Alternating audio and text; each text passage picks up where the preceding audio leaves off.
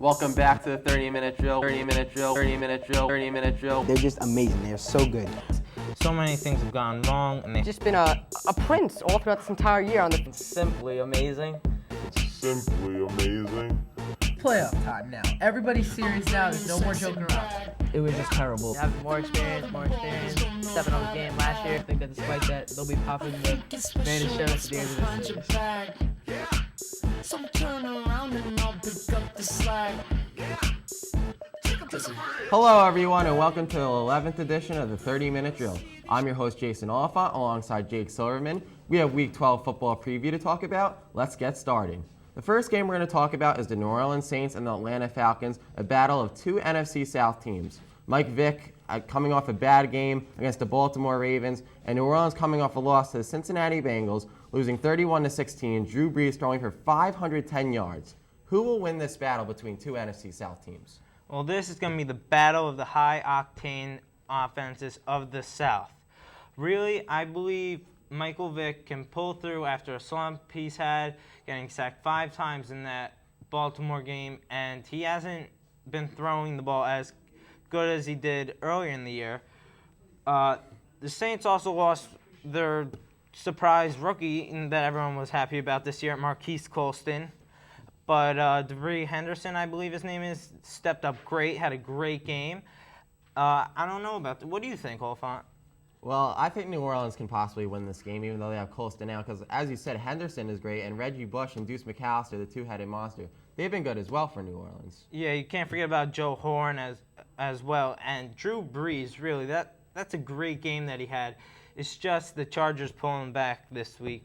I don't know how they came back. Yeah, the Chargers have been succeeding quite well with Phillip Rivers under the helm. The next game we're going to talk about is the Chicago Bears at New England. Chicago traveling to Foxborough, battle of two great teams, Rex Grossman and Tom Brady, two great quarterbacks. Who will win the battle here? Completely unbiased, Tom Brady. And no, really. Tom Brady is much more consistent. Rex Grossman has been spotty at times this year. Early in the year, like through the first 5 games, he didn't throw that many picks, and then he had a rough spot. He was throwing a lot of picks in a few games. You know, last game he threw 1 pick, I believe, and maybe 1 touchdown. Tom Brady hit his stride the other day, 35-0 shutout of the Packers. Go Pats! Anyway, it's Urlacher versus Brewski, the new age defense coming in to challenge the old age. I think Bill Belichick's going to shut down Rex Grossman. Also, Tom Brady in that game, he had 4 touchdowns, so I'm looking for Tom Brady to have a great game in that one as well. The next game we're going to move on to is the San Francisco 49ers at the St. Louis Rams, battle of two NFC West teams. San Francisco has surprised everyone. After a 2-5 start, have won 3 consecutive games, are now only 1 game out of the division of the Seattle Seahawks. Can Alex Smith and the Niners beat Mark Bolger and the Rams? Oh, yeah, this is definite. I think they could definitely come back and win this and probably overtake their division. I like Alex Smith. He's a good quarterback. Frank Gore is a great back out of Miami. Many people heard about him early in his career at Miami, but then he blew out his knee. Willis McGahee overtook his job, and then when he came out of Miami, he had a little trouble with fumbles, but last week, 212 yards. This kid is a running back. He's a great player, and I would expect to see many more things from him in the future. Yeah, Frank Gore has been one of the most surprising players this year in the NFL. He ran for 147 yards in Week 11 and 2 touchdowns. The next game we're going to move on to is Pittsburgh at Baltimore. Pittsburgh, after starting 2-6, have won 2 consecutive games, are now 4-6, battling the Baltimore Ravens at 8-2. Steve McNair, having an unbelievable season, has been a huge pickup for the Baltimore Ravens. Who will win this battle, the Pittsburgh offense or the stifling Baltimore defense? Well, with the way the Pittsburgh offense has been struggling this year, I think it's going to be the Baltimore defense with Bart Scott, Ray Lewis, and Ed Reed. Even if Willie Parker gets around, runs for his 150, which he's been doing lately, and he's good at that, I don't see them throwing the ball over the defense, and you need to be able to throw the ball to win the game too. So, can you see any way that the Steelers win? Well, I think Pittsburgh really needs to get their wide receivers involved. Hines Ward, Santonio Holmes, and they got to get Willie Parker, their running back, involved as well. But for Baltimore, their defense has just been stifling. Bart Scott, Ed Reed. You know more about the defense than me, Jake. Well, yeah, but this week also, Jamal Lewis, he's been picking up the slack lately. He carried over 100 yards again this week. So, really, I think Baltimore is going to come into his own, and I don't think not St. Louis, the Steelers stand a chance. The next game we're going to talk about is the New York Giants and the Tennessee Titans. New York Giants traveling to Tennessee. Vince Young, who can win this game? Who can win this game? Well, really, Vince Young, struggling young rookie. I believe that the Giants' defense will overtake him. No way that the offense of the Titans that under Norm Chow will win this game. Also, Travis Henry has been a great running back for Tennessee. He ran for 150 yards. And the New York Giants have just been mauled with injuries. Tell me about those injuries. LeVar Arrington's out. Sam Madison's had some problems. I believe all their defensive ends basically have been wiped out. I mean, last year they had that great core of defensive ends, Strahan, Osiumenor, and I believe they had one other backup that's injured. Marthias Kiwanuka has stepped in, played great, but really you can't replace Hall of Famer Michael Strahan. Also for the Giants, a huge injury for this season. Amani Toomer out for the season. That can be huge because also Sonoris Moss, the first-round pick, is injured as well. But Jake, thanks for your thoughts. We'll be back with more 30-minute drill right after this. Hello and welcome back to the 30-minute drill. I'm your host, Darren Ploshnick, along with my guest, Jason Olephant. We're now going to talk about college football. Huge news flash, Ohio State still number one. Not a surprise as they beat Michigan this week 42-39. But Rutgers, the more surprising story, coming off with a bit of a letdown. After beating Louisville, they lose to Cincinnati. What's this going to mean for Rutgers' chances for a bowl game? Well, Rutgers, I think, will still get a ball game, but it's a sad day on the banks of the Orangutan in Piscataway, New Jersey for the Rutgers Scarlet Knights. They fall to 9-1, a huge letdown after that Louisville game, huge victory beating the number 3 Cardinals, and Greg Schiano's troops just fell to a Cincinnati Bearcats team that was more hungrier than Rutgers, and they just prevailed 31-10. So it's a sad day in Rutgersville. Yeah, they're now 14 in the computers and 15 in the AP poll. And it's really sad because this was kind of a Cinderella story. Everybody liked the feel that Rutgers gave off to the crowd. And it just would have been a lot more exciting to see Rutgers in there in the thick of the playoff race. Also, Mike Teal just had a terrible game, throwing for 4 interceptions, no touchdowns. Had his wide receivers Kenny Britt and Tyquan Underwood wide open and just overthrew them. And Ray Rice couldn't get that blocking that he usually has week in and week out to get those big holes because Brian Leonard had to keep playing in the beginning of the game when he was going out for a pass that Mike Teal threw him, and he just pulled a hamstring, and that was it for the game. So Rutgers was just out of sync the whole entire game.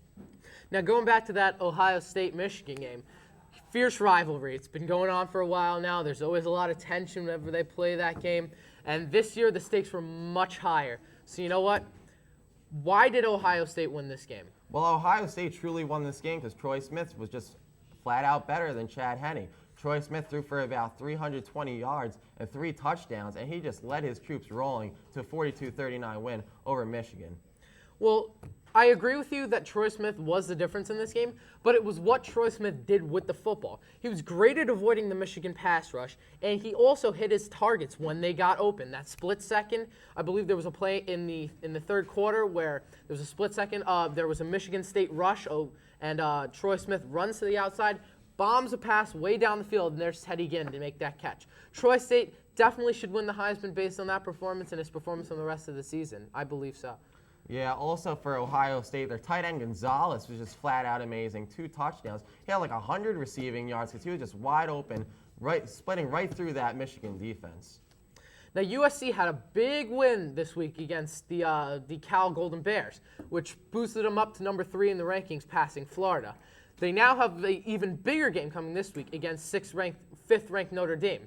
How big are the implications for this, and what could happen if USC wins this game? Well, the implications are huge for this game. Last year, when these two teams battled, it came down right to the wire. USC, Matt Leinart threw a touchdown to Reggie Bush, and they prevailed over that one by, I believe, a field goal. But this game, I think the winner of this game will actually move on to play Ohio State in the BCS championship game.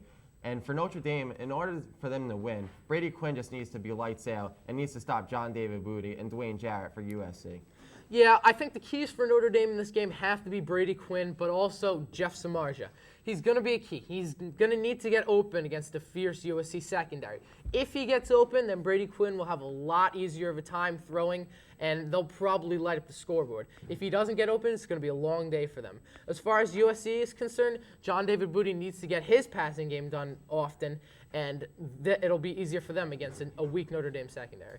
Yeah, I agree with you there, Aaron. And also for the viewers at home who saw the last episode last week, I flat out said that Rutgers would go to a national championship game. And I'm sorry, guys, Rutgers lost. So in my mind, it definitely will be the winner of the Notre Dame-USC game. And also for Notre Dame that you didn't mention, Aaron, Notre Dame played Michigan earlier in the season. Michigan demolished Notre Dame on their home turf, 47-21. So if Notre Dame indeed beats USC, I still don't think that the polls are going to put Notre Dame at number 2 over Michigan after Michigan came close to Ohio State and demolished Notre Dame at home.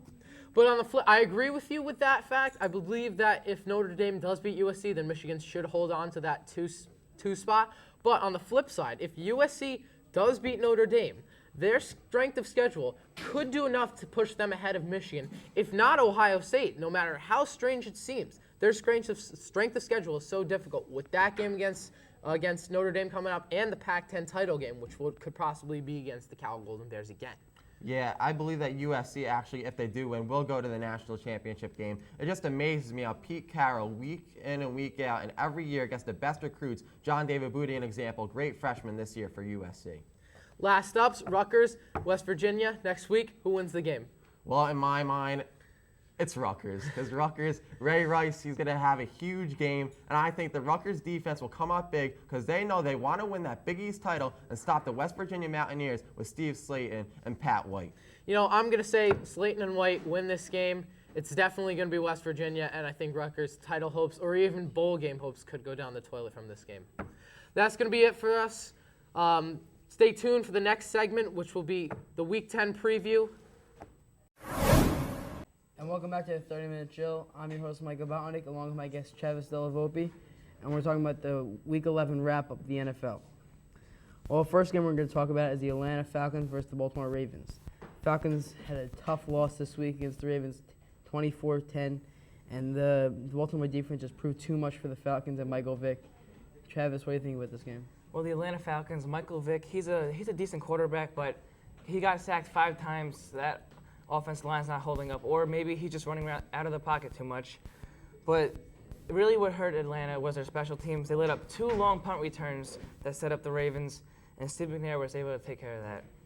Well, the next game we're going to talk about is a stunning win by Tennessee over the Philadelphia Eagles. Donovan McNabb hurt in this game. That's really going to hurt him the rest of the season. And Vince Young actually missed the team playing to this game. He had to pay for his own ticket. What do you think the team's going to do about that? Yeah, well, the big story was Donovan McNabb's injury, out, torn ACL. He could be out part of next year too. But Tennessee, I like what they're doing. Vince Young getting in there. He's pretty good as a rookie. And Travis Henry had 18 rushes for 143 yards. He was big in this win. Well, next game we're talking about is a great defensive display by the Chicago Bears. They really shut down the New York Jets, won 10-0. Their offense wasn't great, but it was enough to help them get the win. Rex Grossman threw 119 yards, not great, but helped enough. And their running back, Thomas Jones, had over 120 yards rushing. Travis, what do you think about this one? Well, you never know what you're going to get from Rex Grossman. He's on and off game after game. But Chicago's defense is the key. They forced that turnover. Chad Pennington threw this interception in the end zone. That was key. But it was tied 0-0 going to half, and the Jets trying the onside kick in the third. You don't know. You shouldn't have done that, I'm going to say, but you never know what would happen. And that's a 10-0. That's how it happened. Well, next game we're talking about is Cincinnati versus New Orleans. Cincinnati with a big win, 21-9 over New Orleans. They lost big-time rookie receiver Marcus Colston early in the game. Chad Johnson had a huge game, 190 yards, and without Colston, Drew Brees threw for over 500 yards. That's just amazing. Wasn't enough for the win, though. Yeah, Drew Brees, 510 yards. That's pretty good, you got to say. But Carson Palmer, he's the vet. He knows how to get it done. And Chad Johnson has another big game after his big game last week with 6 catches, 190 yards, and 3 touchdowns. Cincinnati's, well, they're at 5-5. New Orleans 6-4. They're sliding a little, but you look for both of these teams to be playoff contenders. Next game we're talking about is a loss. The Minnesota Vikings lose to the Miami Dolphins. I know, Travis, your team. I know. It must be sad to see them lose to the Miami Dolphins. Chester Taylor had a pretty decent game with 80 yards. They really looked like they were outmatched in this one. Travis, what do you think? Well, Chester Taylor had a decent game in the first half, but second half, Jason Taylor and that Miami defense just completely shut him down. And also Miami's defense with 2 defensive touchdowns in the third and fourth quarter. Jason Taylor had another interception return, just like the one where he ruined Chicago's season a few weeks back. But Minnesota not being able to get it done for the 4th straight week, and it looks like their playoff hopes are done. Well, I agree with you on that one, Travis. Indianapolis expected to totally dominate Dallas this week. Surprising win by Dallas. They really played well. Tony Romo showed some promise. Not great numbers. A couple interceptions dropped off defenders' hands. He threw for 226 yards and 1 interception, no touchdowns. Not great, but it was enough to get him through. And Peyton Manning just was not himself in this one. He only threw for 254 yards and 2 interceptions. Yeah, well, Peyton Manning was the big story. He had 20 completions and 19 incompletions. That's not a good percentage there. But Peyton Manning, that was his first time playing in Dallas. You never know what's going to happen coming into a new stadium, never been there. But Tony Romo, with him in the lineup for Dallas, they're 4-1, and they're 6-4, and they're 1 game out of the first place in the East.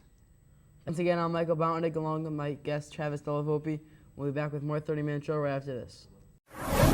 We're starting college basketball. March Madness is one of the best sports, I agree. I think. So, first question we're going to start off with is, who do you think is going to be this year's Cinderella team, this year's George Mason?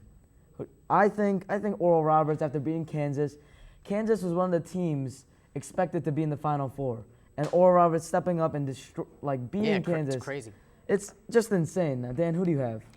I'm going to go with Winthrop. Now, Winthrop, at one point against Carolina this year, was winning by 17 points in the first half. That's huge. Before Roy Williams really burned his guys in the locker room, Winthrop had that game in control before the Carolina Tar Heel freshman, went wild. But I like Winthrop, and Sports Illustrated considered them to be a really good Cinderella team this year. So I like to see Winthrop go places. And what about Creighton? I know they're ranked, but do you consider them a Cinderella team, even though they're ranked?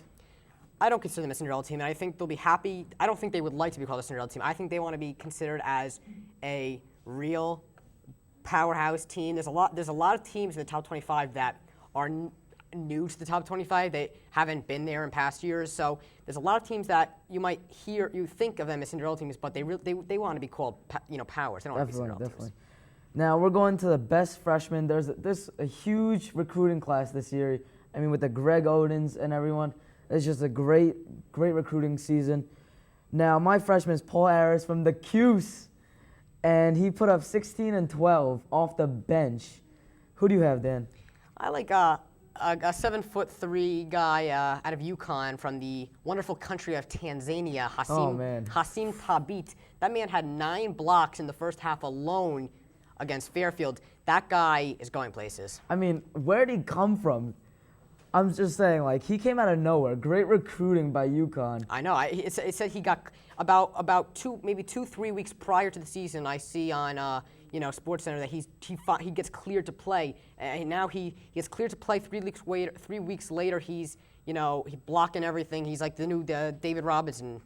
I mean, I thought UConn was going to do terrible. They lost their whole starting lineup and Hilton Armstrong. Yeah. But coming back with this Tibet guy, who's just enormous, coming out of nowhere, and I think UConn has a chance this year. And who do you think is your best overall team for this year, Dan? My best overall team is the UNC Tar Heels. I gotta say that. I'm a huge Tar Heel fan. Definitely. But I think that the one thing the Tar Heels have to watch out for is they're not going to start the season starting 3 freshmen, but by the end of the season, I can promise you that 3 freshmen will be in the starting lineup, and that can get a little dangerous having that many freshmen having that much of a role on your team, because freshmen, they're not the most consistent players. So that may hurt the Tar Heels, but it also may help the Tar Heels when they might not know what March Madness is, which might actually give them the advantage. They won't be nervous. I mean, I'm not a big UNC fan, but I do enjoy when they play. and you have Tyler Hansbrough, the Rayshon Terrys, and they're just a strong team. My team is Syracuse. You have Paul Harris, Devendorf in the second year. I mean, they're just a sick team. And coming from the Big East, when you lose in UConn as a strong powerhouse. But what do you think about Duke when they have Greg Paulus and Josh McRoberts? Do you think that? Well, Duke's an interesting story. Gary Paulus, he's injured. He will be back. It's just a matter. We don't know when he's going to be back yet exactly. Indefinite. Josh McRoberts is a very, very big power forward who probably in college basketball could play some center. He's very talented. This is his team this year. The player to watch out for on Duke is their big 7'2" center, Zubek. Oh. Not a guy that maybe not too many people know about right now, but he's a force to be reckoned with, because you have to understand that in that ACC, a lot of teams don't have centers over 7 feet tall. I mean, the Tar Heels don't have a center over 7 feet tall, so that's something to watch out for with Duke. Plus, best fans in the nation, the Definitely. Cameron Crazies. I mean, you can't beat that. And now we're going to go to the Final Four. I mean, I can't wait for this. This is one of my favorite times of the year, other than Christmas. But I know you celebrate Hanukkah. Yeah. But my Final Four is Syracuse. I have Georgia Tech. I have Duke and UNC. I might add in Kansas, but I think that's my Final Four. Who do you have?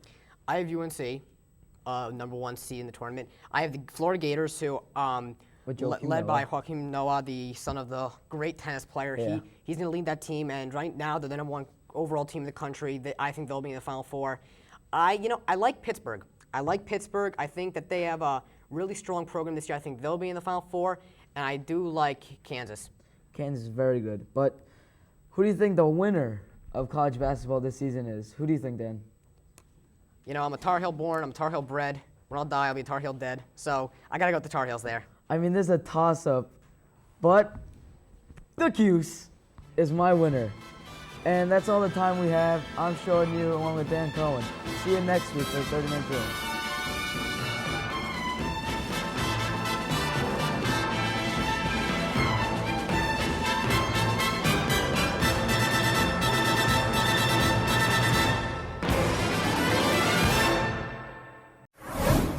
Welcome back to the 30-minute drill. 30-minute drill. 30-minute drill. 30-minute drill. They're just amazing. They're so good.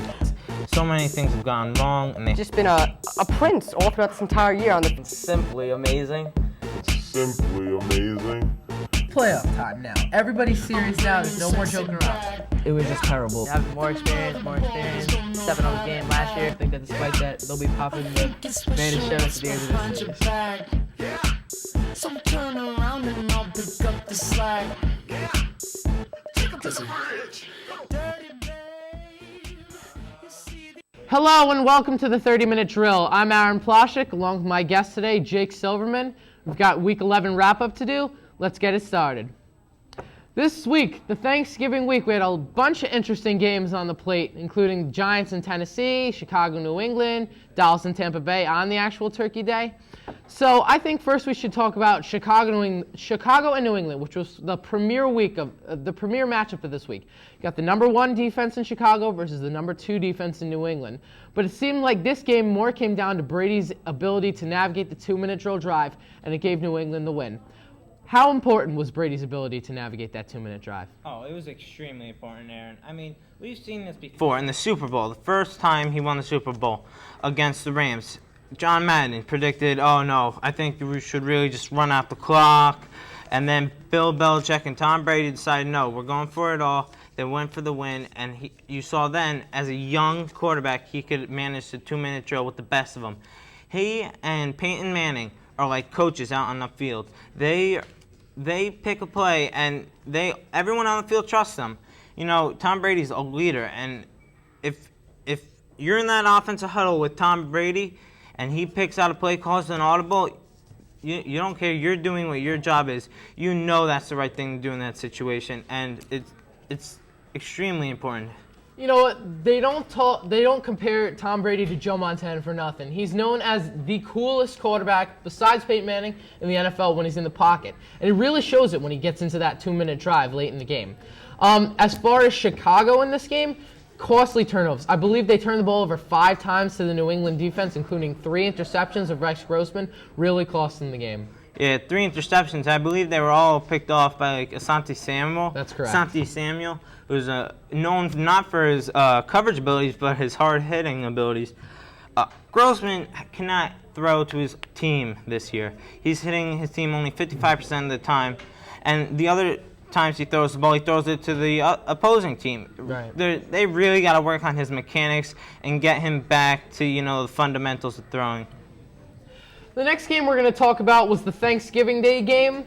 It was the Dallas Cowboys versus the Tampa Bay Buccaneers, and Tony Romo put on a clinic, throwing for 5 touchdown passes, 2 to Marion Barber, 2 to Terry Glenn, and 1 to his favorite new wide receiver, Terrell Owens. What did you think about Tony Romo's performance on Thanksgiving? Well, it was something magical. It's never been done before by a Dallas player on Thanksgiving, and they've been playing in Thanksgiving for I don't know how long, but many years.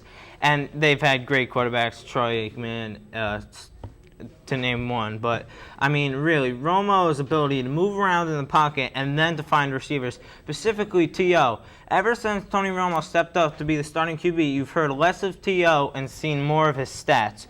What do you think that correlation? Do you think that's why they're winning so much lately?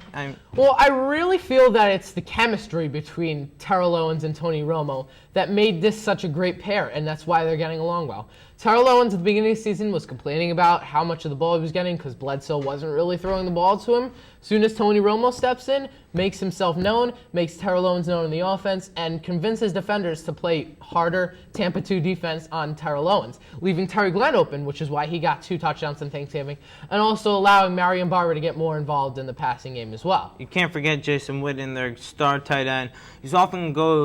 Whose effort often goes unseen because of the great talent that surrounds him. I really think Dallas could be a key contender in the NFC. Moving on, another contender in the NFC East, the New York Giants, played the Tennessee Titans on Sunday, and I don't know what to say about the New York Giants. Up 21-0 in the third quarter. In that fourth quarter, 3 turnovers by Adam Pac-Man Jones. Titans scored 24 points, including a last-second field goal with 6 seconds left for Rob Baronis. God, this has to be so disheartening for the Giants. Yeah, I mean, to see a few days before on Thanksgiving that the Dallas wins, and then they lose their humongous 21-point lead, wasn't it, in the fourth quarter. You cannot lose a 21-point lead and expect to be a playoff team. That doesn't happen. Eli Manning is making mental mistakes again, and Plaxico Burress is not giving the effort he was in the beginning of the season. I think the Giants need to Tom Coughlin. No, I know Tom Coughlin will get back hard on his team, and they will get through this tough time. I don't think they can really make the playoffs, though, but I think Tom Coughlin will get on his team enough for next year.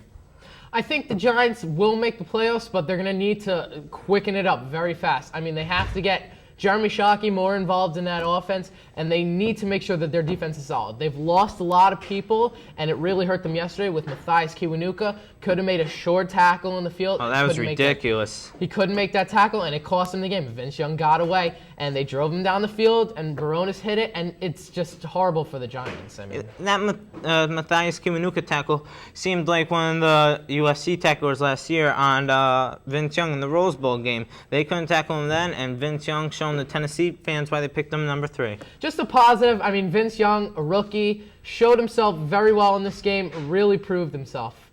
We're going to be back with more 30-minute drill right after this. Hello and welcome back to the 30-minute drill. I'm Aaron Ploshnick, along with my guest this segment, expert college football analyst Jason Olephant. We're going to talk about the latest college football rankings, and no surprise, after their huge win over Notre Dame, USC jumps up to number 2 in the rankings over Michigan. The USC-Notre Dame game was quite a game. Tell me why USC won. Well, USC won this game because John David Booty kept on finding Dwayne Jarrett on those crossing routes. And for Notre Dame, Brady Quinn just couldn't find Jeff Samardzija on their offensive drives. They just couldn't get the offensive drives going. They couldn't give it to their running backs. Notre Dame just was at a sink this whole entire game, and USC just dominated. I think a problem with what Notre Dame did is they went for it way too often on 4th down. Oftentimes they figured, hey, USC's offense is going to come down and score so quickly, so we got to score. I think the urgency that they put on it was probably what destroyed him, and I think USC just successful with their two big wide receivers and Dwayne Jarrett, of course, who's going to be a huge NFL player, just really spiked it up. Also, Pete Carroll did a great job calling the plays in that game as well, because John David Booty just kept on finding his wide receivers, and USC just on offense was stupendous every single drive. Next week they have UCLA, and chances are if they beat them, which they should, then USC will end up playing in the national championship game versus the Ohio State Buckeyes. What do you think of that matchup? Well, if I'm USC, I don't want to take UCLA lightly here. They have two main players, Patrick Cowan, their quarterback, and they have Chris Markey, their running back. So in my mind, UCLA can definitely win this game. So don't take UCLA too lightly. It's also at the Rose Bowl in UCLA too. So don't take this game lightly here for USC on the road against UCLA. Just one final thought about this thing. If you had to make a choice of who should play Ohio State in the championship game, do you feel USC is the right choice, or do you feel it's Michigan, or is it someone else in the rankings? Well, you know, even though LSU does have 2 losses, by their strength of schedule, they have a very tough schedule. They have 2 losses, but they're against 2 tough-ranked opponents this year, and they were both on the road. LSU, I think, matches well with Ohio State. Their defense is stifling. They have a potent offense. So I indeed think that the LSU Tigers can actually give Ohio State a good matchup if they did indeed play in the national championship game. But as we know, that's impossible for this year because they have 2 losses. Moving on, we're going to talk about my favorite team in college football right now, the Boise State Smurfs with their blue field. I know their mascot is not the Smurfs. I like to call them the Smurfs because of that nice blue turf they play on. But they went undefeated this season, 12-0, and almost have guaranteed themselves a spot in a major bowl game, being 8th in the rankings. What do you think about Boise State's play this year? Well, I think Boise State actually surprised everyone having an undefeated season, but I do not think that Boise State is BCS worthy to be number 8 in the BCS standings. Come on, look at who they play. They play Nevada, Fresno State, Utah, Nick Warzel, and Louisiana Tech. Come on, Boise State cannot compete with the big boys in LSU, Ohio State, and Michigan. That's just bogus right there. You know what? This case is almost like the case with TCU a couple years ago. TCU Horned Frogs ended up 20th in the rankings, finished 12-0. They didn't get into a major bowl game because they're not in a major conference. And the problem with Boise State is that they're in a weak conference. They're in one of those Mid-American Conference type of play, and they don't get to play the opponents that the other BCS teams get to play. So you don't really see their true potential. But as far as going undefeated, I feel that if you go undefeated, you should definitely at least get into a nice bowl game. Yeah, Boise State will probably play in the Fiesta Bowl, I'm assuming, against either Arkansas or LSU. So it's going to be a tough game for Boise State, and if they can win, then they'll definitely prove their critics wrong. Yeah, as far as their opponent in that SEC championship game, big game between Florida and Arkansas. Arkansas just coming off a loss to the team that you thought should play Ohio State, LSU. And Florida's had a tough road also, losing to Auburn. Who do you think's going to win that game? Well, I think Florida will definitely win this game. They beat Florida State in a tough one. They beat them 17-10, just got the win. And they also beat South Carolina 17-16 on a blocked extra point and a blocked field goal. So even Florida knows how to win. Even though their games are close, they know how to get the job done. And I like Florida in this game beating Arkansas. Florida has a great team with quarterback Chris Leak and also backup quarterback Tim Tebow. Work well together with the rest of the receiving corps. And I think that Florida should have an easier time, even though the Razorback defense is quite tough.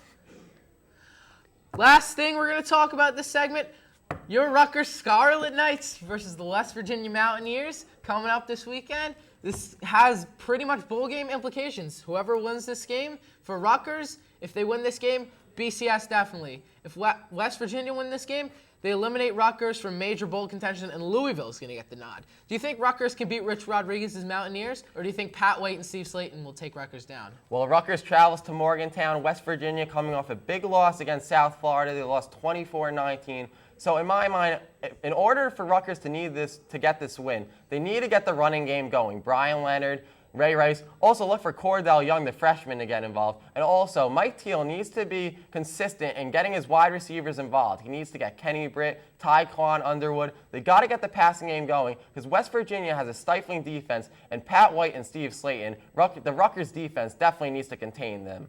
You know what?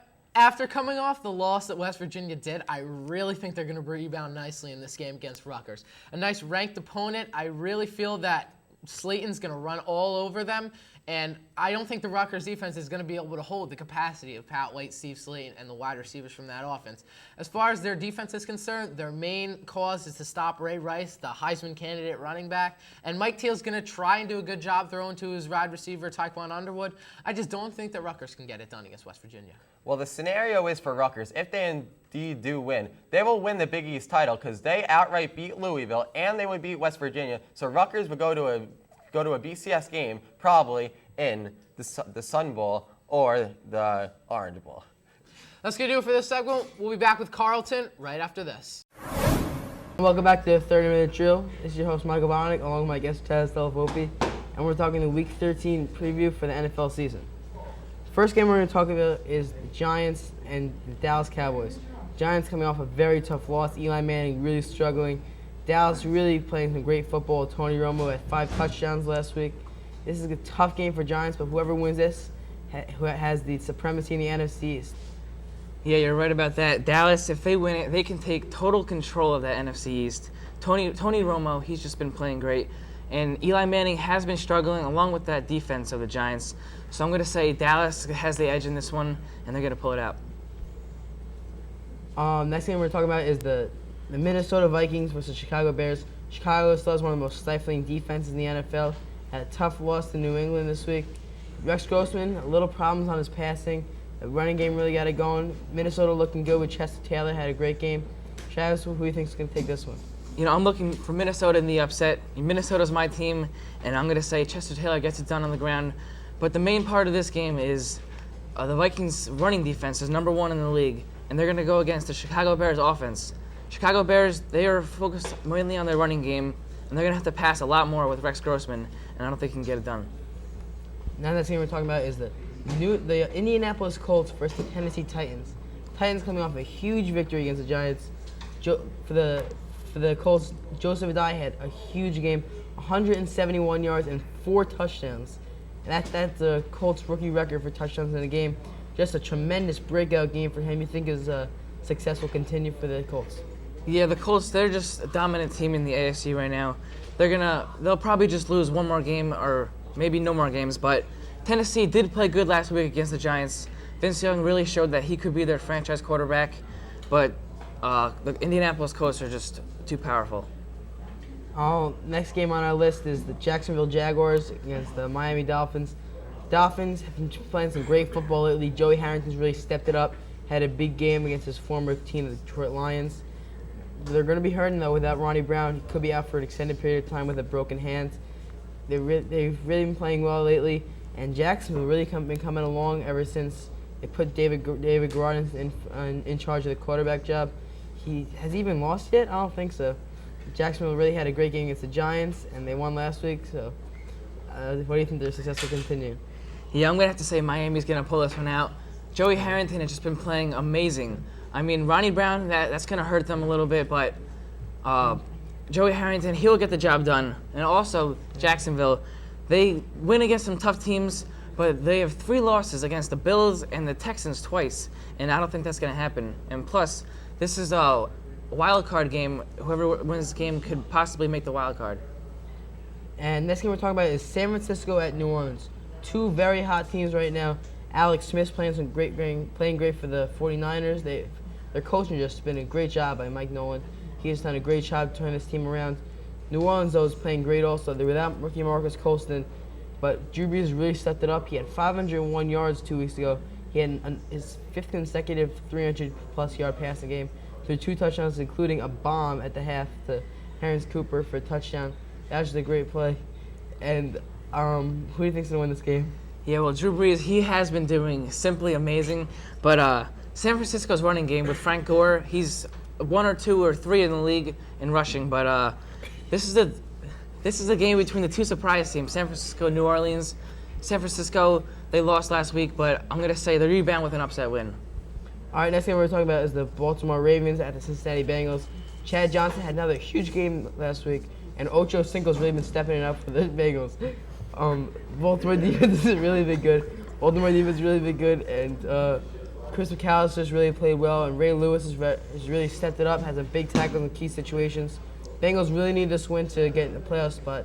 You think they'll get this win? Well, the game is being played at Cincinnati. That's a big plus for the Bengals. Also, it's a Thursday night game. You never know what could happen there, but Steve McNair and the Ravens offense and defense, they are just playing tremendous right now. I don't think anyone can stop them. I agree with you. Now, next game we're going to talk about is the Atlanta Falcons at the Washington Redskins. Big loss for the Falcons last week. Michael Vick was very frustrated after the game, even did some obscene gestures to the fans. I saw that. Yeah, that was not pretty. That's just to symbolize all the stuff that this Falcons team has gone through. They're very frustrated now. They're not playing good football. And this Redskins team with their first-year starting quarterback, Jason Campbell, won a game last week. He really didn't play bad at all. He really carried the load and played well. But Michael Vick, I think he just has to pull back and pass more. He had 10 rushes for 106 yards. 106 yards is good, but you're a quarterback. You really got to pass more, and he really hasn't been able to follow through that. And winning has not really happened because of he hasn't been able to pass well. Yeah, the Falcons are going just down the tubes. They have no chance anymore of making the playoffs. And Washington has been surprising. They're 4-7 now. Jason Campbell getting his first win as a starter. And I'm going to say Washington pulls this one out. Thank you, Travis. And we'll be right back with more 30-minute drill right after this. Hi, everybody. Welcome back to the 30-minute drill. Once again, I'm your host, Michael Botwinick, along with my guest, Della Volpe. And today's segment is about the NFL Fantasy Players of the Year.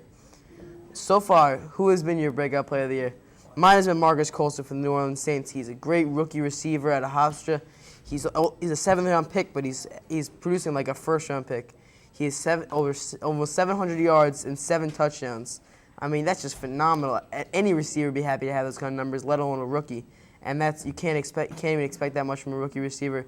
He's having a tremendous year. Travis, who's your breakout player? Yeah, I'm going to go with the guy who gives him the ball, Drew Brees. He's got almost 3,500 plus passing yards. He's on pace for about like 5,000 this year, the way he's been throwing the ball. Also, he's got 19 touchdown passes and only 10 interceptions.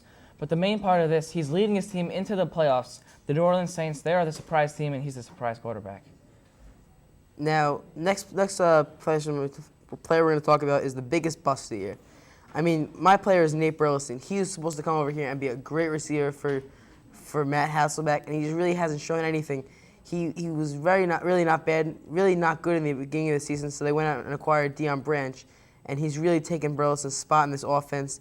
He's really not been productive. He only has 147 yards and 1 touchdown throughout the entire year, and that's a really terrible production. He's expected to be a great fantasy player and a great threat in the Seattle offense, and he really has not shown anything. Yeah, I'm going to go with Dante Culpepper. He came over from Minnesota last year, and he only has a 1-3 record as a starter. Then, once again, as last year, he gets hurt, ends his season. Now, if you're going to have he was the starting quarterback at the beginning of the year. They signed him to a big contract, but now you have Joey Harrington stepping in. But Culpepper, he was really supposed to get the job done this year, and he didn't. Now, now we're going to talk about the quarterback to wide receiver hookup. I mean, there's some quarterbacks in this league that really develop relationships with their top wide receiver, but I think the one that sticks out the most is Carson Palmer to Chad Johnson. Carson Palmer is throwing over 2,800 yards with 21 touchdowns and only 8 interceptions, and Chad Johnson has caught 1,055 of those yards. It's a good chunk of them, and he also has 7 touchdowns. That's a third of Carson Palmer's touchdowns, and that's good production from one receiver. And he's really shown a lot. He's had some breakout games. He started a little slow in the beginning of the season, but they really started to use him, and he's really played well lately. And Carson Palmer to Chad Johnson looks like to be a hookup for a long time. Yeah, I'm going to go with probably the best this year, probably the best of all time, Peyton Manning to Marvin Harrison. Peyton Manning, again, having another phenomenal year, 21 touchdowns, 6 interceptions, and almost 3,000 passing yards. That's second in the league. And Marvin Harrison's got 61 catches, not surprising, with 5 touchdown receptions. But Peyton Manning and Marvin Harrison leading their team to the playoffs, top spot in the AFC again, 10-1. I'm going to look for them to continue this year. Now we're going to talk about the most influential rookie this year. I've already stated Marcus Colston is my man for Rookie of the Year, and I think he's probably the receiver of the year also. But he has over 800 yards, and that's just tremendous. I mean, you can't even imagine your rookie receiver, your 7th-round pick, having this kind of production. He's really helped out Drew Brees a lot, bailed him out, has 7 touchdowns. He's great going over the middle. He's not afraid to take a hit. He has great work ethic. He's really helped this team, and you heard all the fans gasp when he went down with an injury. He said only a minor injury, but even just the thought of them losing this receiver just is really going to hurt their offense. Yeah, this year's my rookie of the year this year is Joseph Adai.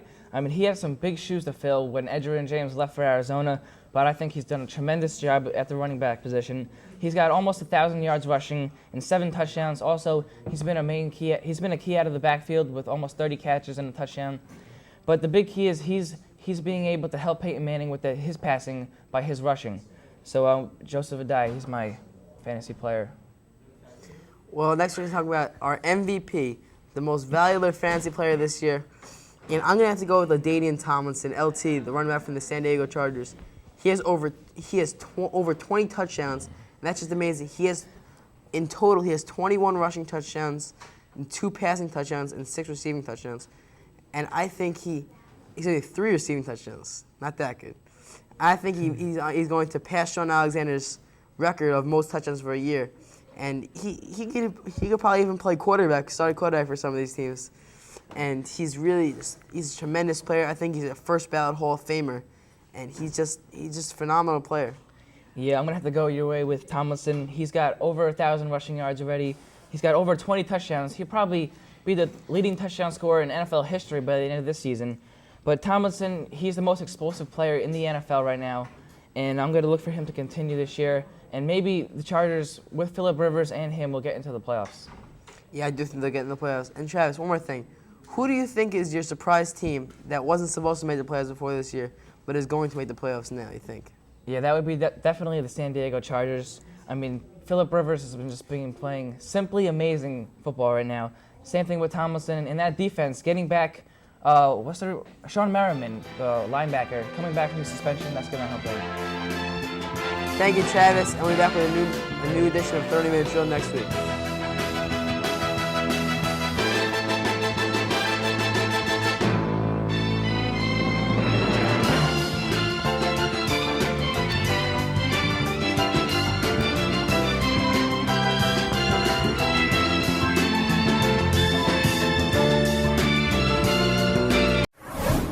Welcome back to the 30-minute drill. 30-minute drill. 30-minute drill. 30-minute drill. They're just amazing. They're so good. So many things have gone wrong, and they've Just been a prince all throughout this entire year on the. Simply amazing. Simply amazing. Playoff time now. Everybody's serious now. There's no more joking around. It was just terrible. Having more experience, stepping up his game last year. I think that despite that, they'll be popping the greatest show at the end of this year. So turn around and I'll pick up the slack. Take 'em to the bridge. Dirty babe. You see these shackles. Hello, everyone, and welcome to the 13th edition of the 30-minute drill. I'm your host, Jason Olephant, alongside Jake Silverman. We have Week 13 football wrap-up to talk about. Let's get started. The first game we're going to talk about is the Indianapolis Colts and the Tennessee Titans. The Indianapolis Colts have lost 2 out of their last 3 games and lost on a 60-yard field goal by Rob Baronis. Do the Colts have an exposed weakness, and if so, what is it? Oh, in the past 3 games, they've definitely shown an exposed weakness, and it's their run defense. They cannot stop the run. Over against the Tennessee Titans, a team with basically not a great running back and a good running quarterback, they let out over 200 rushing yards. You can't do that if you want to be a great playoff team. You got to control the clock by slowing down the run. And the Colts have shown by losing those 2 games, and in those 2 games, they can't stop the run. Yeah, you have a great point, Jay, because against Dallas, they couldn't contain Marion Barber and Julius Jones, and then against Tennessee, they couldn't contain Travis Henry. Yeah, Vince Young also, who led that fourth quarter comeback, ran basically when he was doing it, he just ran out of bounds. If the receivers weren't open, he would just scramble out, and you gotta stop that. You have Dwight Freeney at one end, Robert Mathis at the other. You gotta contain the quarterback, no matter who it is. I don't care if it's Michael Vick. If you want to win the Super Bowl, that's what you have to do. Also, it's an unbelievable thing that many people didn't notice is that Vince Young actually beat 2 straight Mannings. He beat the Giants and he beat the Colts. So. Yeah, I mean, Vince Young beating the Mannings, that's probably a feat not many quarterbacks have done in their career. And for Vince Young to do it that early in his career, that's quite an accomplishment. Yeah, the Titans now are 5-7 and are trying to get in the thick of the race for the wild card. The next game we're going to talk about is the New York Jets traveling to Lambeau Field to play the Green Bay Packers. The Jets prevailed 38-10. A bitter environment. It was 24 degrees. Brett Favre didn't play too well, threw for 2 interceptions. But Cedric Houston had a breakout game, rushing for 105 yards on 22 carries for 2 touchdowns. How big a steal was Cedric Houston in the 2005 draft when the Jets picked him up in the 6th round? Well, Cedric Houston, although he had a great game and had 105 yards, I'm not going to call him, Walter Payton and say he's this great pick, great steal of the 6th round. Tom Brady is a great steal in the 6th round. I mean, Cedric Houston, let's see 105 yards 2 weeks in a row, and then maybe, a touchdown here and there. Then I will say, wow, that's a great steal, and, the Jets will finally have a good draft pick.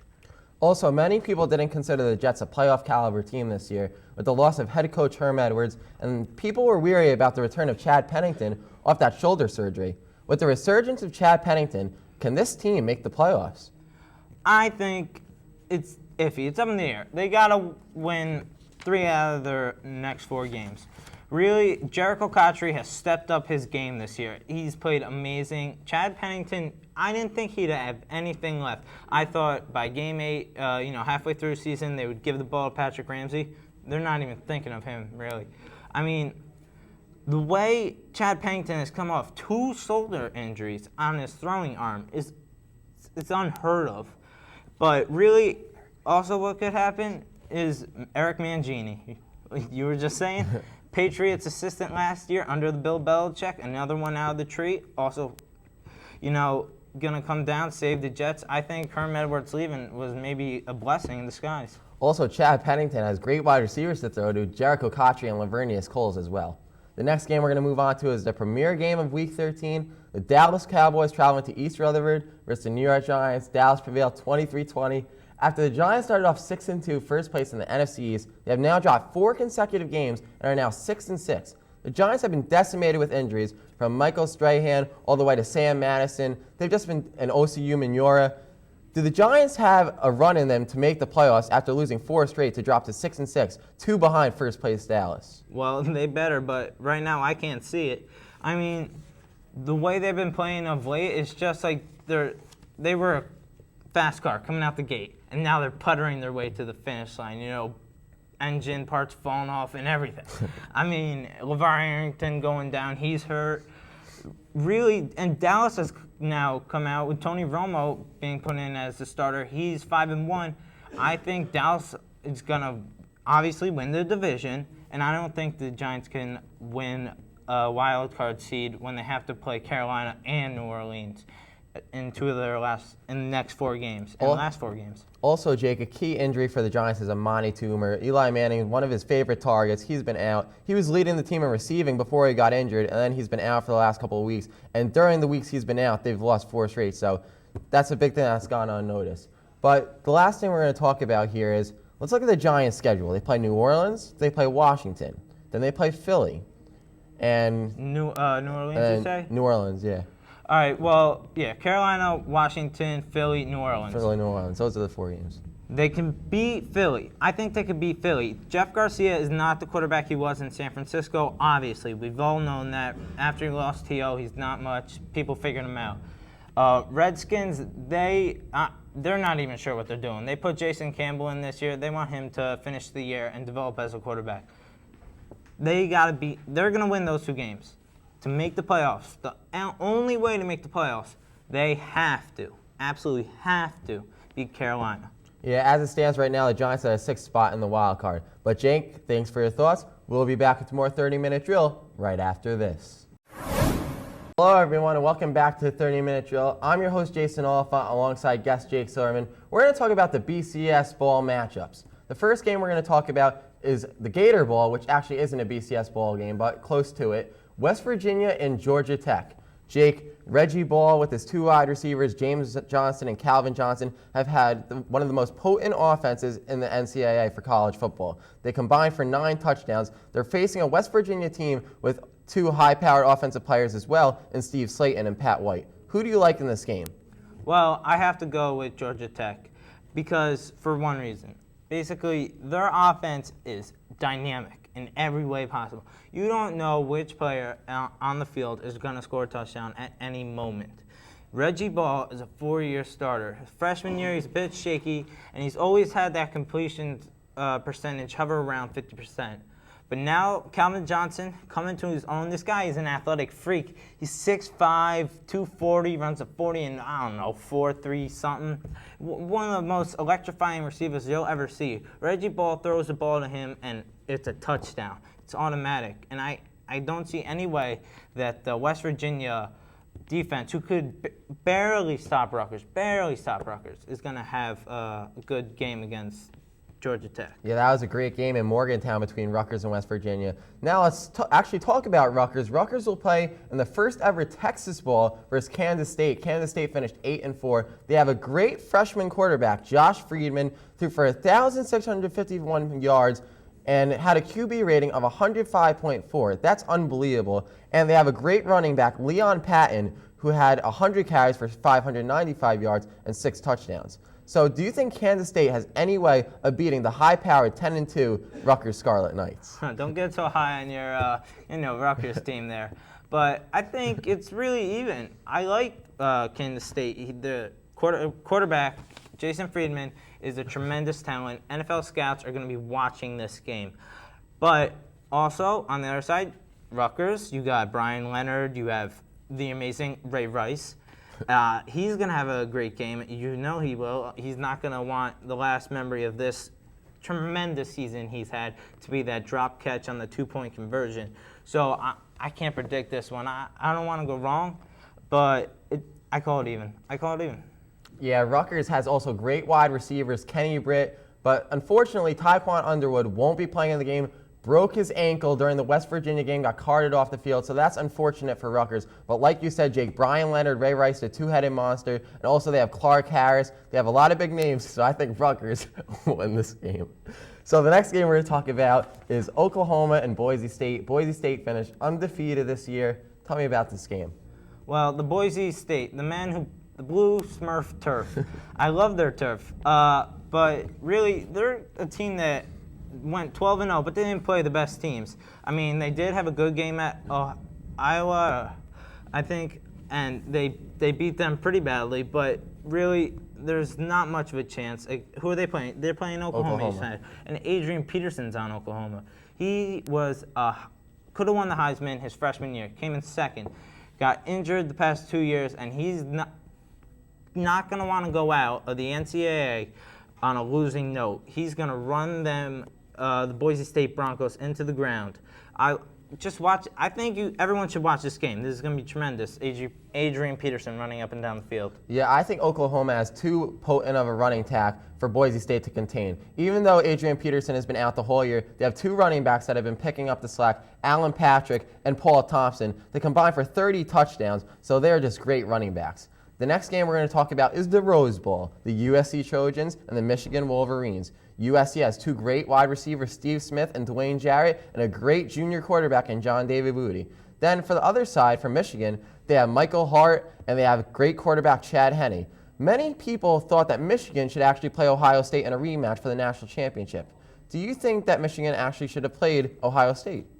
I don't think so. They lost their chance when they lost to Ohio State. If they were the best team in the country, they would have beaten Ohio State in their matchup a few weeks ago down at Ann Arbor. You have to really look at this as the teams who could have been the best. I mean, they were both number 2 in the nation at one point in the season. USC is probably, down in the dumps. Losing to UCLA in the last week, they were a sure shot to go to the national championship and lost a crosstown rival, UCLA. But in this game, I could see Michigan going up and winning this game. I like Chad Henne, and Michael Hart's always the solid runner. Yeah, USC actually took UCLA definitely too lightly in that game. They lost 13-9. And in our prior episode, I actually said don't take UCLA lightly. And what happened? They prevailed over USC.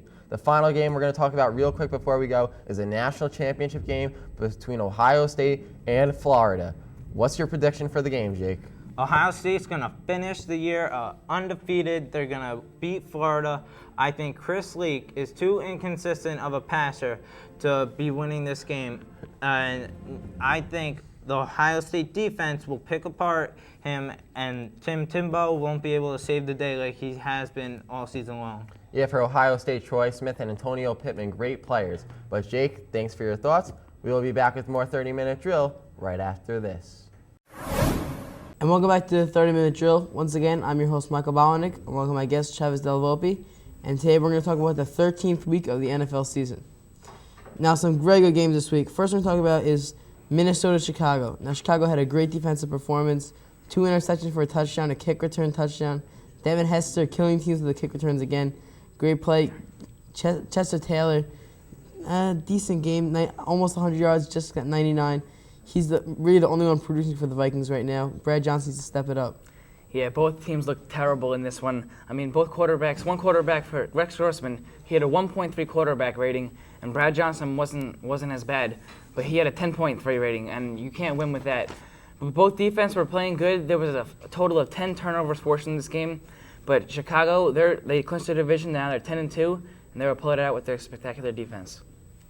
Now, the next game we're talking about is coming into this week was supposed to be one of the games of the weekend. It really lived up to that.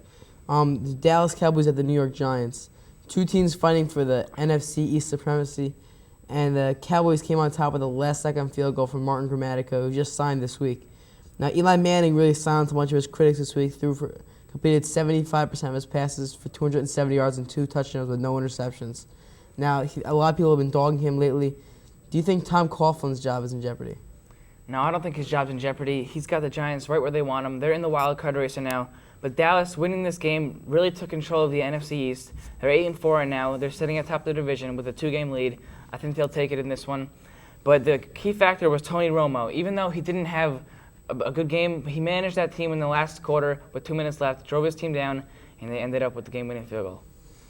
Now we're going to talk about the upset special of the week. Indianapolis Colts falling to the Tennessee Titans. Vince Young really like one of the bright young stars of the NFL, and anybody who picked him up in the fantasy league is looking very smart right now. He completed 15 of 25 of his passes for 163 yards. Not great, but he also got it done on the ground. He's a dual threat quarterback who will really be able to help the Titans win this game. And Marvin Harrison, he had a huge game, 172 yards, including a very long touchdown. And him and Peyton Manning just seem to be connecting right now.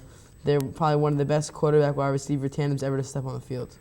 Yeah, there's no reason why you would think this is an upset. This is a division game, and remember, a couple weeks back earlier this season, Tennessee lost by 1 to Indianapolis at Indianapolis, and Rob Baronis with a 60-yard field goal. That's, I think, second longest this year to Matt Bryant's field goal. But Tennessee really played well. Vince Young stepping it up last few weeks. He's been the leader on this team, and I think they can be better next year. Now, the next thing we're talking about is the New York Jets playing the Green Bay Packers. I know your twin brother, Eric, is a very big Packers fan, so he must have not been very happy with this game. The Packers falling 38-10 to the Jets. The Jets really had a great aerial attack. Chad Pennington really played a great game. He threw for 263 yards. And him and Lavornius Coles and Jericho Crotchery, they have a great core of receivers there. And the Jets really they had a great game. Cedric Houston had 105 yards, the really kind of production they want from their running back. But the Green Bay's defense really has to step it up. Yeah, this was a must-win game for the New York Jets. They're 7-5 now. They're looking to get in the AFC playoff picture at the wild card spot. But Chad Pennington really managed this game well. He hit 10 different receivers in the first half.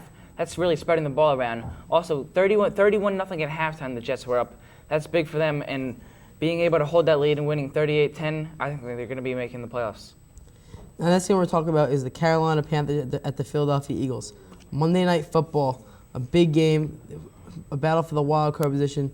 The Philadelphia Eagles won this game at the last second when an errantly overthrown pass from Jake Delhomme was thrown over Keyshawn Johnson's head, and Lito Shepard made a very athletic play to keep his feet in bounds and catch it right at the corner of the end zone.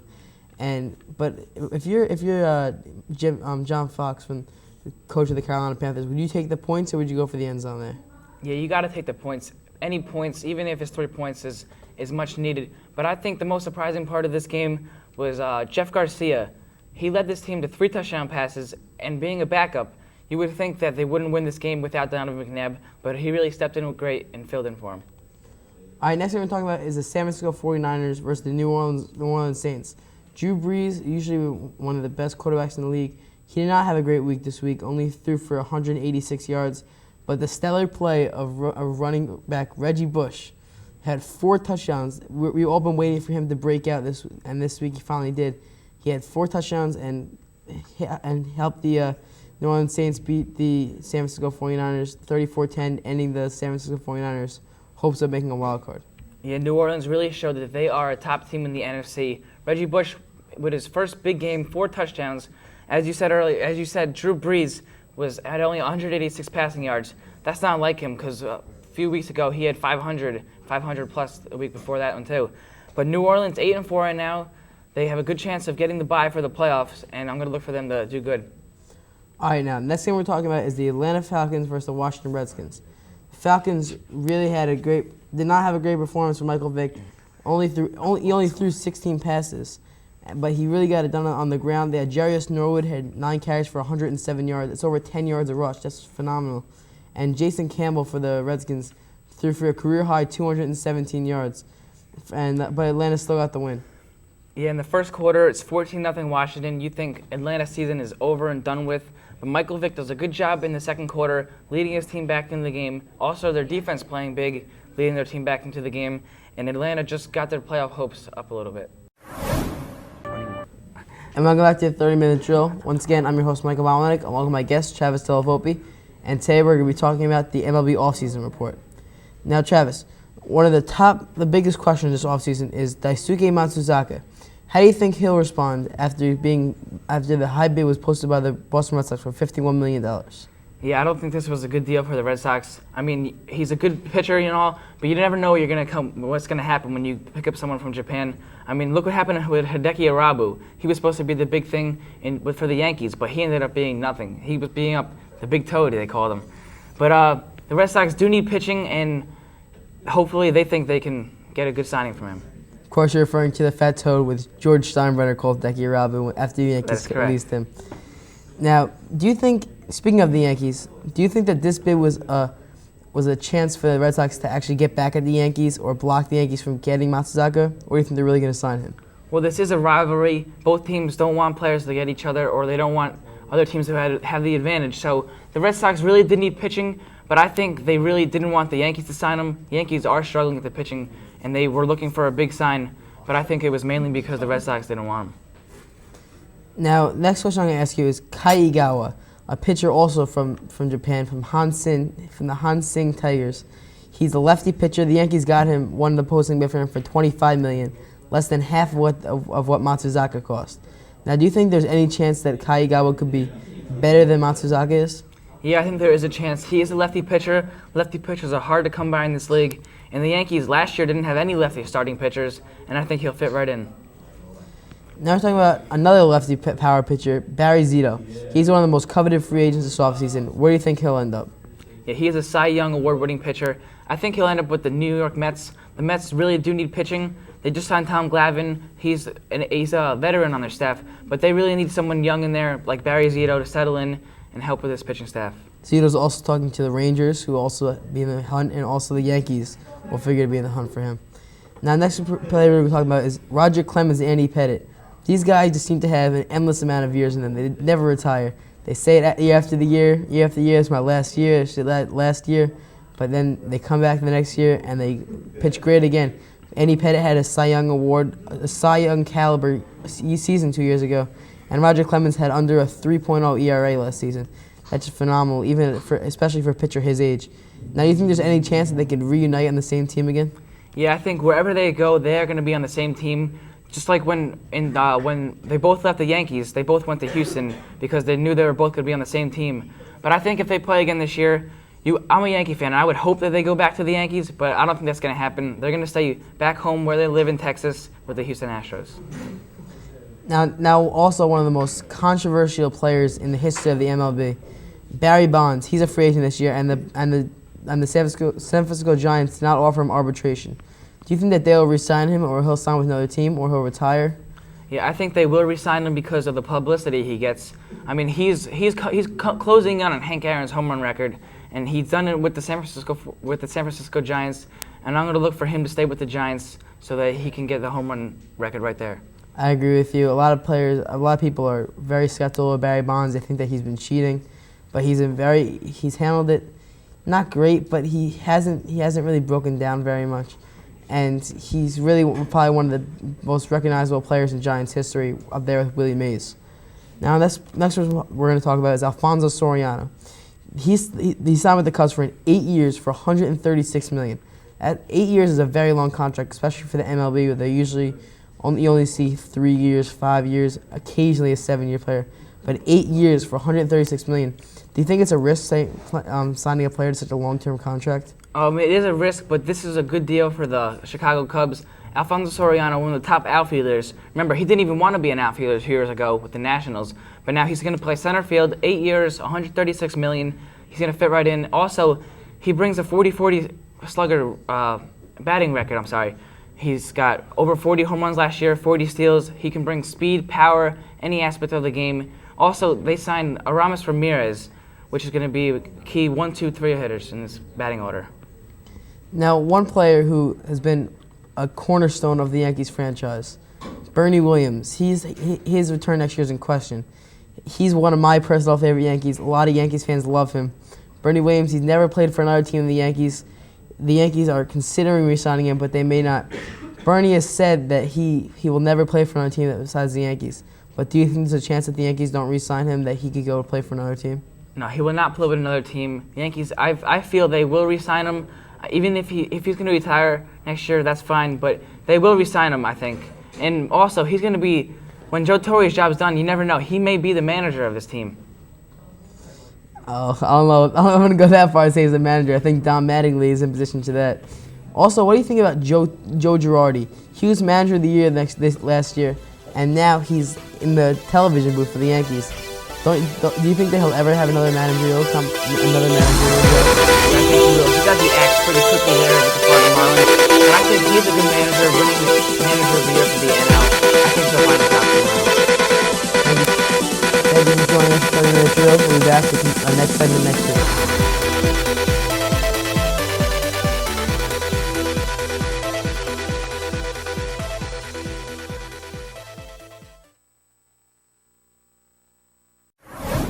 The 30-minute drill. I'm your host, Jason Olephant, alongside Aaron Ploshnick, Jake Silverman. We have Week 14 football wrap-up to talk about. Let's get started.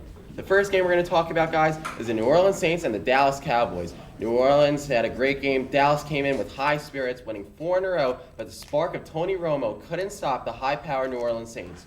Drew Brees was unbelievable, throwing for 384 yards and 5 touchdown passes. This has been the 8th game that Brees has thrown for over 300 yards.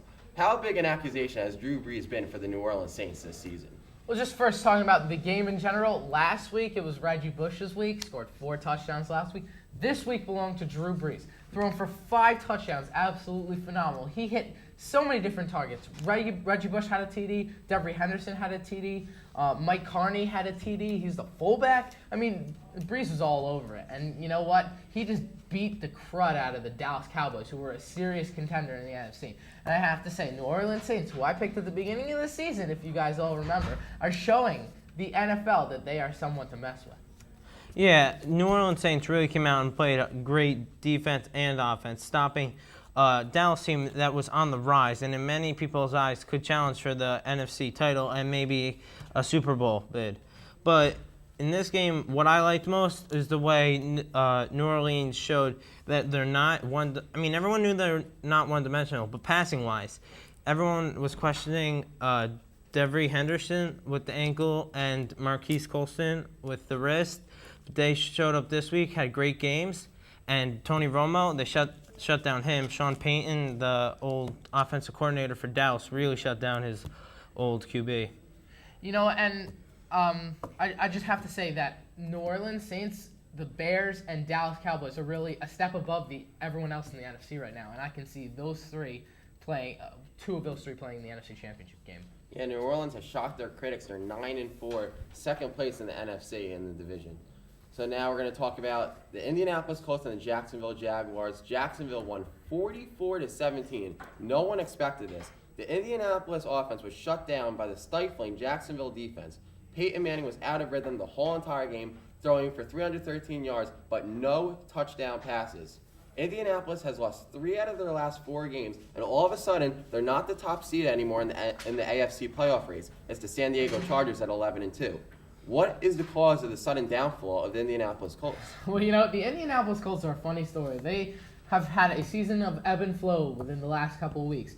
And the problem with Indianapolis is their run defense, which I think everybody can see right now. I mean, Fred Taylor, Maurice Jones-Drew, decent backs. They're okay. That's why they split time. They gashed the Colts for almost 300 yards rushing. Maurice Jones-Drew had 2 long runs for touchdowns. Fred Taylor had a long run for touchdown. And even on the kickoff, when you thought nothing else could go wrong for Indianapolis, kickoff started in the second half, Maurice Jones-Drew runs it in for 93 yards out. It was just horrible rush defense from the Colts, and it's just going to get worse unless they find out how to fix the problem. Yeah, Indianapolis needs to spend more time on their defense. Everyone has known for years that they have great offense and subpar defense. Fred Taylor, I wouldn't call him an average back. I mean, he was a great back most of his career, but he's on the decline. But he is a good back still. But he's not 9 carries for 137 yards or whatever. I mean, that just doesn't happen. That you have to be LT, and that. He's definitely not LT status that we've seen what he's doing in San Diego.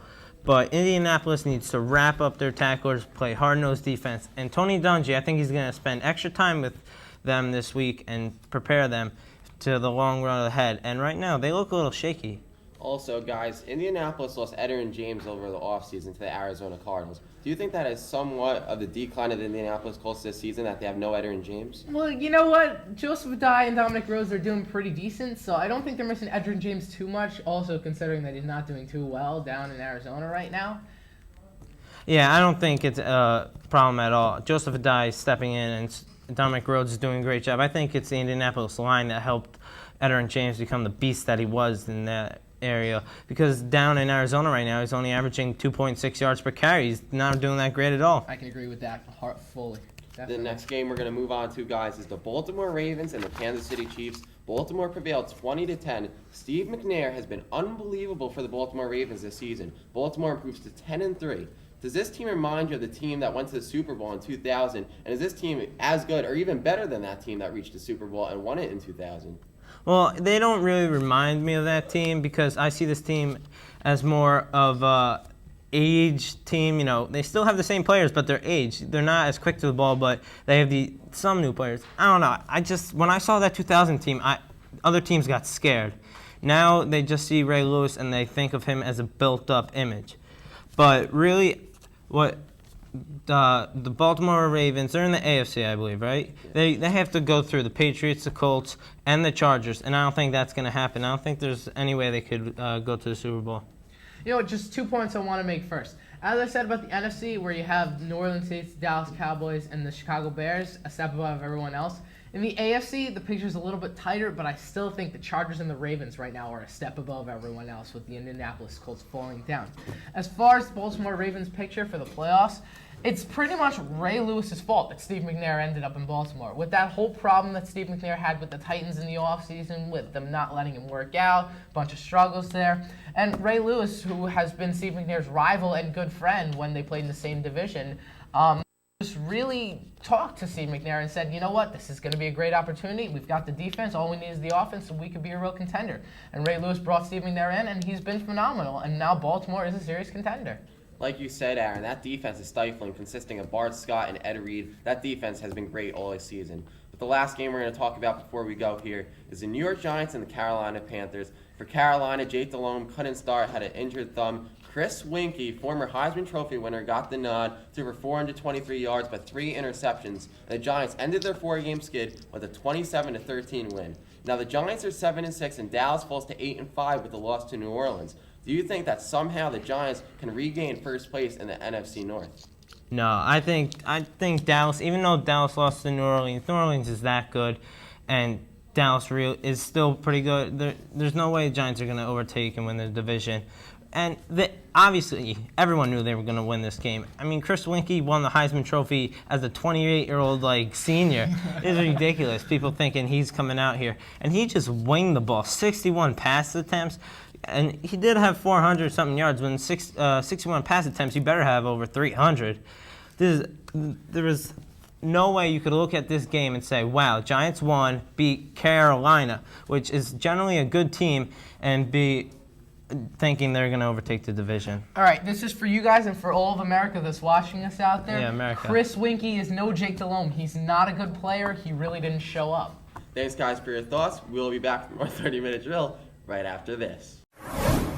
Welcome back to the 30-minute drill. Once again, I'm your host, Jason Oliphant, alongside Jake Silverman. We're going to talk about the NFL playoff matchups as it stands right now. For the NFC right now, the 1 seed is Chicago, the 2 seed is New Orleans, the 3 seed is Dallas, the 4 seed is Seattle, and the 2 wildcard spots would be given to Atlanta and the New York Giants. Now, Jake, the teams on the outside looking in the NFC are the Philadelphia Eagles, the Minnesota Vikings, and the Carolina Panthers. Out of these 3 teams and the 2 wildcard teams in the Atlanta Falcons and the New York Giants, which 2 teams do you think will end up with the 2 wildcard spots? Well, you mentioned Atlanta and the Giants. I believe they're really going to just stay that way. I can't see anyway, with Donovan McNabb injured, that Philly could slip in. Even though they've always been a team who's, hard-fought team who can make it with their veteran leadership with Trotter and Dawkins. I don't see a way they can. Minnesota, Brad Johnson's not the great QB he was last year when he just won those 4 or 5 straight games at the end of the year. And Carolina, Chris Winkie, enough said. There's 2 words right there will sum up their playoff hopes. You can't start a Chris Winkie and expect to make the playoffs. I don't care who you got on your team, even though I love their defense with Peppers, Morgan, and Jenkins. Yeah, I have to agree with you, Jake. Even though Carolina has a lot of weapons in Steve Smith and Keyshawn Johnson, with Chris Winkie at the helm, I do not think that the Carolina Panthers could get a wild card spot. But then what we're going to move on to now, well, actually, let's keep it with the NFC. We're going to talk about Dallas and the New York Giants here.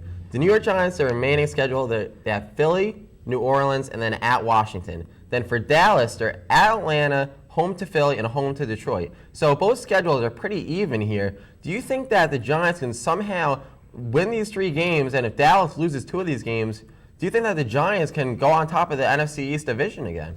Well, Ole, first we got to look at Dallas. Atlanta, Philly, Detroit. Let's start with Atlanta.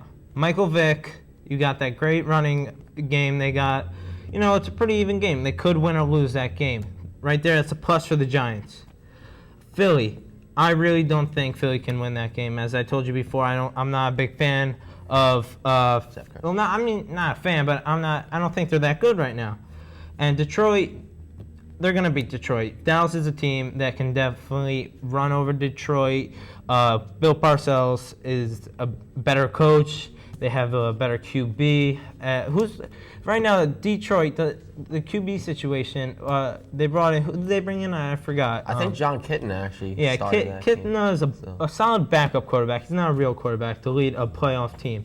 So they'll win at least, I think, 2 games. They'll beat Philly and they'll beat Detroit. Do you think the Giants will win all 3? Well, I don't know, because Philly, it's a tough game, even though it's at the Meadowlands. Jeff Garcia has thrown 8 touchdowns and no interceptions in the 3 games that he started for Donovan McNabb. So Jeff Garcia has been looking great. But I think the Giants can actually win against Philly. New Orleans at home, tough game. Drew Brees, the rejuvenated New Orleans Saints this season. And then at Washington, Josh Campbell, their quarterback. I think that's an easy win right there. So the big game to look for next week is Giants home versus the Philadelphia Eagles. Playoff implications at the Meadowlands. That's the big game for the Giants. Oh, they absolutely have to win this game if they want to have any chance of staying in. They lose that game, I don't see any chance that they win at New Orleans or at home in New Orleans. And then Washington, they're probably going to win. But this game right here, big game of the season, one of the biggest. Let's shift it now to the AFC side of the playoff picture. The 1 seed is San Diego Chargers at 11-2. Phillip Rivers having an outstanding season. Number 2, the Indianapolis Colts. Number 3, the Baltimore Ravens. Number 4, the New England Patriots. Number 5, the Cincinnati Bengals. And number 6, the Jacksonville Jaguars. But let's talk about the Jacksonville Jaguars right now. They control their own destiny. They're at Tennessee, which is another enticing game of playoff implications. Tennessee 6-7. They're home to New England, then at Kansas City. So right there, they play 3 possible playoff teams. Do you think that Jacksonville can win these games and stay at the 6th seed in the wild card race?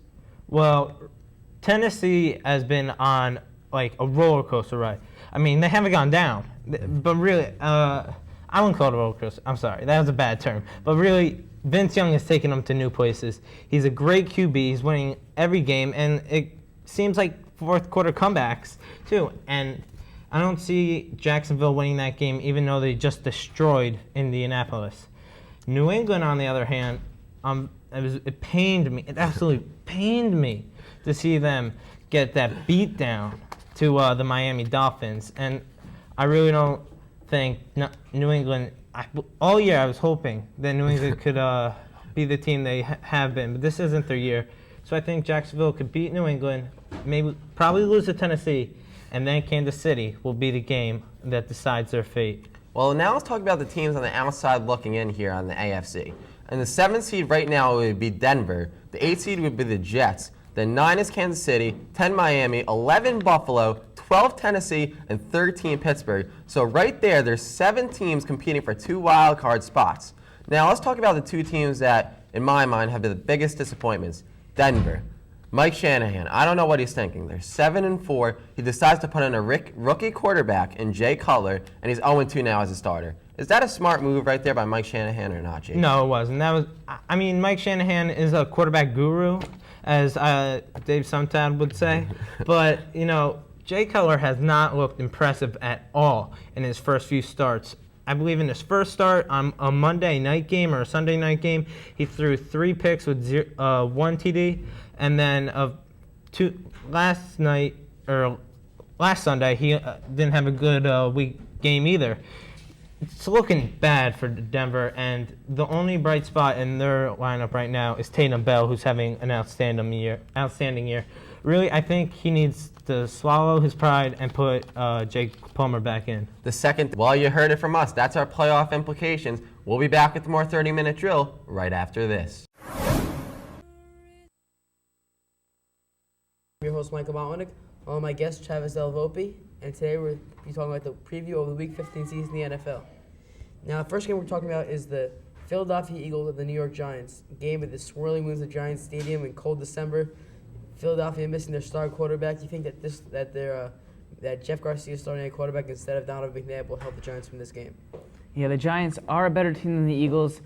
3 weeks ago, we weren't even talking about the Eagles in the playoff hunt, but as of right now, they are the last seed in the wild card. But this game will change that. Either the Giants or the Philadelphia Eagles will move out of their playoff spots, and possibly Falcons, Vikings, maybe 49ers can move up there. Well, speaking of the Falcons, they play the Dallas Cowboys on Saturday night at 8 o'clock, and that's a big game for the wild card and for the NFC. If the Giants beat the Eagles and the Cowboys lose to the Falcons, the Giants could be facing a first place finish in the NFC, which a couple weeks ago we thought was unfathomable. Yeah, we thought that would never happen, but it can possibly happen. But also, this game means a lot for the Falcons. I mean, Michael Vick has been playing well, but he's really got to step it up here against Dallas. Also, this is a big game for their rushing offense, Atlanta. Dallas' defense is pretty good, but I think Dallas will win this game. Also, they lost both their running backs, Warwick Dunn and Jarius Norwood, in the last game. Michael Vick's going to have to step it up in the running game. Now, the next game we're talking about is the New York Jets versus the Minnesota Vikings. Again, Chaz, I know you're a big Vikings fan, but they've really been struggling lately. They're only 6-7, and the Jets are fighting for a wild card position.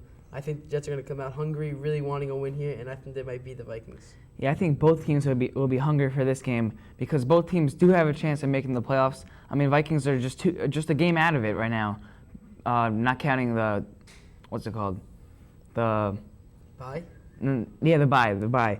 But anyway, the Jets really have been playing well, except for last week's game, which they got blown out by the Buffalo Bills. But the Vikings coming off a big win against the Lions. I know that's not a big win, but it's a big win for them. They have the Jets. They have an easy schedule coming up, and I'm going to look for them to win this game. Now, the next thing we're talking about today is the Kansas City Chiefs versus San Diego Chargers. San Diego, one of the surprise teams this year. Phillip Rivers having a phenomenal year, his first year as a starter. LaDainian Tomlinson, ridiculous as usual. He set the single season record for most touchdowns. And Kansas City is 7-6. They're looking for a big win here to get in the playoffs. San Diego 11-2. They can really let down their guard for the rest of the season. They're already in the playoffs. Sean Merriman back. He's in contention for Defensive Player of the Year award. Who do you think will win this game? Yeah, I just got three letters for you. MVP. That's LaDainian Tomlinson right there. He's got 29 touchdowns. He is just unstoppable. Also, San Diego really has been picking it up. And with the Colts losing last week to the Jaguars, they have the first seed in that AFC, and they could have home field throughout the playoffs. But I think San Diego's defense and offense is just too powerful. I'm going to look for them to fly right into the playoffs. The last game we're talking about is the Washington Redskins at the New Orleans Saints. Now, Chaz, for Marcus Colston, I have 3 words for you. ROY, Rookie of the Year. He's having a phenomenal year, and they're going to get him back this week after a couple weeks missing injuries. And Drew Brees might contend LaDainian Tomlinson for MVP. He's having a tremendous year. And what's more amazing about it is he's having a tremendous year after being replaced by Phillip Rivers, which I don't know. I think the San Diego Chargers organization may be regretting that decision. Yeah, he is having a big year as well as the New Orleans Saints. I mean, last year they were 3-12 last year, or 3-13 last year. They were just terrible. To move from that to the second place in the NFC, that is just amazing. Also, the Bears, they do have the best record, but I think the Saints are the best team in that division, and I think they will win this game against the Washington Redskins. Now, another big rookie we're talking about right now is Vince Young. He's led the Tennessee Titans to 6 wins in his first 10 starts, and there was speculation before the draft that the Houston Texans would have taken him. He had a big win last week against the Texans, and there was a fact yesterday on Sportsnet that I really thought was very interesting, that the Texans have never won a season of 6 or more games, and in Vince Young's first 10 starts, he won 6 games. So I don't know. They might be regretting the decision of taking Mario Williams over him. Yeah, Vince Young has been playing simply amazing. I mean, his last 3 games, fourth quarter comebacks against Giants, against the Colts, and against the Texans. But Vince Young really is the key part of this Titans offense. I'm sorry, but them versus Jacksonville, it's going to be a tough game. Jacksonville blew out the Indianapolis Colts last week, but I think Tennessee's going to keep it close. They're playing at home. Vince Young playing up to his game. I think it's going to be a close one. Thank you, Travis. I'll be back with more 30-minute drill right after this. Welcome back to the 30-minute drill. Once again, I'm your host, Michael Botwinick, along with my guest, Travis Volpe. And today we're going to be talking about the part 2 of the MLB offseason report. Now, Travis, a lot has happened since the last time we had our first part of the MLB offseason report. Matsuzaka, the Japanese pitcher who was won by the Red Sox with a record $51.1 million posting bid, the deadline to sign him is getting close. Today's Wednesday, and he's supposed to be signed by Thursday. But do you think that he's asking for $100 million over 5 years? Do you think that's too much to ask for a pitcher who hasn't proven himself yet in the MLBs? Yeah, that's way too much. I mean, $100 million, some major league pitchers right now who have been pitching well for their teams don't even make that much. Also, he's coming from Japan. He hasn't pitched in the major leagues. You never know what you're going to get. Just like Hideki Arabu pitching for the Yankees, he ended up being the big toad for that team. He came here, didn't do anything, and maybe you never know, that could possibly happen with Matsuzaka.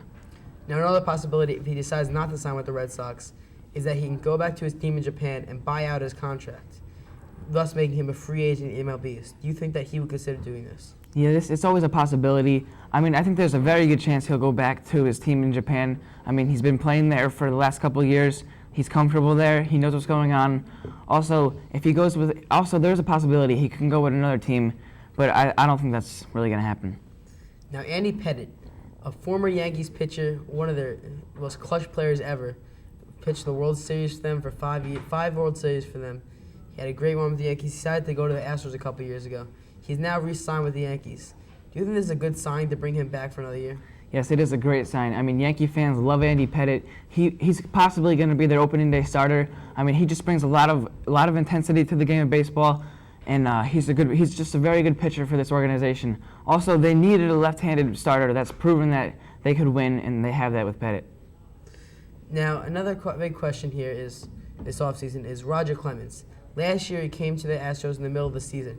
Do you think he'll come to play in the MLB this season, in the middle of the season, before the season, and what team do you think he'll play for? I'm going to say he's going to stick with the Astros. I mean, that's where his family lives. That's where he's been playing the last few years.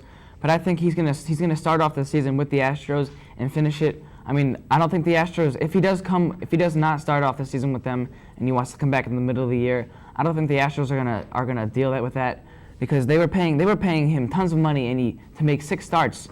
I mean, that's not what you want out of a starting pitcher.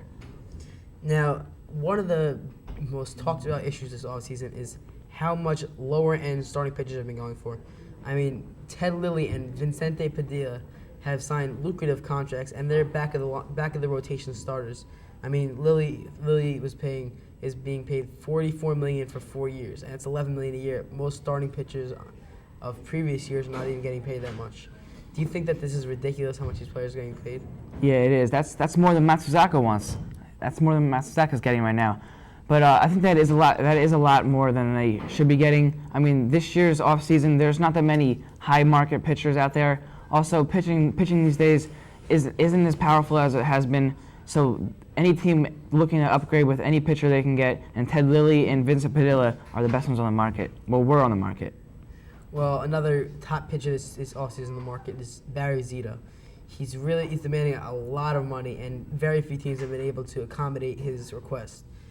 With other teams out of the picture, who do you think that will end up with Barry Zito after this offseason? Yeah, the New York Mets did want him. They've been talking about him the last couple months, but I think he's going to stay at home in the Bay in Oakland. I mean, he's been a proven starter there. He's been their number 1 pitcher the last few years. He's won a Cy Young Award with them. Also, he's a lefty pitcher. The lefty pitching is needed in this league. I think the Athletics are going to keep him.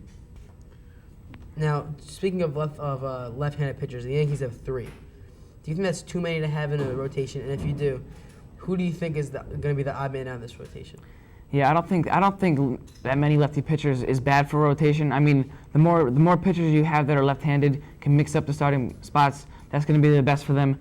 But I think if you're going to have to roll out somebody, it'll be Randy Johnson. I mean, he hasn't done anything with the Yankees since he's been here. Also, he's had the back problems with him. But I think it'll probably be Pettit and Igawa if he stays. Now, one of the worst players in the offseason last year for the Yankees was Alex Rodriguez. He has a big contract, and a lot of players want him. He's considered one of the best third basemen in the game. But do you think he will be on the Yankees starting lineup next year?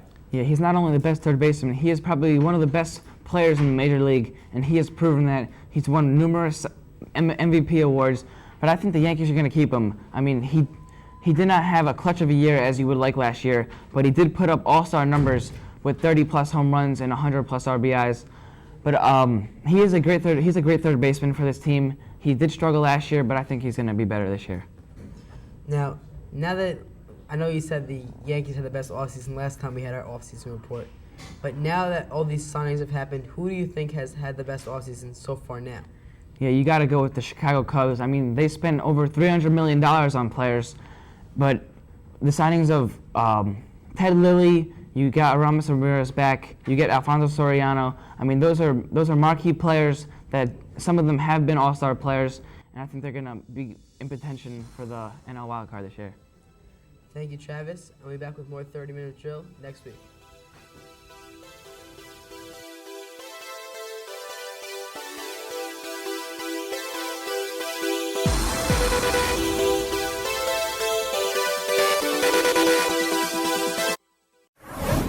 Welcome back to the 30-minute drill. 30-minute drill. 30-minute drill. 30-minute drill. They're just amazing. They're so good. So many things have gone wrong, and they've Just been a prince all throughout this entire year on the. simply amazing. Simply amazing. Playoff time now. Everybody's serious now. There's no more joking around. It was just terrible. Having more experience, stepping up his game last year. I think that despite that, they'll be popping the greatest show at the end of this series. So turn around and I'll pick up the slack. Take 'em to the bridge. Dirty babe. Hello, everyone, and welcome to the 30-minute drill. I'm your host, Jason Olephant, alongside Aaron Ploshnick, Jake Silverman. We are going to talk about the 2007 NFL playoff matchups. The first matchup we are going to talk about, guys, is the New York Giants traveling to Philly to play the Philadelphia Eagles. The New York Giants, after starting off 6-2, finished their last 8 games at 2-6. A problem for the Giants this season has been inconsistency, but a positive was the resurgence of Tiki Barber in the Giants' last regular season game against the Washington Redskins when he ran for 234 yards. But for Philadelphia, they're the hottest team in the NFL. They've won 5 in a row with Jeff Garcia under helm. Now, Jake, do you think that the Giants have any chance to beat the Philadelphia Eagles? No, I'll simply put it like that. Philadelphia is way too hot. Put in Jeff Garcia after Donovan McNabb went down with a horrible injury in the middle of the season after a great beginning of the season. Jeff Garcia is been spectacular, reminiscent of his days in San Francisco with T.O. Now he's on T.O.'s former team, the Philadelphia Eagles. He's playing great. The defense is playing up to their levels that they were playing when they were the NFC champions and made it to the NFC Conference Championship early in this decade. Well, I have to say, you can't count out the Giants, man. They're one of these level teams. Like, you never know where they're going to go. Tiki Barber looked absolutely phenomenal last Saturday, running for 234 yards and 3 touchdowns. But you know what? It's the X factor has got to be Eli Manning, because when he has a good day, he can be really good, and he's got some weapons in Plexico Burress and Jeremy Shockey. But when he's off, he's absolutely awful. He can throw for 2 or 3 picks a game. So I think it depends on Eli Manning, and I think it also depends on the way that the Giants defense can control Brian Westbrook, because Brian Westbrook is the key option for Jeff Garcia in his offense, considering he can run the ball and he catches the ball pretty well. So if the Giants can control Brian Westbrook, they have a decent chance in this game, I think. Yeah, Brian Westbrook, definitely one of the most underrated players in the NFL. You take him out of the Eagles organization, they are definitely a lesser team. Also, in my mind, guys, the New York Giants secondary definitely needs to contain Philadelphia star wide receivers, Reggie Brown, L.J. Smith. They definitely need to contain them. Dante Stallworth, too. Oh, yeah, definitely. But the next game we're going to move on to is another NFC wildcard matchup between the Seattle Seahawks and the Dallas Cowboys. Now, Dallas was a team that many people picked to win the Super Bowl after Tony Romo started off 5-1 as a starter. But they ended their season losing 3 in a row, and Seattle ended their season losing 2 in a row. So both these teams are on the downhill. What team do you think will come on top on this in this game? Well, you know what? I really like Seattle of recent. They've been kind of sketchy, but Seattle has the dominant player in Sean Alexander. He is a phenomenal player. He was the MVP last year, even though his touchdown record was broken this year by LaDainian Tomlinson, who is also going to have a fantastic playoff. But back to the Seattle Seahawks. Matt Hasselbeck coming back from injury. He's going to run a lot of 4 wide receiver sets with Alexander in the backfield, and he's going to look really good against that crappy Dallas secondary. Dallas secondary isn't all that bad. I mean, they have Roy Williams, Terrence Newman lining up at cornerback, and Roy Williams can absolutely demolish anyone who comes across the middle. They also have a great pass rush with DeMarcus Ware, the Pro Bowl D-end. I just think if Dallas performs the way they did, like on Thanksgiving and all the weeks after Thanksgiving, when everyone was in love with Dallas, saying, oh, they're the great team once again, you know, the Cowboys of the early 90s. I think if they play like that, Tony Romo has a good game, they could beat Seattle.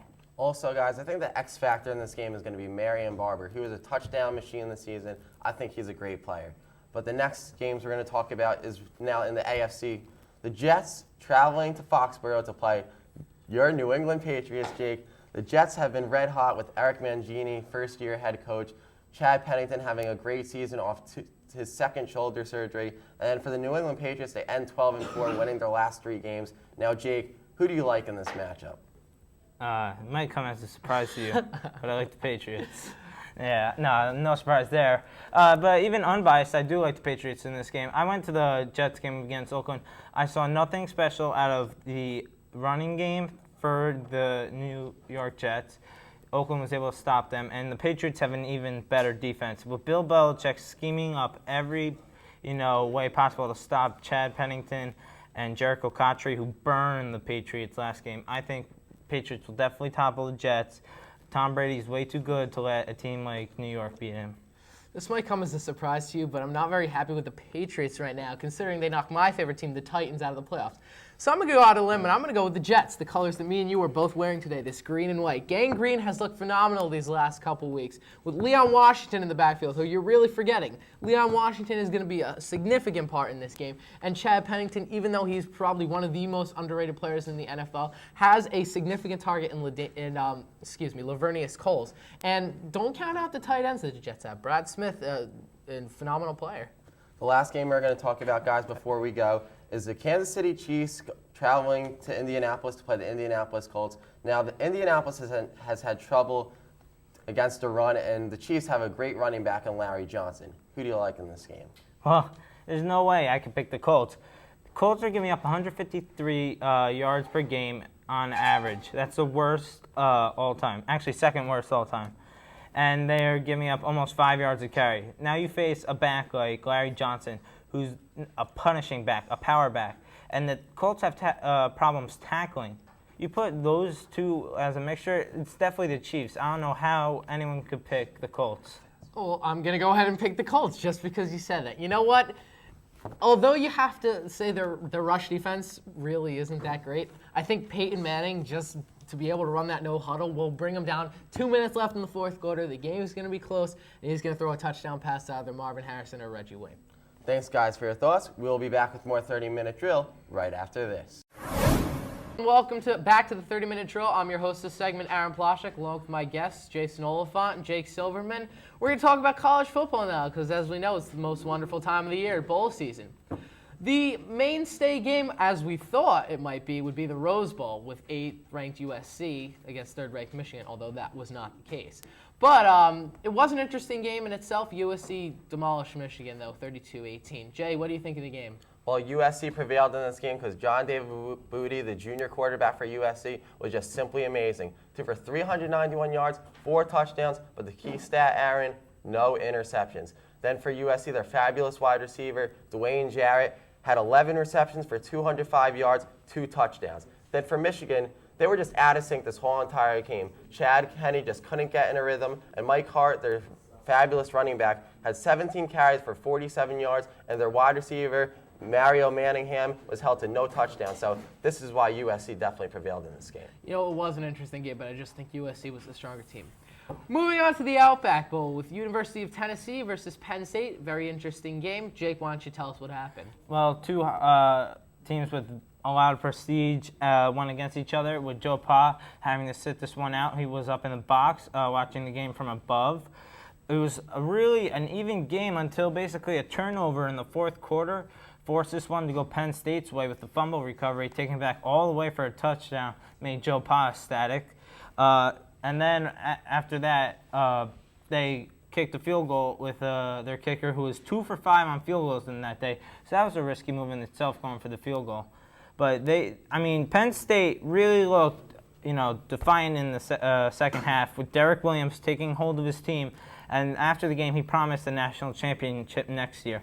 And the win in the Outback Bowl gave Joe Pa his 22nd bowl victory. Joe Pa, even at his old age, still a very prestigious coach, still very good at what he does. Moving on to the Gator Bowl, West Virginia versus Georgia Tech, a battle of the Big East runner-up against the ACC runner-up.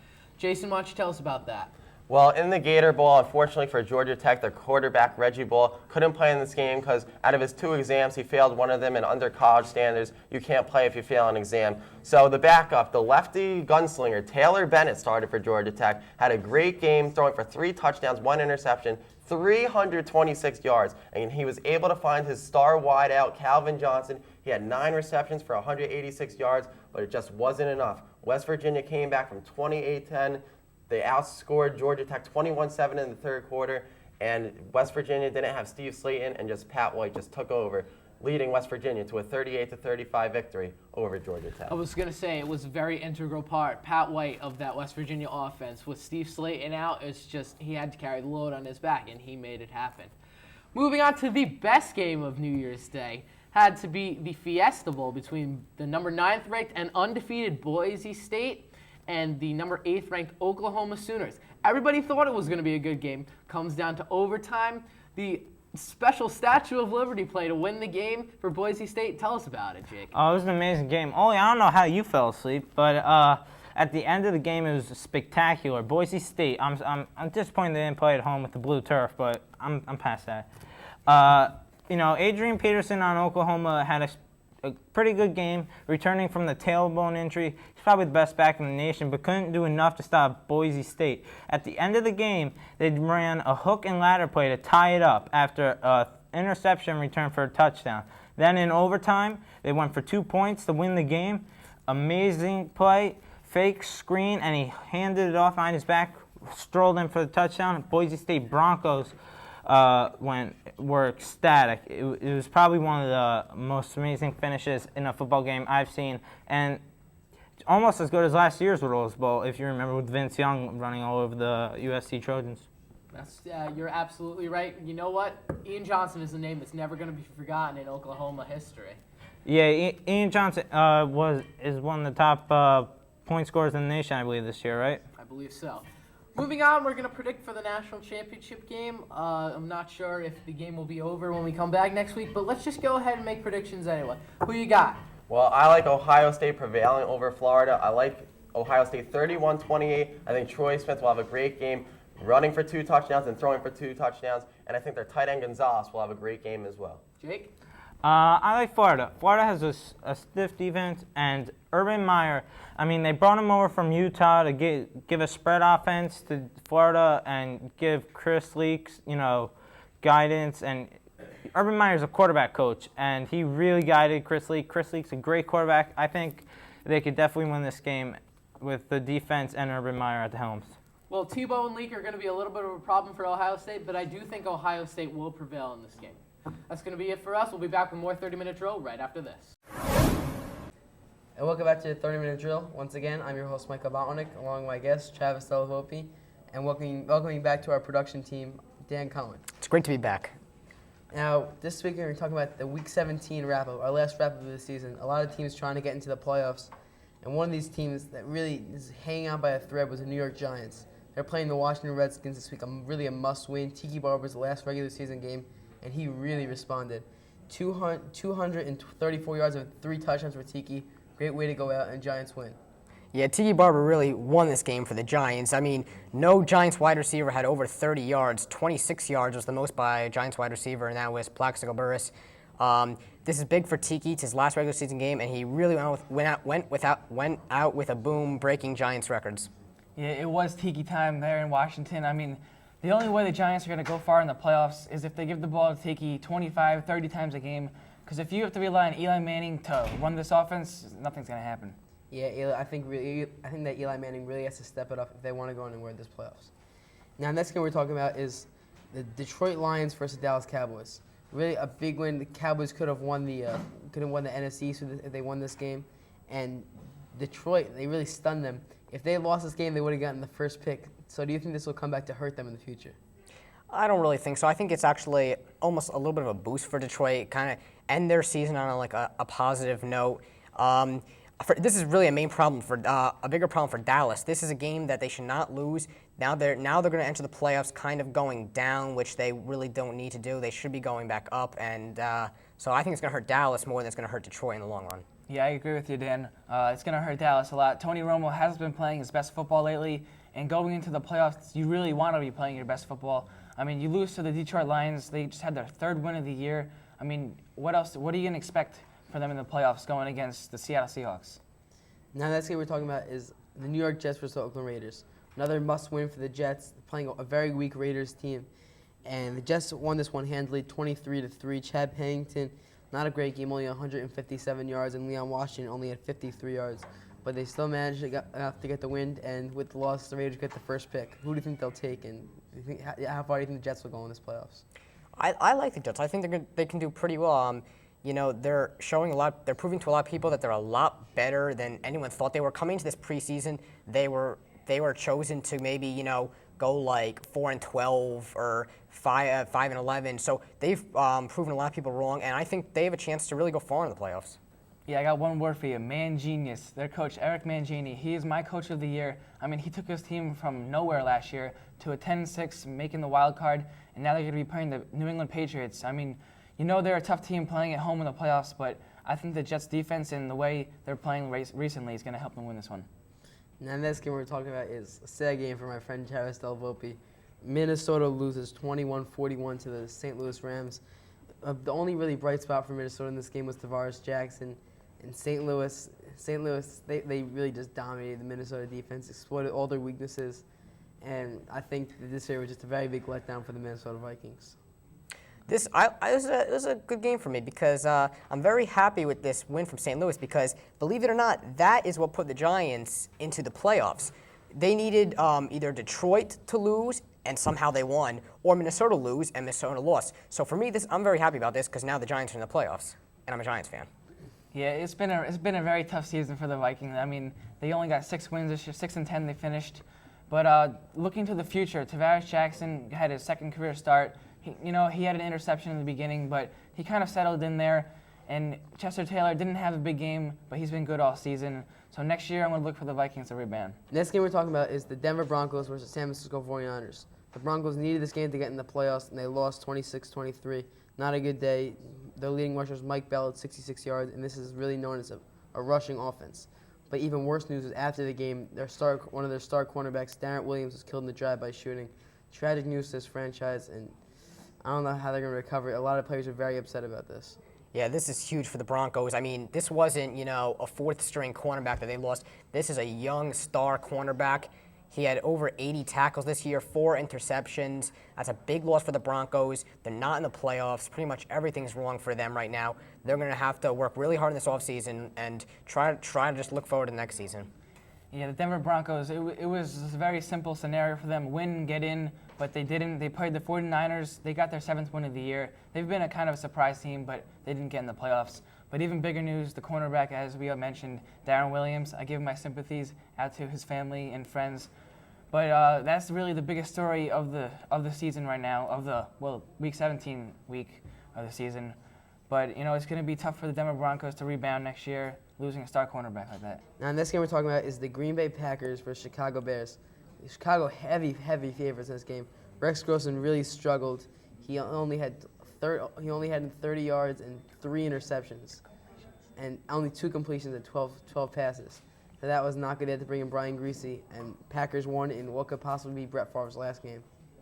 Although Green Bay won this game, but yet they're not in the playoffs, this is still a huge, morale booster for Green Bay. They were another team that were not thought to be, the current record they have at the end of the season right now, they really were thought to be a lot worse off at this point. And Brett Favre, possibly his last game, he said that 2 things, money and stats, would not bring him back, and that's real. It's really good to hear an honest person like that he's not going to come back just so he can break Dan Marino's record and be number 1. So it's good to see that the Packers are going down in a positive way. Yeah, I think the biggest story of the day is Brett Favre. I mean, all this talk about him retiring, I personally don't think he's going to retire. I mean, he loves the game of football. He loves going out there every week playing football. But I think even bigger news for this is the Chicago Bears quarterback controversy.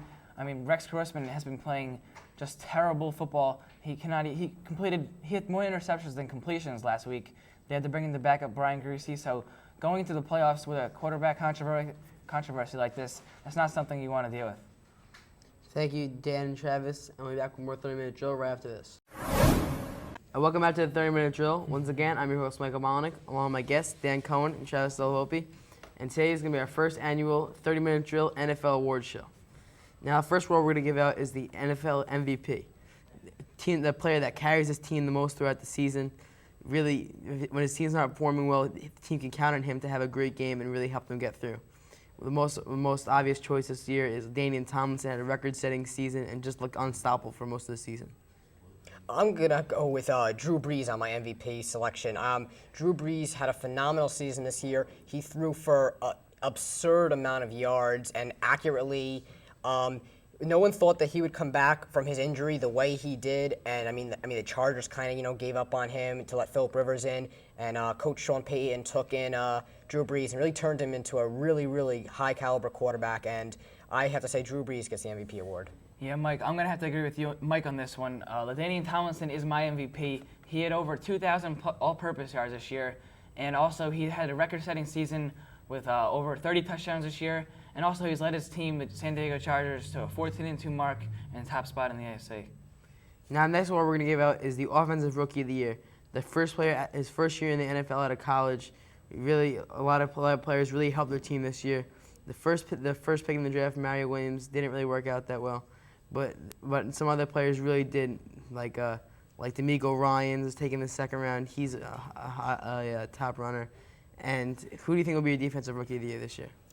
I'm gonna have to go with D'Amico Ryans. He what he's done has been really incredible for the Texans, and he's got a bright future.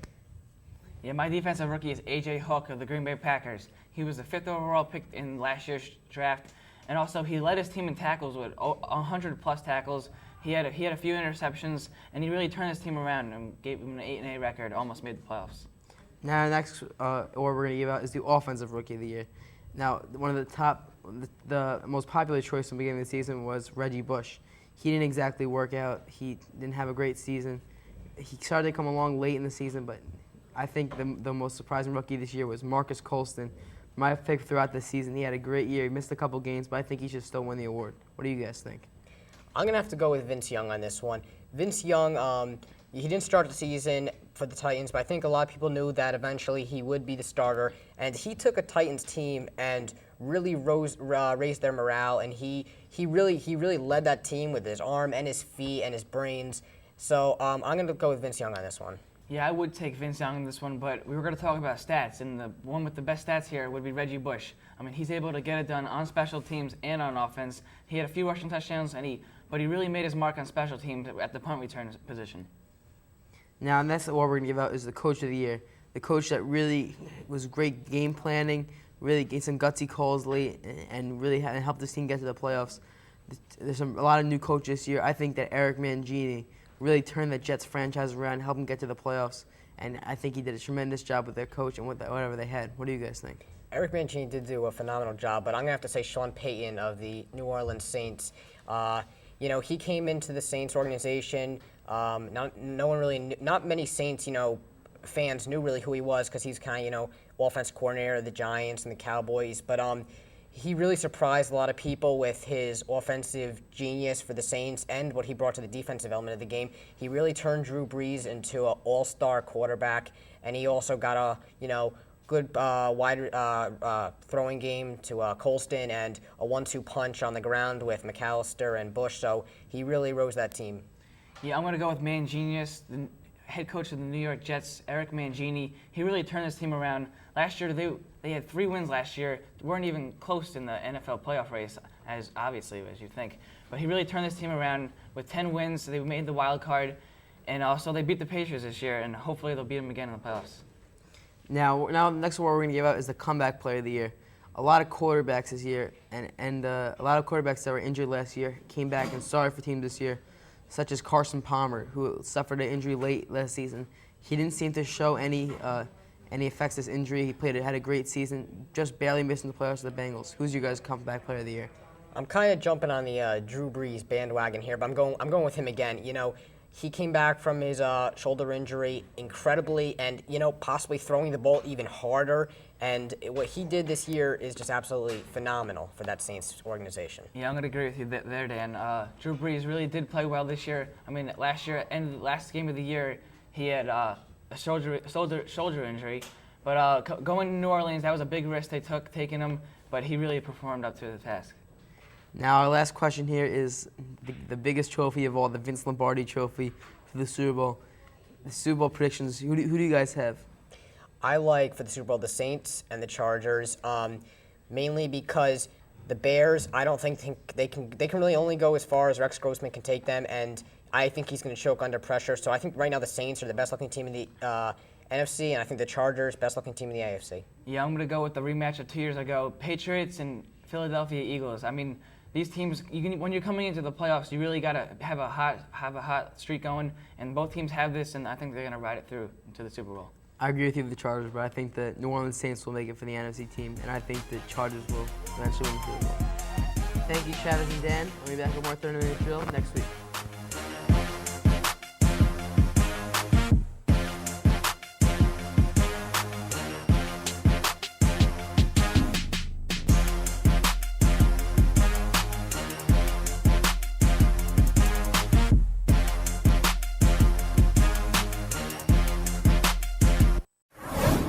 Welcome back to the 30-minute drill. 30-minute drill. 30-minute drill. 30-minute drill. They're just amazing. They're so good.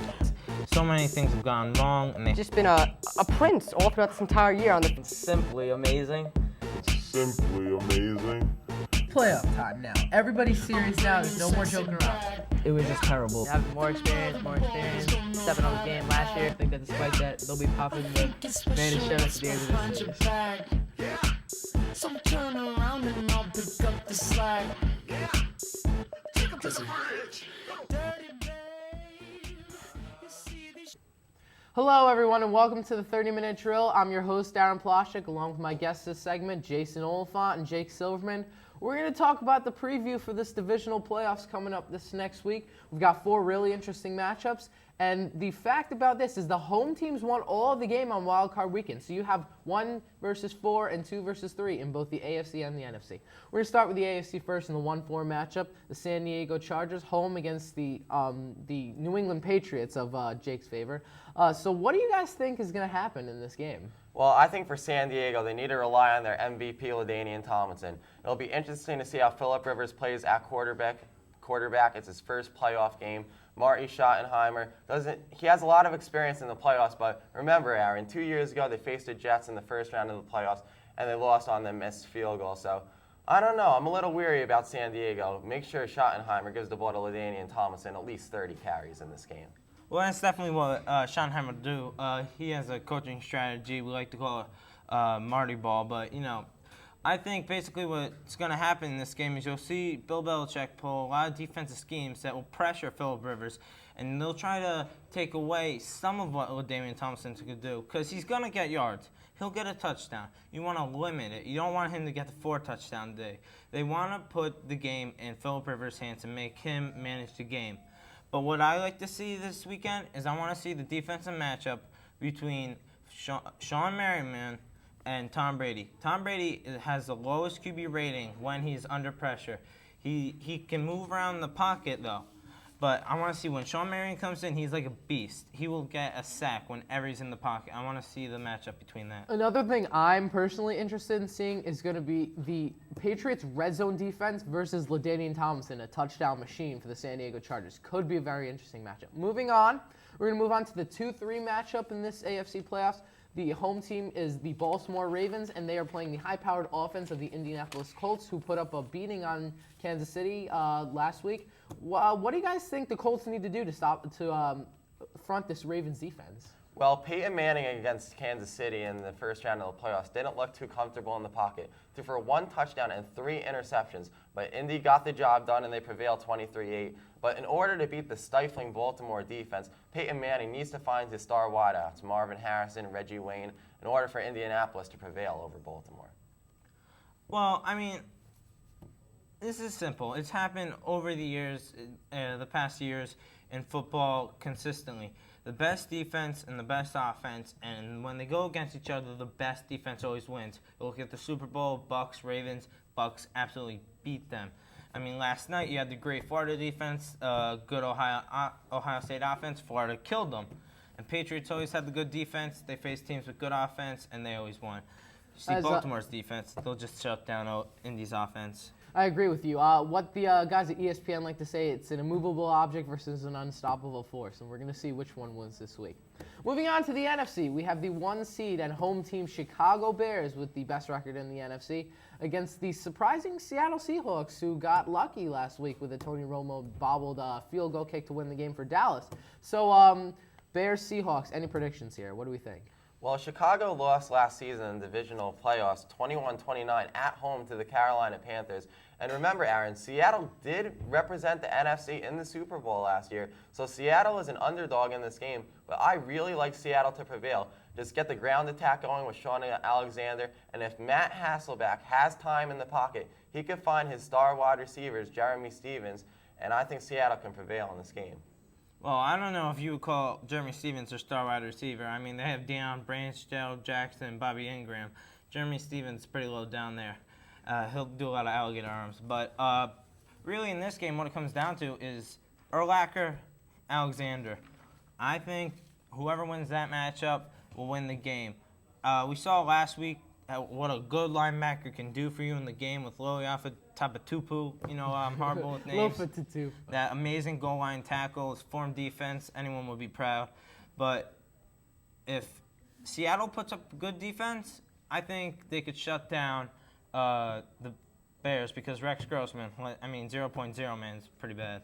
Also, a main thing to watch for Jake and Aaron is Rex Grossman. He hasn't been playing too well, but he does have two wide receivers that he could throw the ball to, Musa Muhammad and Bernard Berrien. And if they get the running game going against a tough Seattle front seven, then I think Chicago can actually win this game at home. All right, last game we're going to talk about, the 2-3 matchup, the home team, New Orleans Saints. A great story this year against the NFC East champion Philadelphia Eagles. What do we think? Well, these are two great stories. They had the comeback kid, Jeff Garcia, and they had New Orleans Saints. But really, chemistry is what's propelling the Eagles forward, not talent. Talent is what New Orleans has, and I really think that they're too good, and they're definitely going to beat the Eagles. Well, I actually like Philly in this game. They're the hottest team in the NFL. They've won 6 in a row. Jeff Garcia is going to find his star wide receivers, Dante Stallworth and Reggie Brown, and I like Philly to prevail over New Orleans. All right, quickly, guys, I'm going to give you the game. You give me the winner. Chargers, Pats. Jake? You know what? Quickly. Pats. Chargers. I'm going to go Chargers. Ravens, Colts. Jake? Ravens. Colts. I'm going to go Colts. Bears, Seahawks. Jake? Seahawks. Seahawks. Bears. I'm going to go Saints, Eagles. I'm going to go Saints. I go Eagles. I like Jeff Garcia. Saints. All right, that's going to do it for us this segment. We'll be back with more 30-minute drill right after. Hello, everyone, and welcome back to the 30-minute drill. I'm your host, Jason Olephant, alongside Aaron Ploshnick, Jake Silverman. We're going to talk about the national championship game for college football. It was number 1 Ohio State versus number 2 Florida, and Florida prevailed in a big upset, as many people would say, 41-14. Troy Smith looked out of sync this whole entire game. Heisman Trophy winner, didn't play too well, and that Florida front seven did a great job pressuring him and sacking him. So Florida prevailed in this game. Aaron, Jake, what do you think?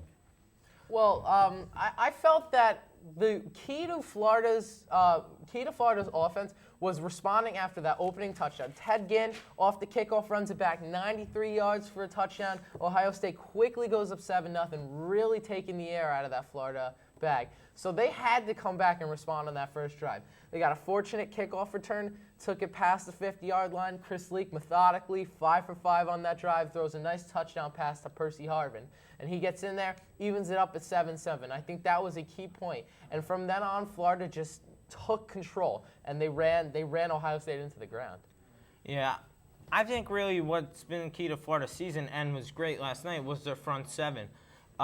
They had great pressure to Troy Smith. Troy Smith had to move around in the pocket, and when he did, his throws were inaccurate or off receivers, and also he had a few turnovers, interception and the fumble when he was hit from behind that was picked up and returned a few yards. That resulted in a field goal, I believe. And also, I mean, Chris Leak really came into his own last night.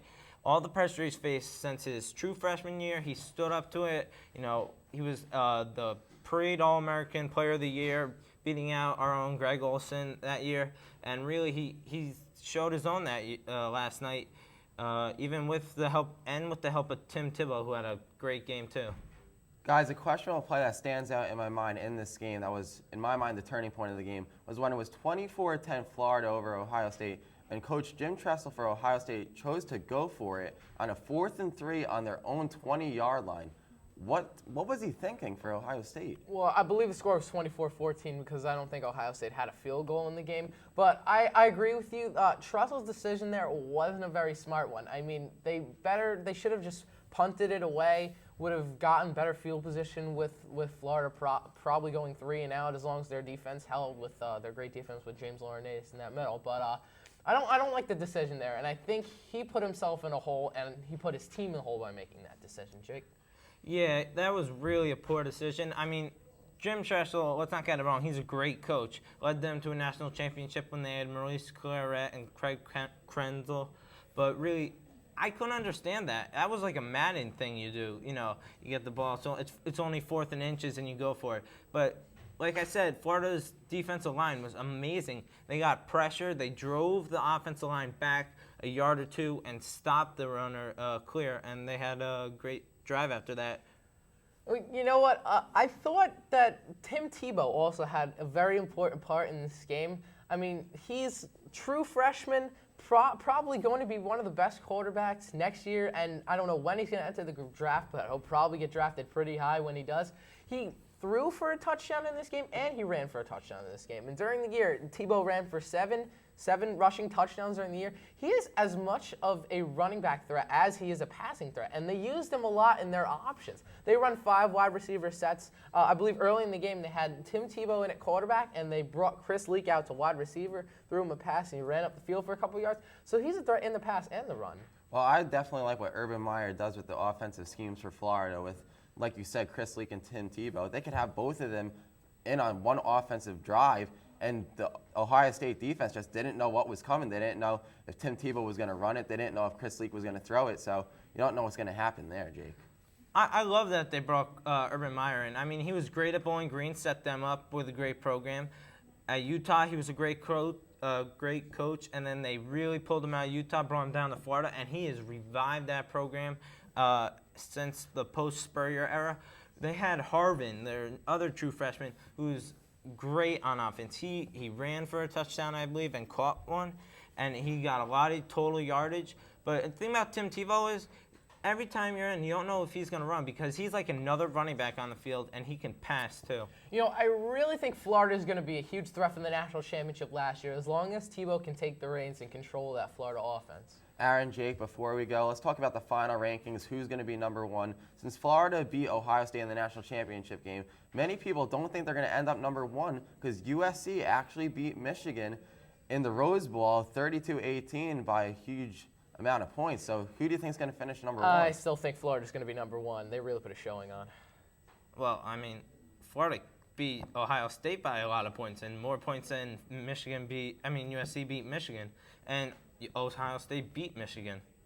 Well, yeah, I can't see it now being Florida. I mean, USC did put on a good show, but I can't give it to anyone but Florida.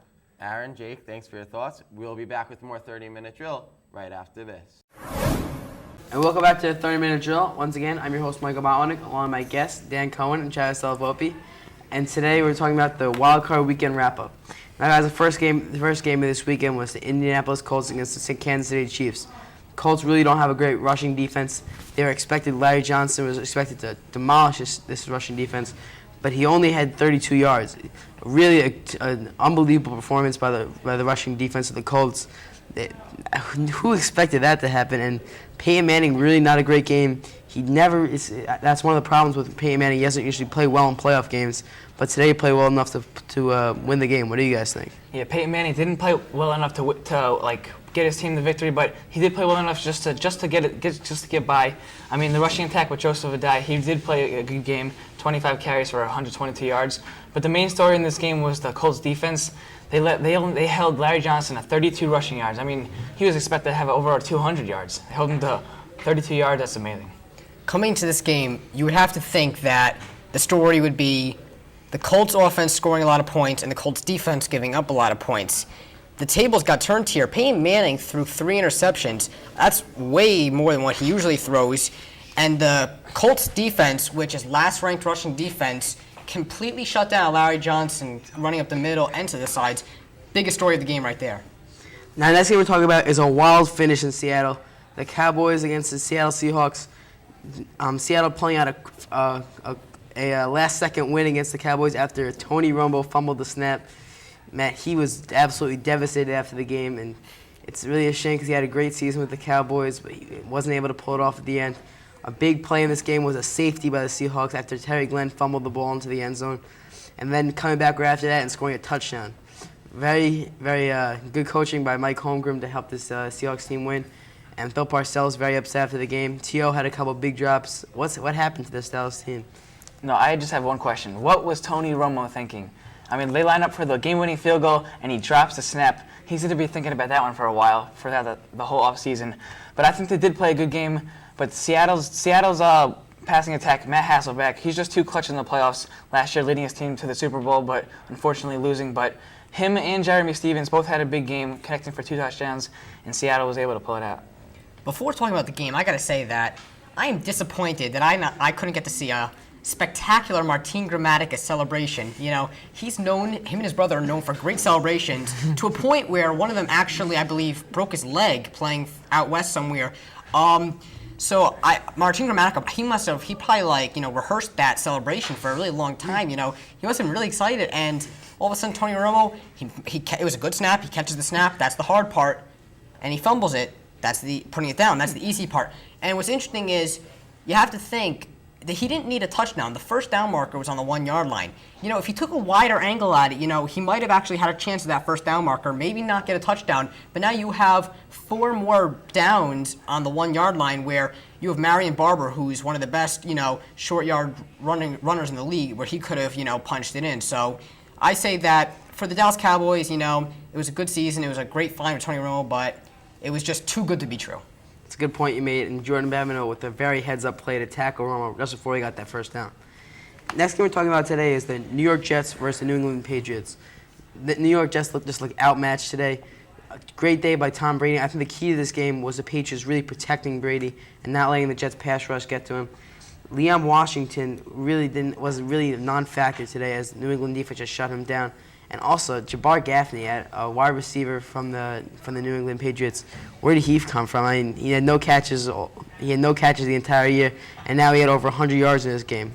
Yeah, the big story was the real veteran coach really got the job done. I mean, coming in, you'd think Eric Mangini would like to get a victory. This would be a big win for him. But the Patriots in December, in January, is just too much for them.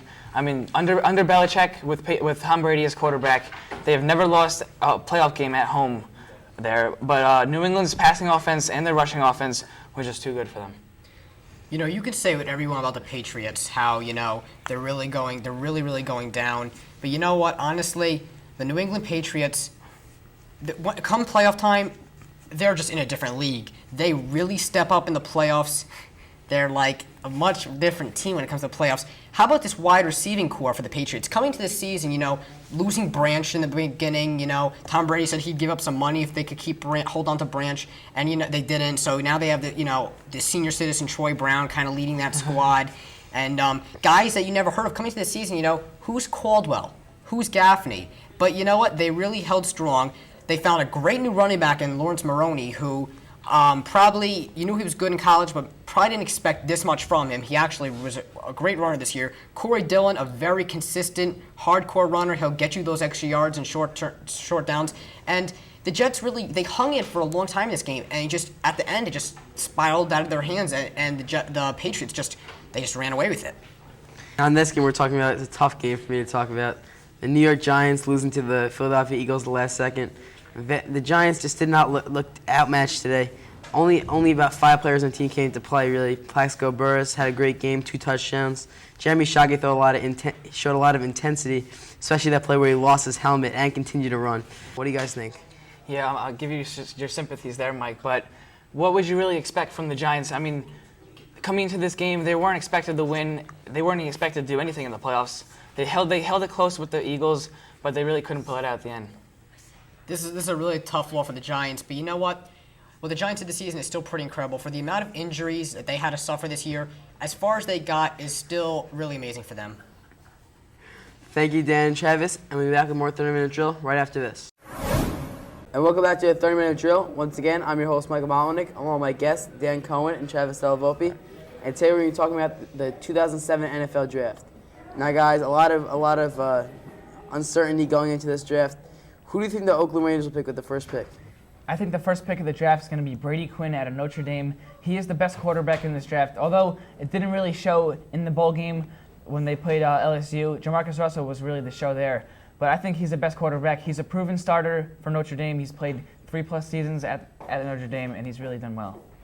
I think that they're going to go with Jamarcus Russell. He is an incredible player. I never realized how good he was until I watched him in that BCS bowl game. I mean, his first throw of the game was a lob for him, which went like 30 yards down the field, and it was really placed very nicely. I think I think he's going to replace Aaron Brooks, who really had an off year this year, coming from the Saints. I agree with you, Dan. And maybe with the quarterback change and the coach change, maybe the Raiders can improve on their 2-14 record. Yeah, not that good. No. Now, quarterbacks usually take a while to develop into starters. What player do you think will have the biggest impact this year for his team? I think the biggest impact player is the wide receiver out of Georgia Tech, Calvin Johnson. Anywhere he goes, he's going to make an impact. He's the top receiver in the draft. He can get up for any ball that's thrown up in the air. He's a good physical wide receiver, and I think he's gonna be the next Randy Moss Rookie of the Year. I have to agree. Actually, Calvin Johnson, I was watching him. When he puts his head to it and he puts his work ethic to it, he cannot be stopped. He's amazing at the jump ball. He'll get the ball, he'll snag it down, and then he'll make you miss. He's got his eye on the ball. He's got lightning speed. He is a game breaker. If you throw him the ball, he's going to make something happen.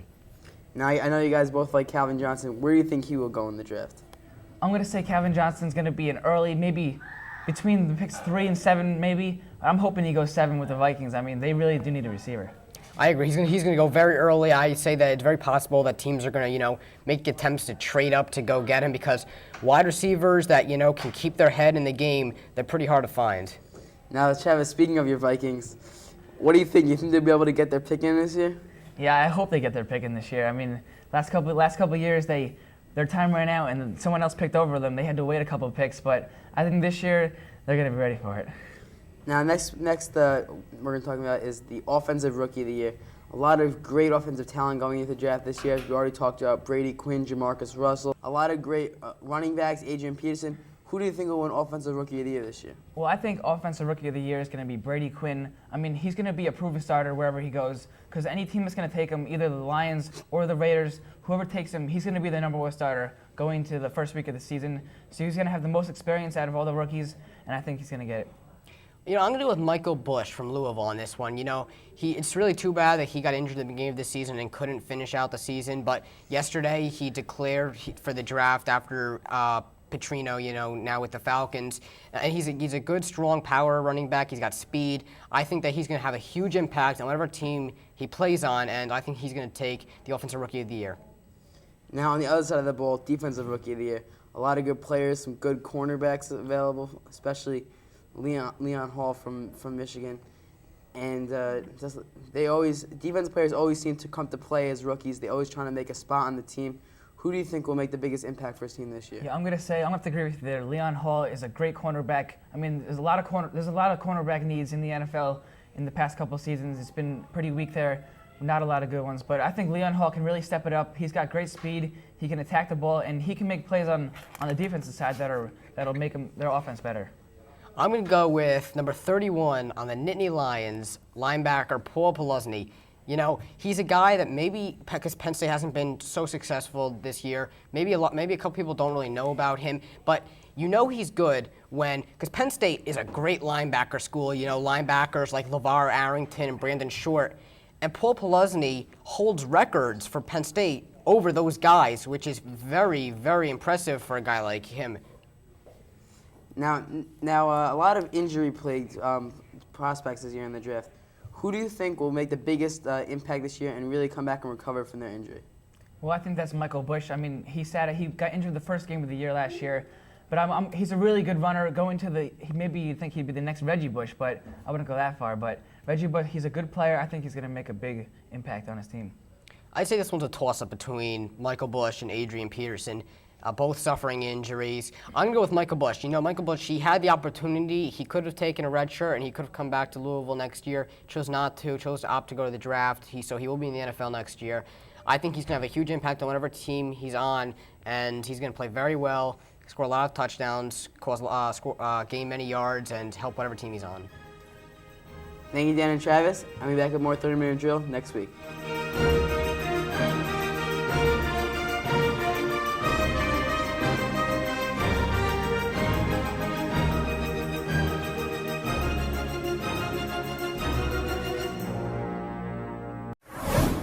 Welcome back to the 30-minute drill. 30-minute drill. 30-minute drill. 30-minute drill. They're just amazing. They're so good.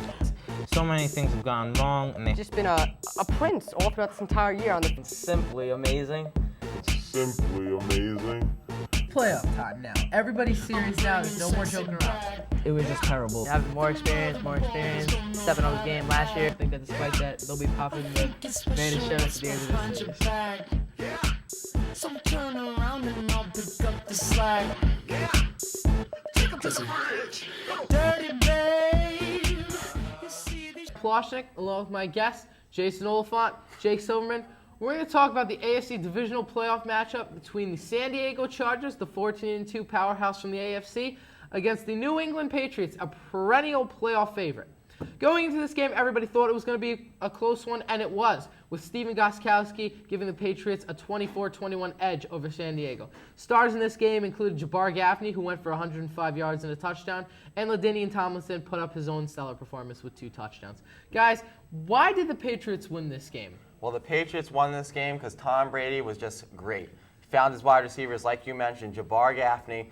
This guy was waived by Philadelphia in mid-November in this NFL season, and he had 11 receptions only on the whole season. And in this game, he had 10 receptions, so Tom Brady just keeps on finding him. And Rashae Caldwell, a big 49-yard reception with 2:42 left that led to that Gostkowski game-winning field goal. So Tom Brady was just great in this game. Jake? Well, I mean, Tom Brady was fairly decent, although he did throw 3 picks.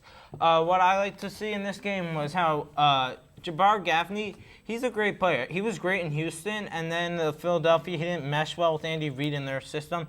So the Patriots took him in a tryout over former number 2 pick Charlie Rodgers, and he's been having a great postseason. If you remember in the wild card round, he absolutely destroyed the Jets secondary, and he went and did the same to San Diego. Now, what I liked in the game was the way Gostkowski faced the pressure. He knew when he came into New England, he was coming under the shadow of the former legendary clutch kicker Anna Vinatieri. He came up and kicked his game-winning field goal, and Vinatieri was known for that, and now Gostkowski has made a name for himself in Boston.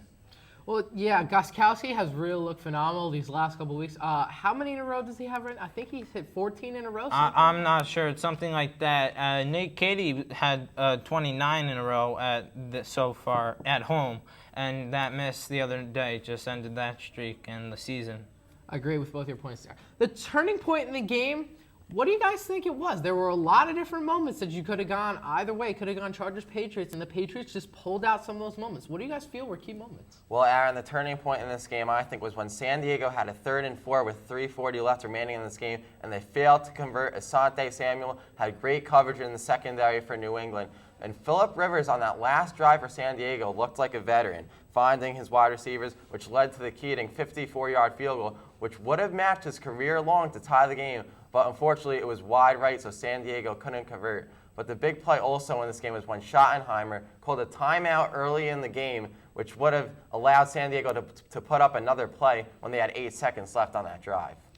I believe the big play wasn't even a play in itself. It was a penalty when Florence on the San Diego Chargers, after the play, went absolutely crazy and had I believe it's an unnecessary roughness penalty when hitting his face mask, and then he headbutted Roosevelt Colvin in the face. When they stopped them on 3rd down, that extended their drive and really enabled the Patriots to score. I think the key moment that you guys are missing here was a play that happened in the 4th quarter, about 5:22 left. The ball that Tom Brady threw was intercepted by Florence. Troy Brown comes in, rips the ball away from Florence, and the Patriots land on it. Led to the Rashae Caldwell touchdown to even up the game with that 2-point conversion. I think that was the turning point in the game for me. Yeah, actually, you're right. I failed to remember that, and that was definitely a turning point. Troy Brown showed that he is one of the most versatile players of all time. I mean, he goes overlooked in the Patriots dynasty by, you'll look at the Patriots dynasty, think Brady and Belichick. Well, under that, it's Troy Brown. He's been there through all the years, and he's played D-back. And I think, those years on defense helped him there. Yeah, Aaron, that was a huge play. As Jake was saying, with Belichick and Tom Brady, the records in the playoffs for both these two guys, Bill Belichick, as a head coach in the NFL, has a career record of 13-2 in the postseason, and Tom Brady as a starting quarterback in the playoffs, 12-1. It says it itself right there, the playoff records for both of them. Well, whenever you think about the Patriots, you think playoffs, you think dynasty, you think 3 out of 4 Super Bowls. They're phenomenal in the playoffs, and even though most people weren't sure to pick the Patriots in this game because the Chargers had a phenomenal regular season, the Patriots were always a lingering thought in the back of a lot of people's minds. What do you guys think about that? Well, I mean, the Patriots can never be counted out with Belichick and Tom Brady at the helm. I mean, he is like John Elway and Joe Montana in a lot of ways. He'll come back always in the 4th quarter. He's led so many 4th quarter comebacks, and it's one of his best all time have come in the playoffs. All right, guys. So the New England Patriots move on to play the Indianapolis Colts at Indianapolis for the AFC Championship game. Could be a very interesting matchup between what was the number 2 defense in the AFC this year with New England's defense against the high-powered Colts offense with Manning, Marvin Harrison, Joseph Adai, and Reggie Wayne. Who do you think is going to be the winner in this game? Because I honestly have no idea. Well, I think it's going to be Indianapolis. Both quarterbacks have been coming in inconsistent, not playing too well. But the key thing for this game is that it's at home at Indianapolis. So I like Indianapolis to prevail over the New England Patriots. I mean, in the playoffs, the Patriots have always come out on top, toppling the Colts in like 4 of the last 5 years or something like that. And I believe it will just happen again. I think Peyton Manning can overcome the Patriots. That's going to be it for us. We'll be back with more 30-minute drill right after this.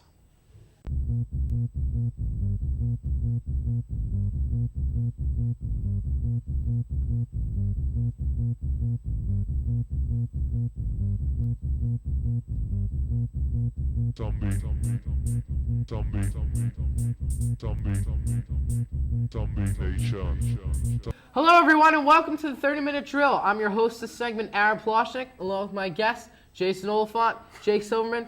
We're going to talk about the AFC divisional playoff matchup between the San Diego Chargers, the 14-2 powerhouse from the AFC, against the New England Patriots, a perennial playoff favorite. Going into this game, everybody thought it was going to be a close one, and it was, with Stephen Gostkowski giving the Patriots a 24-21 edge over San Diego. Stars in this game included Jabbar Gaffney, who went for 105 yards and a touchdown, and LaDainian Tomlinson put up his own stellar performance with 2 touchdowns. Guys, why did the Patriots win this game? Well, the Patriots won this game because Tom Brady was just great. He found his wide receivers, like you mentioned, Jabbar Gaffney. This guy was waived by Philadelphia in mid-November in this NFL season, and he had 11 receptions only on the whole season. And in this game, he had 10 receptions, so Tom Brady just keeps on finding him. And Rashae Caldwell, a big 49-yard reception with 2:42 left that led to that Gostkowski game-winning field goal. So Tom Brady was just great in this game. Jake? Well, I mean, Tom Brady was fairly decent, although he did throw 3 picks. What I like to see in this game was how Jabbar Gaffney, he's a great player. He was great in Houston, and then Philadelphia, he didn't mesh well with Andy Reid in their system. So the Patriots took him in a tryout over former number 2 pick Charlie Rodgers, and he's been having a great postseason. If you remember in the wild card round, he absolutely destroyed the Jets secondary, and he went and did the same to San Diego. Now, what I liked in the game was the way Gostkowski faced the pressure. He knew when he came into New England, he was coming under the shadow of the former legendary clutch kicker, Anna Vinatieri. He came up and kicked his game-winning field goal, and Vinatieri was known for that, and now Gostkowski has made a name for himself in Boston.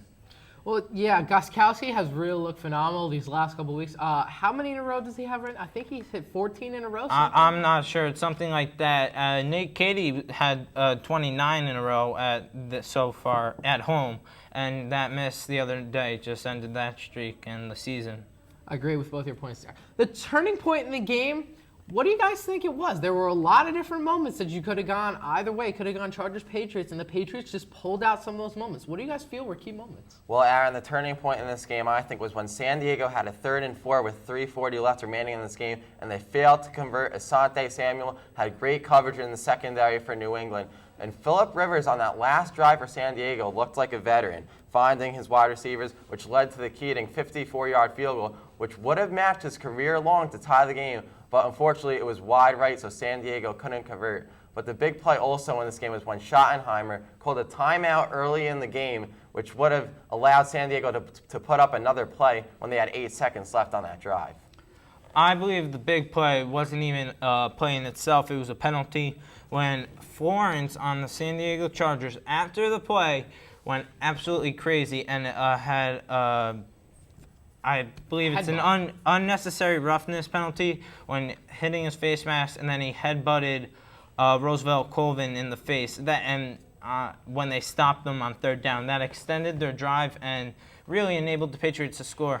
I think the key moment that you guys are missing here was a play that happened in the 4th quarter, about 5:22 left. The ball that Tom Brady threw was intercepted by Florence. Oh, Then Troy Brown comes in, rips the ball away from Florence, and the Patriots land on it. Led to the Reshea Caldwell touchdown to even up the game with that 2-point conversion. I think that was the turning point in the game for me. Yeah, actually, you're right. I failed to remember that, and that was definitely a turning point. Troy Brown showed that he is one of the most versatile players of all time. I mean, he goes overlooked in the Patriots dynasty by, you'll look at the Patriots dynasty, think Brady and Belichick. Well, under that, it's Troy Brown. He's been there through all the years, and he's played D-back, and I think, those years on defense helped him there. Yeah, Aaron, that was a huge play. As Jake was saying, with Belichick and Tom Brady, the records in the playoffs for both these two guys, Bill Belichick, as a head coach in the NFL, has a career record of 13-2 in the postseason, and Tom Brady as a starting quarterback in the playoffs, 12-1. It says it itself right there, the playoff records for both of them. Well, whenever you think about the Patriots, you think playoffs, you think dynasty, you think 3 out of 4 Super Bowls. They're phenomenal in the playoffs, and even though most people weren't sure to pick the Patriots in this game because the Chargers had a phenomenal regular season, the Patriots were always a lingering thought in the back of a lot of people's minds. What do you guys think about that? Well, I mean, the Patriots can never be counted out with Belichick and Tom Brady at the helm. I mean, he is like John Elway and Joe Montana in a lot of ways. He'll come back always in the fourth quarter. He's led so many fourth quarter comebacks, and it's one of his best all time have come in the playoffs. All right, guys. So the New England Patriots move on to play the Indianapolis Colts at Indianapolis for the AFC Championship game. Could be a very interesting matchup between what was the number 2 defense in the AFC this year, with New England's defense against the high-powered Colts offense with Manning, Marvin Harrison, Joseph Adai, and Reggie Wayne. Who do you think is going to be the winner in this game? Because I honestly have no idea. Well, I think it's going to be Indianapolis. Both quarterbacks have been coming in inconsistent, not playing too well. But the key thing for this game is that it's at home at Indianapolis. So I like Indianapolis to prevail over the New England Patriots. I mean, in the playoffs, the Patriots have always come out on top, toppling the Colts in like 4 of the last 5 years or something like that. And I believe it will just happen again. I think Peyton Manning can overcome the Patriots. That's going to be it for us. We'll be back with more 30-Minute Drill right after this.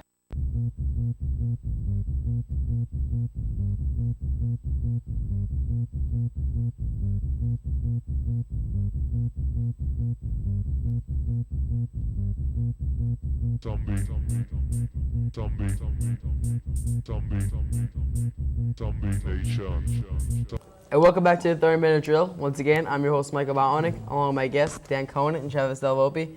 And today we're talking about the NFL Divisional Playoffs. Now, guys, the first game we're talking about is the Philadelphia Eagles at the New Orleans Saints. A close game right to the end, a questionable call by Andy Reid to punt on 4th down with 1.5 minutes left to go. And New Orleans got a first down and just ran out the clock. What do you guys think of Andy Reid's decision to punt there instead of go for it? Well, I think you can go both ways. It was 4th and 15. It's hard enough to go 4th and 10 and get the first down, but I think punting is a good idea there. I mean, he wanted to rely on his defense, stop them, and get the ball back, but unfortunately, they weren't able to. I completely disagree with this call. If you're going to go for it on 4th and 10, I think you should go for it on 4th and 15. The interesting thing about this game was how significant the injury was to the consistent offensive lineman of the Eagles, Andrews.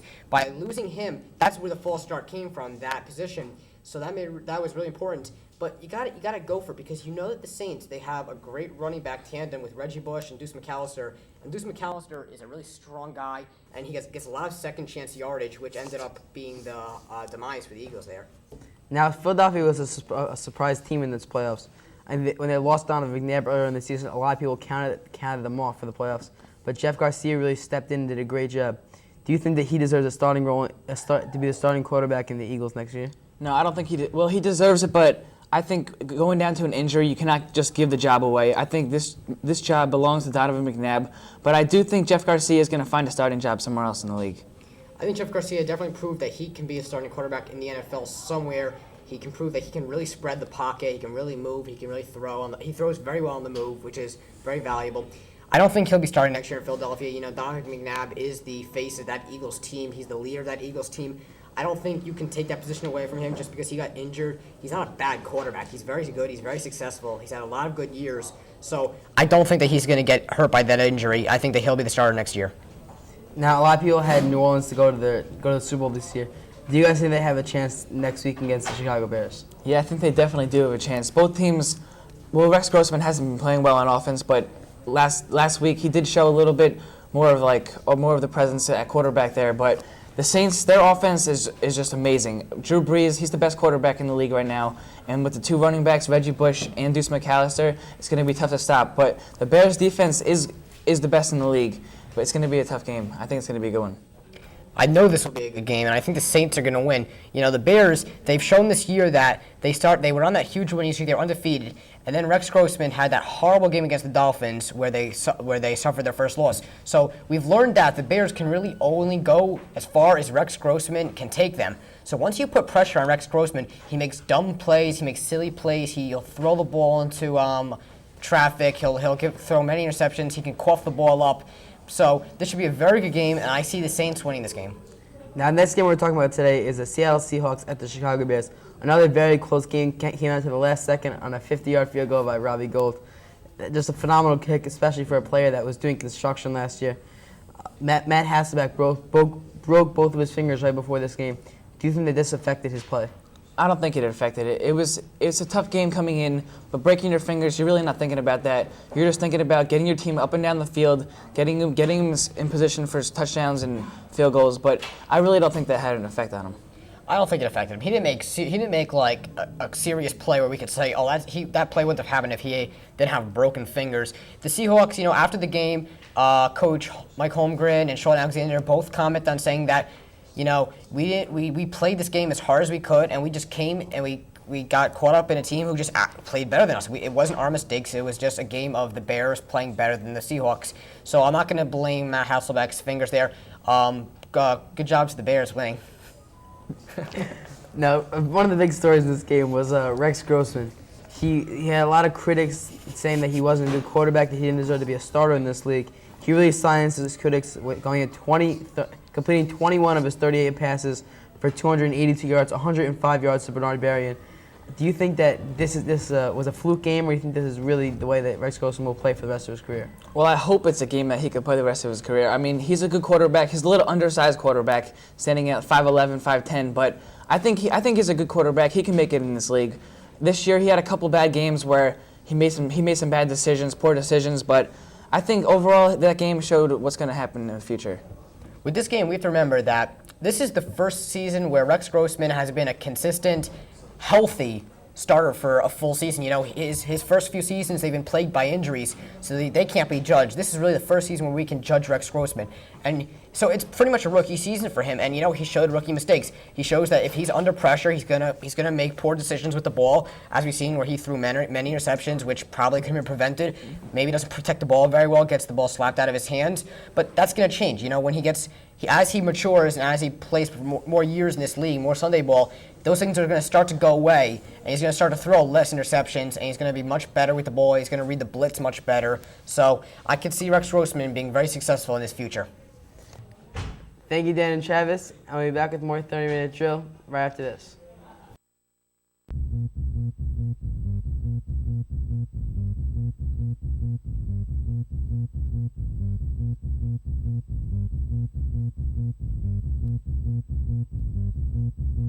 Zombie Nation.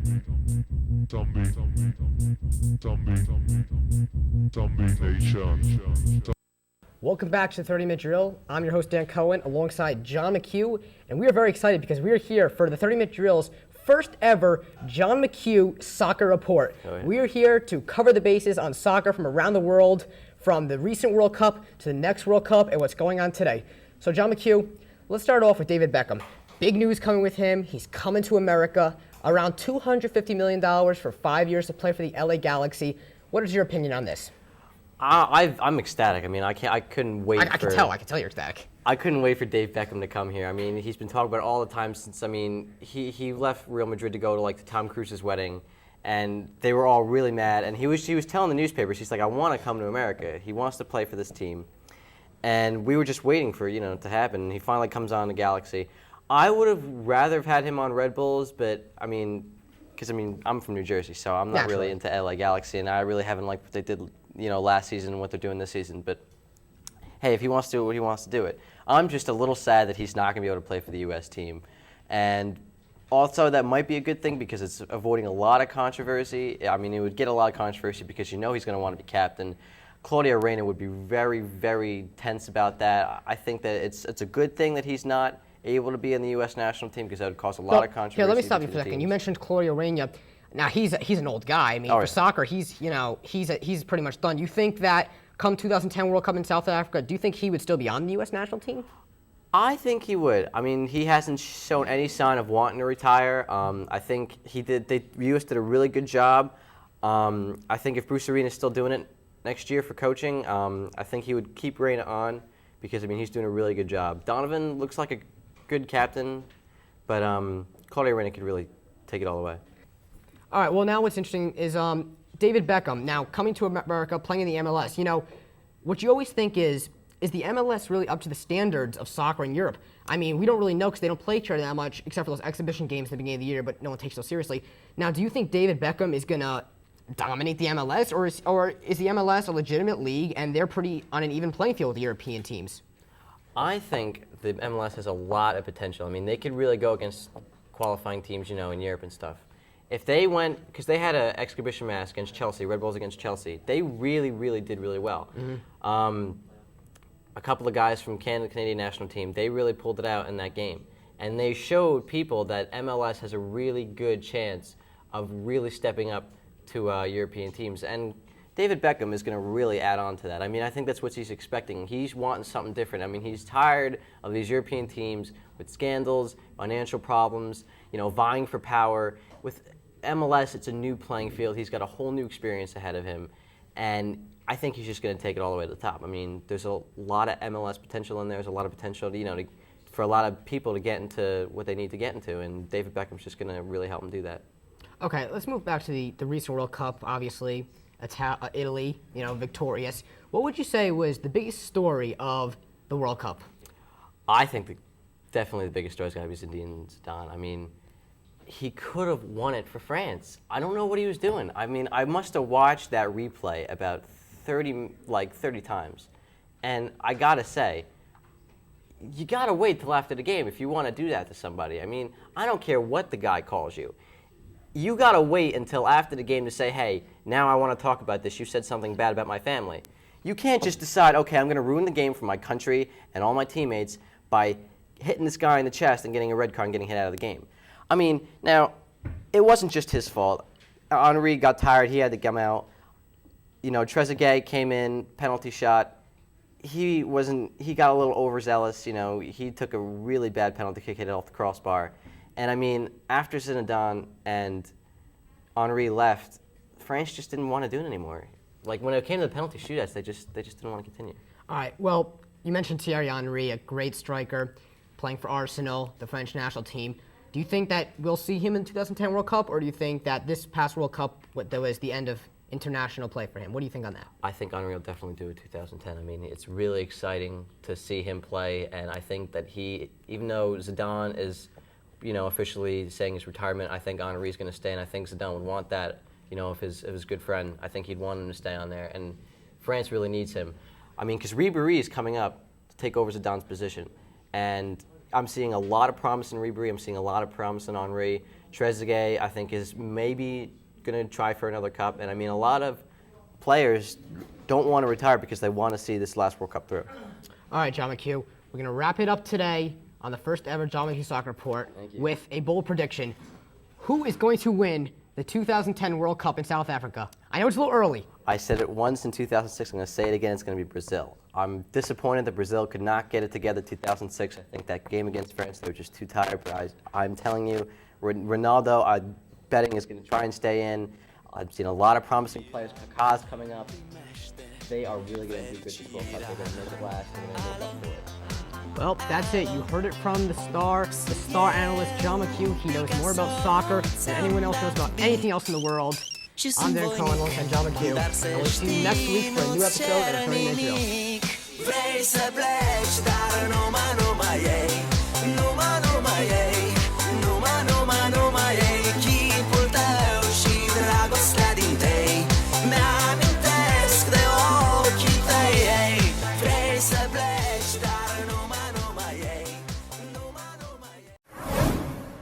Coming up on the 30-minute drill, what happens when our panel of experts wrap up the conference championship games and preview the big Colts-Bears Super Bowl matchup? Today, the two panels share their opinions on the two conference championships games and the Super Bowl and everything in between. We have X Factors, we have Super Bowl predictions, and our coach player spotlights. Are you ready for some non-stop sports banner? Who will win the Super Bowl, the Colts or the Bears? Do people everywhere agree? Will the panel ever agree? All this and more on the 30-minute drill now. Welcome back to the 30-minute drill, 30-minute drill, 30-minute drill, 30-minute drill. They're just amazing. They're so good. So many things have gone wrong, and they've Just been a prince all throughout this entire year on the Simply amazing. Simply amazing. Playoff time now. Everybody's serious now. There's no more joking around. It was just terrible. Have more experience, stepping on the game last year. I think that despite that, they'll be popping the man show at the end of the season. So turn around and I'll pick up the slack. Take 'em to the bridge. Dirty babe. You see this. Hello and welcome to a special 1-hour edition of the 30-minute drill. I'm your host this segment, Aaron Ploshnick, along with my guests, Jason Olephant and Jake Silverman. This show is going to be dedicated to the championship games in the AFC and the NFC. And we're going to start by talking about the NFC championship game between the number 2 seeded New Orleans Saints against the number 1 seed in the NFC, Chicago Bears. Guys, this was a very interesting game in the first 2 quarters. But then as the game dragged on, Chicago seemed to pull away. And New Orleans did a pretty good job. They seemed pretty fluent in their passing with Breeze, and Reggie Bush had a couple nice plays. But overall, the Chicago Bears defense and even Rex Grossman played a decent game. Guys, why do you guys think Chicago won this game? Well, Chicago won because their front seven forced Drew Brees to be out of sync this whole entire game. The New Orleans offense turned the ball over a total of 4 times, 3 fumbles and 1 interception. Like I said, that front seven for Chicago kept on getting to Drew Brees. They sacked him a total of 3 times. So this is why Chicago prevailed in this game, Aaron. Yeah, Chicago definitely prepared because of their front 7 with their linebacking core and defensive linemen. I believe one of the key reasons is because the pressure made Drew Brees, at times you saw him being flustered, and he would throw these inaccurate passes behind Colston, in front of him, and then when they were there, Colston would drop them. Also, they would pressure him, sack him, and there was that one key sack for a safety, a near sack actually, for a safety in the end zone. Yeah, that sack was the one that caused the penalty that led to the automatic safety, right. Yeah. But a lot of comparisons between the front 7 of the Chicago Bears of 2006, 2007 is being led to comparisons of those 85-86 Bears that went on to win the Super Bowl. What do you guys think of the comparison between linebackers like Brian Urlacher and the 85 Bears and Mike Singletary, some things like that? What do you think about those comparisons? Are they legit? Well, I mean, there are always going to be comparisons when you're around the 20 years later anniversary of the Super Bowl shuffle. But what this team, I mean, the 85-86 team, I believe it was, what they had was something special. I mean, that was something to be feared, the defense. They had an attitude about them, you know. They had the fridge, Yeah, right. Singletary, and then on the offensive side, they had the cocky quarterback, McMahon. But the Bears team now is a great team. Make no doubts about it. But the team, the earlier Bears, who 85-86, when they won the Super Bowl, killed the Patriots that year. That team, you can't really say this one's as good as back then.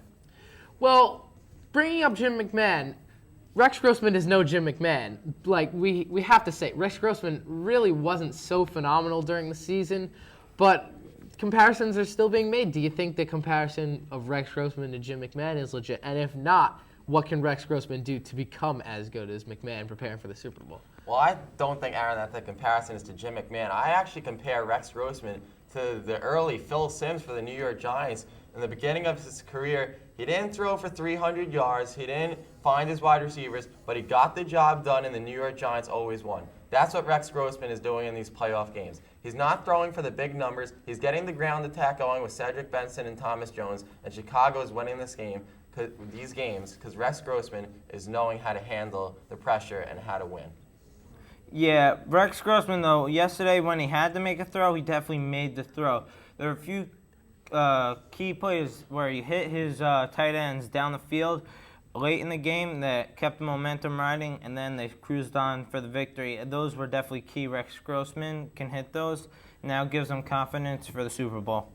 All right, let's move over to New Orleans for a second. Let's talk about their ground attack, which had been pretty significant coming into the game. But then the Bears put a wall up, pretty much letting them only to 65 yards in the game. What made New Orleans' ground attack of Deuce McAllister and Reggie Bush, John Carney, etc., not work so well against the Bears? Well, I was stunned, Aaron, that this New Orleans ground attack played so poorly in this game. Reggie Bush and Deuce McAllister were held for a total of 37 yards on the ground. That Chicago front seven did a great job containing them. Reggie Bush and Deuce McAllister couldn't find those big holes, and they couldn't gain yardage, so that was big in this game for Chicago. It was not that they, another thing, because they couldn't find holes, they weren't able to run it more. They weren't able to keep it in the possession. But, I mean, they only ran it 12 times overall for a total of 56 yards. That's a lot of average yards per carry. That's 4.7. I think they should have ran it more and believed in their running game. And that's one of the other reasons they lost. Because they couldn't get their running game started was why they had to resort to the passing game. But when you saw Drew Brees, you saw flashes of brilliance. I mean, he had the nice pass to Colston for the touchdown. He had the pass to Reggie Bush, the 88-yard score that kind of set off the Bears a little bit with Reggie Bush's dance in the end zone. Although Brees looked good, he still looked like the Drew Brees of the season. What did you think about Drew Brees' play? Well, I think Drew Brees actually played great in this game. Like I said earlier, threw for 359 yards, 2 touchdowns, 1 interception. It's just that front seven of Chicago got to him. That pass rush was just great, and he fumbled the ball a total of 3 times. So you're not going to win the game when you turn over the ball for New Orleans. Yeah, it's not his fault. He was being hurried and sacked and hit every time he was dropping back in the pocket to throw the ball. That caused the inaccuracies and the fumbles. All right, we've got to take a commercial break, but we'll be back with more Saints Bears right after this.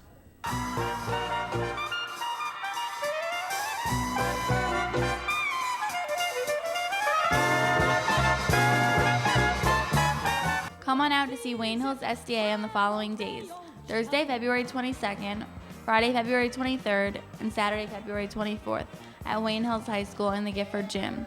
The show can be seen on Channel 77 throughout the winter and spring.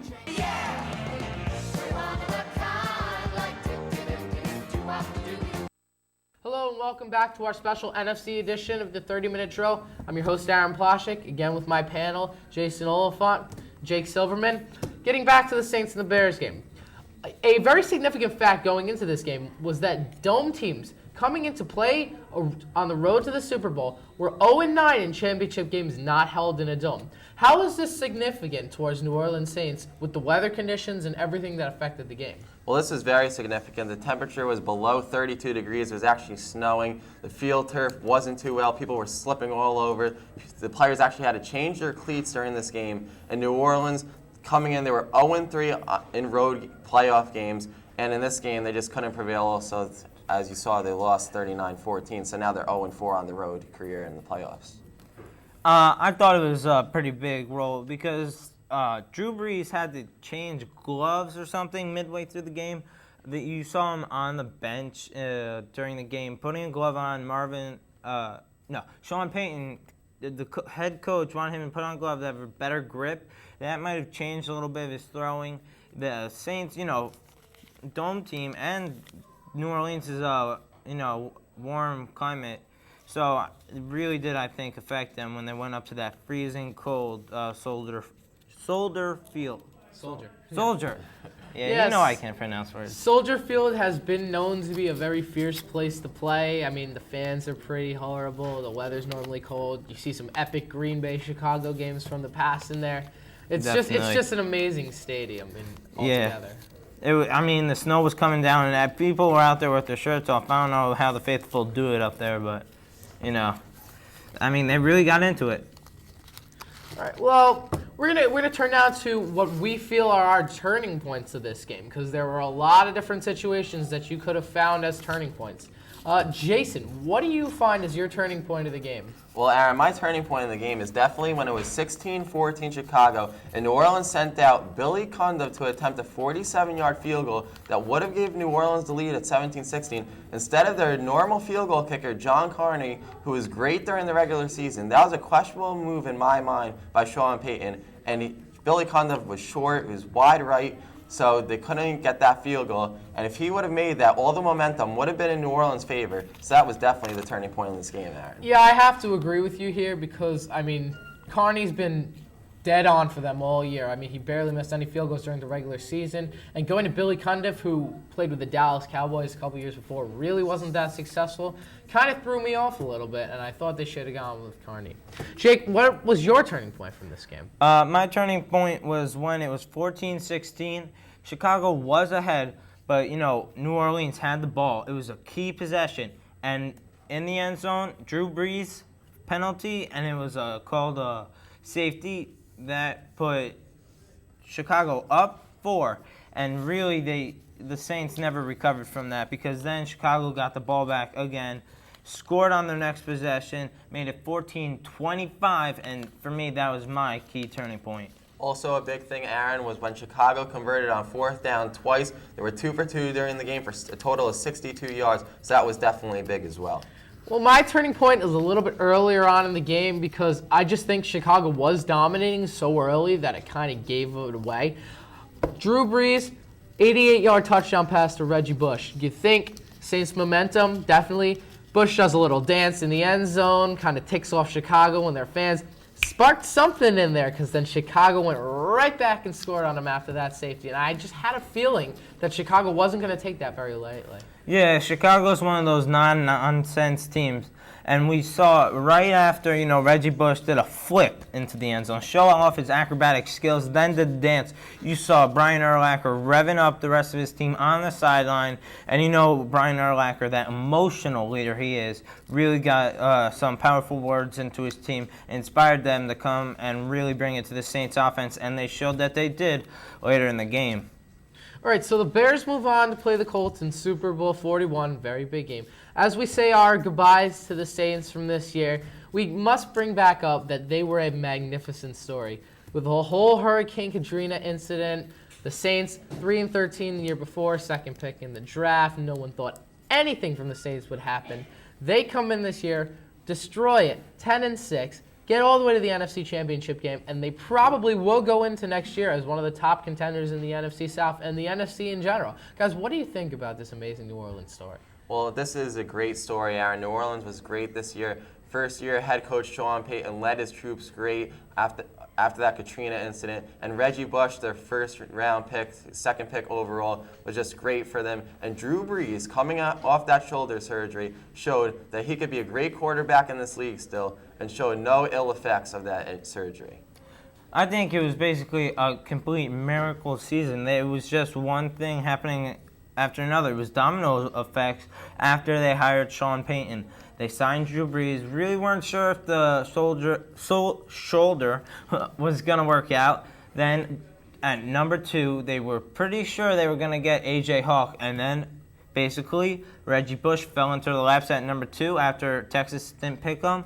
And Marcus Colston had out of Hofstra. Third to last man in the draft. Great year. And, the Saints, really, after Katrina and everything happened, this was a heck of a season. All right, that's going to do it for the NFC.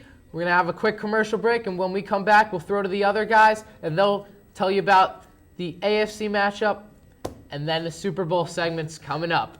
We'll be back with more 30-Minute Drill right after this.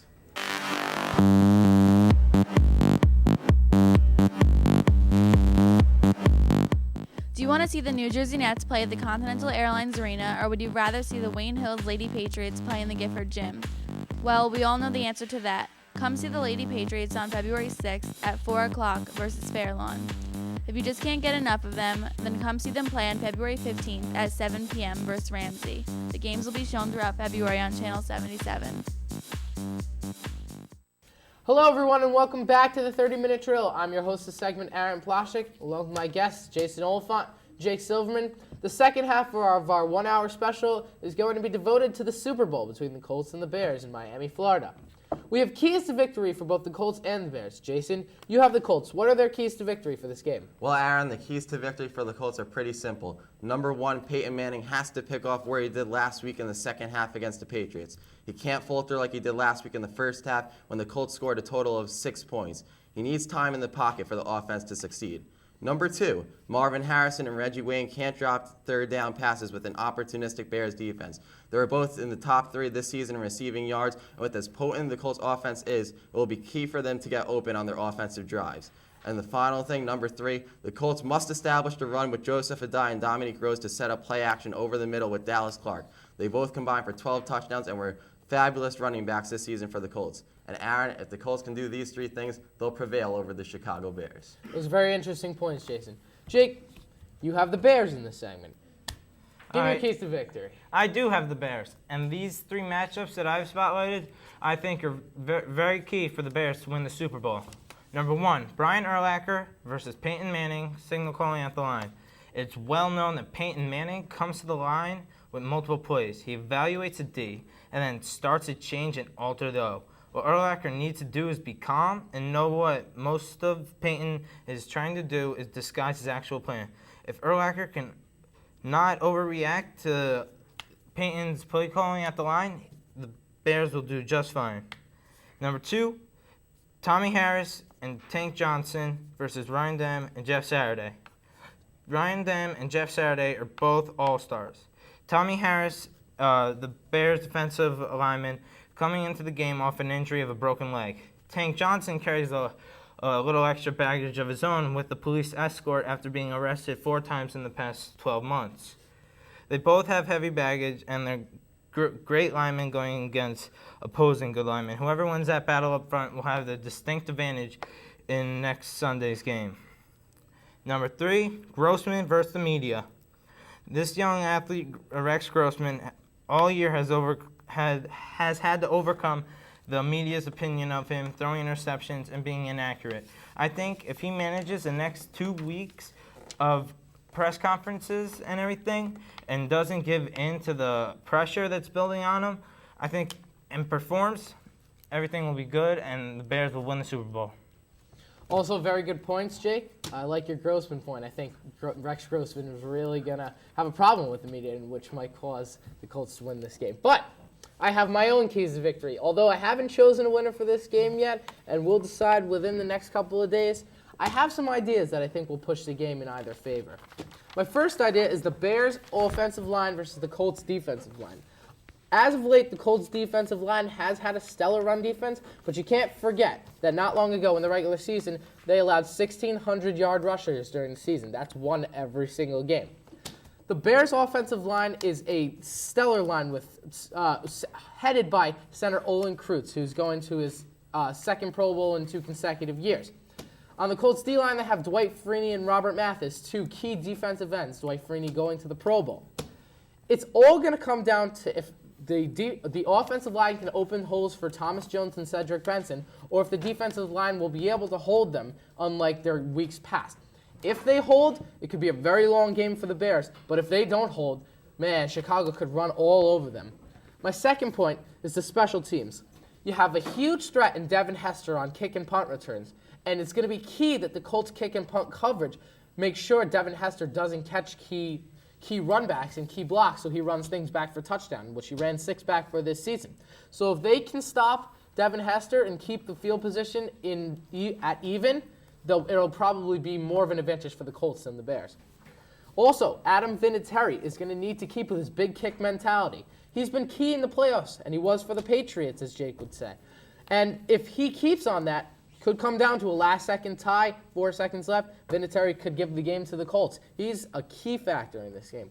My last key point to victory is going to be the Colts secondary versus Berrien and the deep threat. Rex Grossman always seems to have Bernard Berrien open in key situations. Bernard Berrien is very fast, and he's almost perfected the double move. If he can fake out the Colts corners and safeties with double moves, he could end up scoring a couple touchdowns for the Bears and could end up as an MVP for this game. Now we're going to move on to our coach-player spotlight. Each of us have spotlighted a certain player on either the Colts or the Bears to talk about. Jason, who are you going to talk about? Well, my player spotlight, Aaron, is going to be Reggie Wayne in his 5th year out of the U, Miami University. He's having his best season out of his young career, had 86 receptions for 1,310 yards and 9 touchdowns, 4 more touchdowns than he had last year in the 2005 season.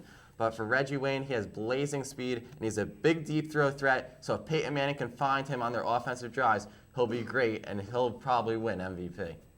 Jake, how about you? Well, I chose to profile the coach on the Chicago Bears, Lovie Smith. Lovie Smith coaches with an aggressive style of play. He came from Tampa, exact same place where Tony Dungy just left from to go to Indiana. So both coaches are very familiar with each other. They're defensive-minded and great with players. All right, well, my profile is on the other coach, Tony Dungy. He is the second black coach to enter the Super Bowl based on time zones and Lovie Smith having the earlier game. He's a soft-spoken guy with a great work ethic, and he has a very good friendship with Lovie Smith, the coach of the Bears, and also Herm Edwards. Lovie Smith was in the stands for the game of the Colts versus the Chiefs in the AFC wildcard round, so you know there's going to be some friendly competition going on, and we'll just see what happens in this game. That's going to do it for us. We'll be back with more 30-Minute Drill right after this. Get out my head and into the bed, girl. Cause you don't know, plotting out the fantasy. Hey, baby girl, and it's you are the key. Yo. Thursday, February 1st, watch Wayne Hills boys basketball take on the Bergenfield Bears. Watch as Chris Lala and Steve Locarica lead the team to victory. The team is doing great, and they are looking to make an impact in their league. Their game will be shown on Channel 77 throughout February. Because you know I give you love and shade like an arrow. When you're gonna give it up to me. Everyone, and welcome back to the 30-Minute Drill. I'm your host again, Aaron Ploshnick, along with my guests again, Jason Olephant and Jake Silverman. The second part of our Super Bowl segment is going to deal with the X factors of the game, our predictions for the score, and our MVPs. We'll start with the X factors. Jason, who's your X factor for this game? Well, Aaron, the X factor for this game in my mind has to be Devin Hester, the fabulous kick returner for the Chicago Bears. He had 3 total touchdowns on kick returns and has blazing speed. If the Colts special teams isn't ready, it could be a long day for that special teams for the Colts trying to defend Devin Hester. Jake? Well, Aaron, my special X factor is Ricky Manning Jr. If you remember, Ricky Manning Jr. came to the NFC Championship game with the Carolina Panthers in 2004 and had a spectacular game with 3 picks. Every big game he's ever played in, he's always had, monster stops. He's big game potential, got great speed and tremendous size. I expect him to shut down, Reggie Wayne and cut off key receiver for the Colts. I kind of have to disagree with you there because, Ricky Manning Jr. is the 3rd-string cornerback behind, I believe, Daniel Manning and Devin Hester, but he could show up. I'm going to go to my X factor. It's going to be a starting safety, Bob Sanders for the Indianapolis Colts. As we all know, Bob Sanders just recently came back in the late weeks of the season with I believe, a knee injury, and he's been almost stellar since the beginning of his comeback.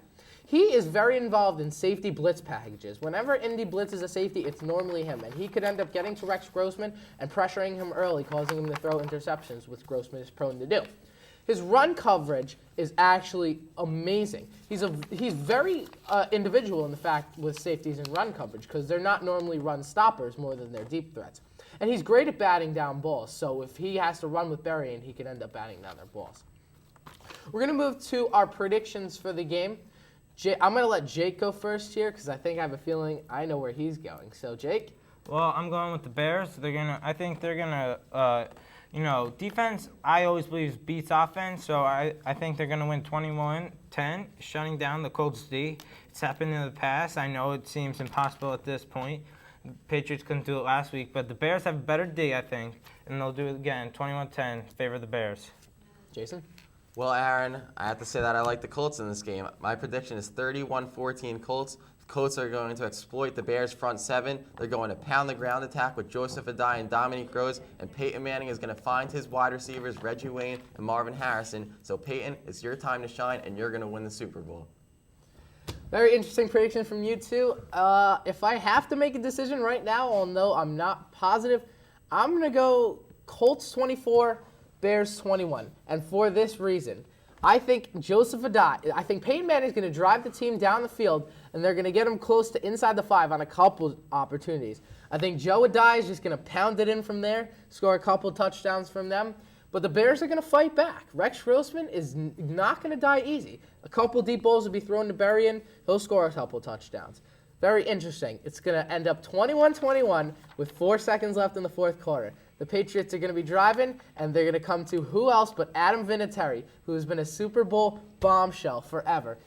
Kick is up. It's good. Colts win 24-21. Guys, what do you think about that?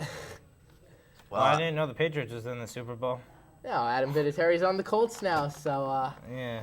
Let's move on to our MVP segments. Colts win for you, Jason. Who's your MVP? Well, Aaron, my MVP is Peyton Manning. He knows it's his time. What many insiders don't know is that this season, actually, he threw for 4,397 yards with 31 touchdowns, reminiscent of his amazing season in 2004.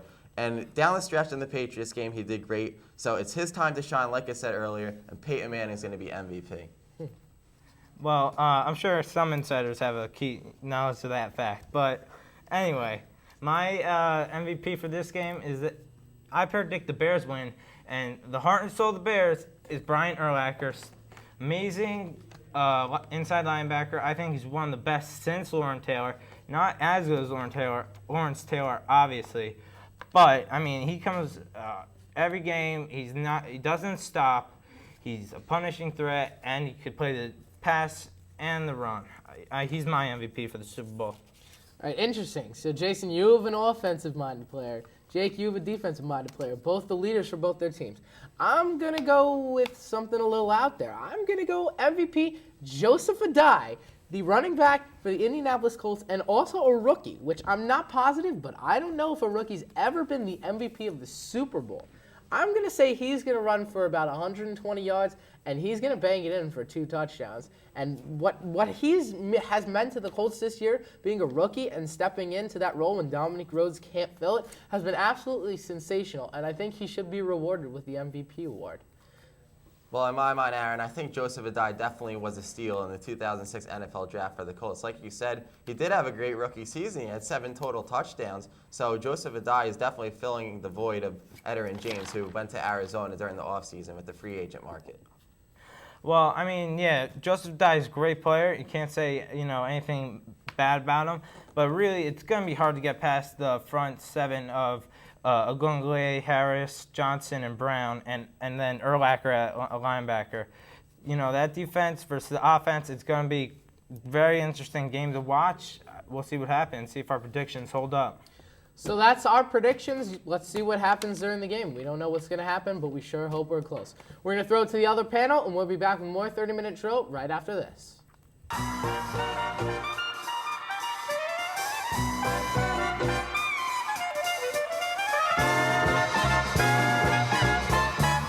Come on out to see Wayne Hills SDA on the following days: Thursday, February 22nd, Friday, February 23rd, and Saturday, February 24th at Wayne Hills High School in the Gifford Gym. The show can be seen on Channel 77 throughout the winter and spring.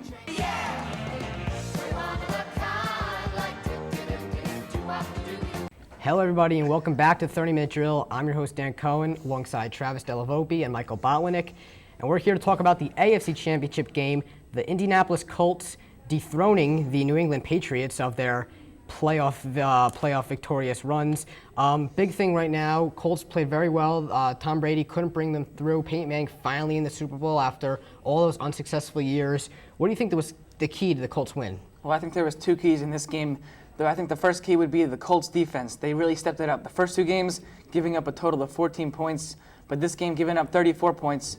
But I really don't think that was much of a big deal. They really pressured Tom Brady, made him make bad decisions. But also, I'm going to say another key to this game would be Peyton Manning's ability to play in the big game. I mean, critics saying that he can't play in the big game. He's just not that kind of a quarterback, but he really proved them wrong. Well, my 2 keys of the game were, first of all, the Colts' ability to stop the Patriots' running game. I mean, Lawrence Maroney and Corey Dillon were thought to be the best running back tandem, one of the best running back tandems in the league, and definitely in the game. But I think Joseph Adai and Dominic Rhodes really outplayed them today. They're phenomenal, and Joseph Adai really did not look like a rookie today. He looked like a seasoned veteran who is having a Pro Bowl-like season. Sure he is. Many surprises in a game like this. What do you guys think is the biggest surprise? I think the biggest surprise is Tom Brady not being able to lead his team down the field and score that winning touchdown. I mean, you say there's only a minute left in the game, but Tom Brady, knowing what he's done in the past in history in playoff games, you would think he'd be able to drive his team down for the winning score, but that was impossible when he threw the interception to Marlon Jackson.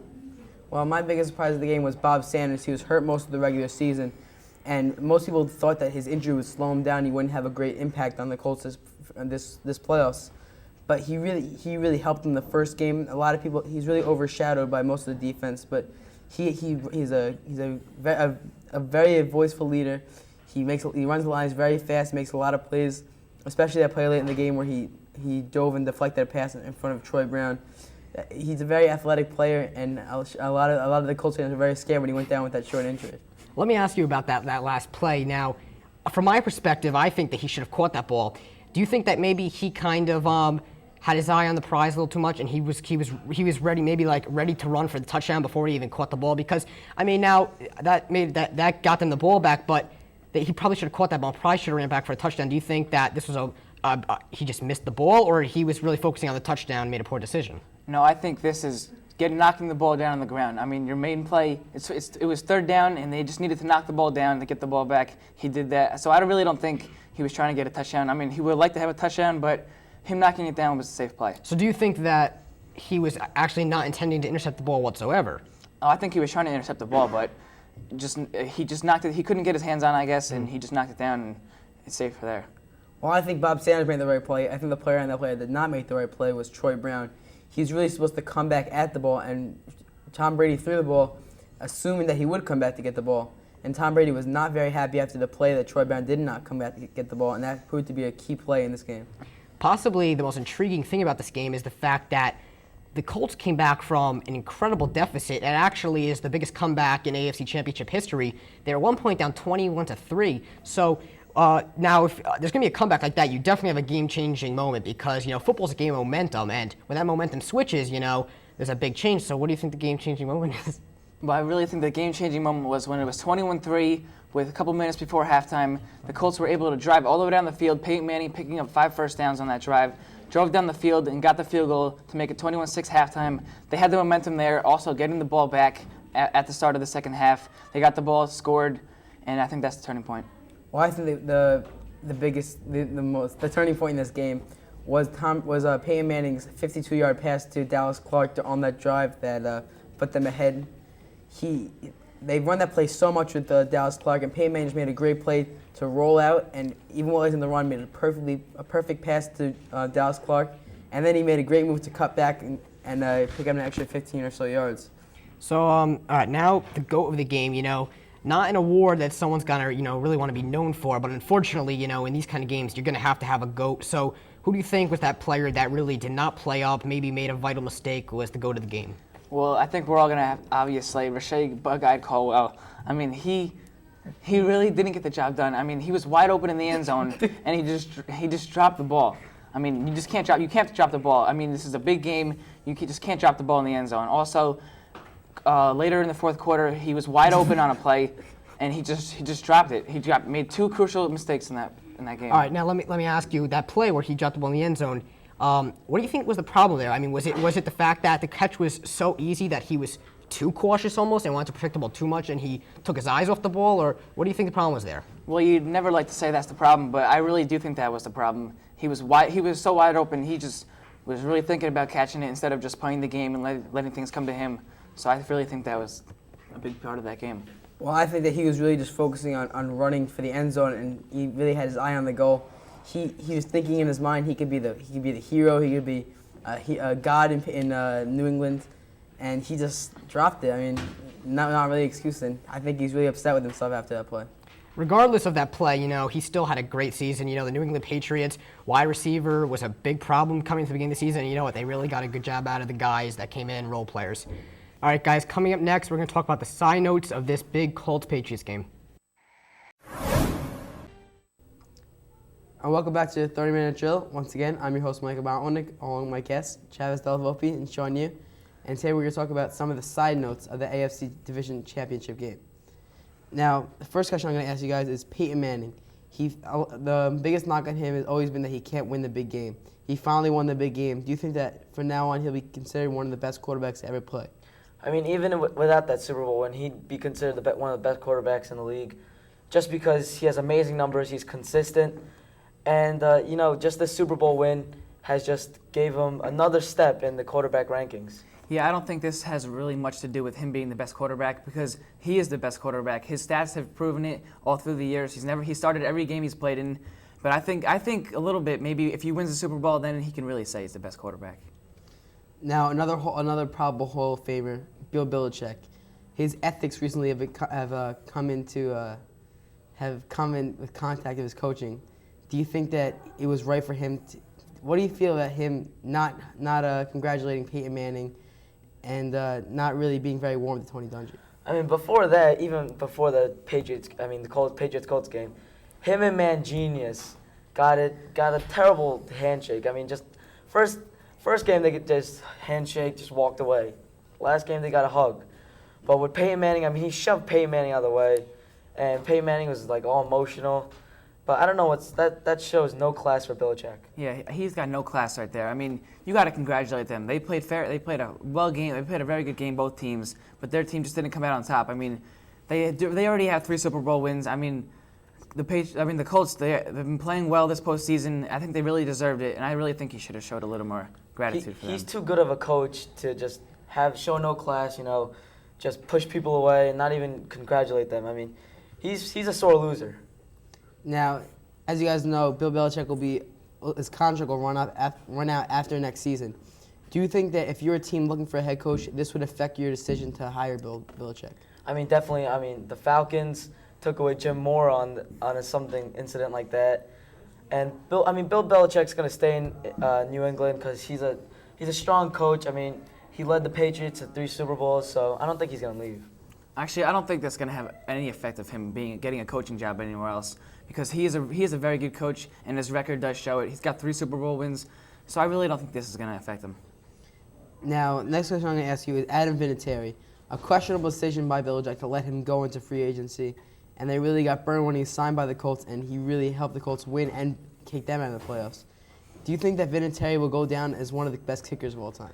I mean, what I wanted to see from the Colts-Patriots game is Vinatieri winning it for the Colts, show a little emphasis for the Patriots. But Vinatieri is a great kicker. I mean, I don't know why the Patriots let him go. He's won most of the Super Bowls for him. He's been so clutch, and he's probably one of the best kickers all time. Yeah, I'm going to say that's the reason they lost the game. I mean, Adam Vinatieri is such an emotional leader, always being there, being able to make the big kick in the big situation, but not having him on that team really hurt them in the long run in the playoffs.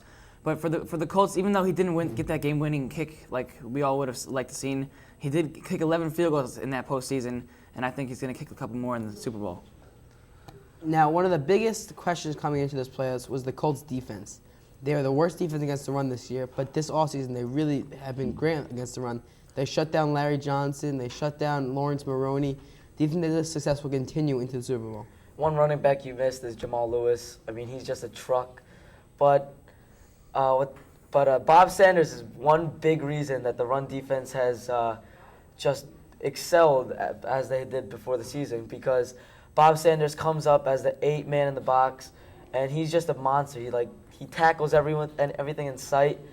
And for his height, at least 5'8" and 230, he's a great defensive back. Yeah, I'm gonna have to agree with you there, Sean, because he really was the main factor of that Colts defense. He didn't play the last couple of games of the year because of an injury, but he showed it. He can be in the game in those three playoff games. He was the key to that defense. I mean, they held 3 top running backs: Larry Johnson, Jamal Lewis, and the running back duo of Lawrence Maroney and Corey Dillon. They really held them intact, and I think it's because of him. Now, another question we have today is the Bob Sanders. When he was obviously one of the most emotional leaders of the Colts team. When he went down with a knee injury, did you think that the Colts would win the game, or do you think that he'd come back? I mean, I thought he'd come back, and he's a great safety. I mean, he's probably one of the best in the league. He should have, if it wasn't for his injury, he probably would have got a Pro Bowl this year. and just Bob Sanders is a great help for the Colts defense. Yeah, I knew he was going to come back. I mean, AFC Championship game, you're a little nicked up a little bit, but you're definitely going to come out and try to get your team the victory there. Now, going into this game, the Patriots were considered probably one of the most tremendous dynasties ever to play in the NFL. Do you think after this game they're still considered a dynasty? Definitely. I mean, 3 of the 6 years they were in the Super Bowl, they won the Super Bowl. The Patriots are just a strong team. I mean, this year they could have won if Tom Brady had some help for like receivers like Rashae Caldwell. But I mean, the Patriots are still considered a dynasty. Actually, I'm going to have to disagree with you there. I mean, the Patriots had their runs in the late 90s and early 2000s, but I think they're going to pass the torch to the Indianapolis Colts. They are the team on the rise right now. They're making the Super Bowl in the first time in a while, and I really think they're going to continue. Well, Travis, they didn't pass the torch. The Colts took it away from them. Just want to put that out there. Thank you, Travis and Sean. I'll be back with more 30-minute drill right after this. And welcome back to our 30-minute drill. Once again, I'm your host, Michael Botwinick, along with my guests, Dan Cohen, Travis Della Volpe. And today we're going to talk about Super Bowl 41. Now, guys, a lot of speculation on this game about both teams. Do you really think that both deserve to be in this game? Actually, I really do think both teams deserve it, but I'm going to say the Colts deserve it more. I mean, Peyton Manning really deserves this one. He's the best quarterback in the league, and he's finally getting his chance to prove himself in the big game in the Super Bowl. But I don't think the Bears deserve it as much. I mean, they did have a better record than the Colts with 13-3 record, but Rex Grossman really did not play up to a Super Bowl quarterback potential. I agree with Travis 100%. The Colts definitely deserve to be in this game more than the Bears do, but if you're going to pick an NFC team to be in the championship, I think that the Bears are the most deserving team in that conference. You know, I like the Saints and the Bears, they beat them. The Bears came out with the best record. They really deserve it for the NFC, except in my mind, if the best 2 teams in the NFL were in the championship, it would be 2 AFC teams. So I think there's another AFC team that probably deserves it actually more than the Bears, but that's not how it works. The Colts definitely deserve it the most in the AFC. Bears definitely the most in the NFC. Now, next we're talking about is the Bears' defense is considered probably the best defense in the league, and as is the Indy offense. Who do you think will overpower the other? The Indianapolis offense will win the game, or the Bears' defense? Well, I think this is a really good question. I think it's going to be an even match. I mean, both teams, one of the best offenses, and the Bears obviously with one of the best defenses. So I really think it's going to balance out in this game. That's why you're going to see some big plays on both sides of the ball, and it's going to be a close one. I think the key to this one is there's no doubt the Bears having a great front 7, so running the ball on the Bears is not going to be an easy task for the Colts. What they're going to have to work on is they're going to have to work on the secondary of the Bears. The secondary of the Bears, they have some good cornerbacks like Nathan Vasher, but they have a very young safety core in Daniel Manning and Chris Harris. That's the point of attack that the Colts need to go for. Now, Rex Grossman is a very inconsistent quarterback, but it seems that most of his games come in cities that have very warm weather, such as Arizona or Tampa Bay. Do you think? And also, he played in University of Florida, which is very warm weather. Do you think that his success in warm weather games will continue in the Super Bowl? I think it will. I mean, this postseason he's really been playing better than he has in the regular seasons, but I really don't think the weather has anything to do with it.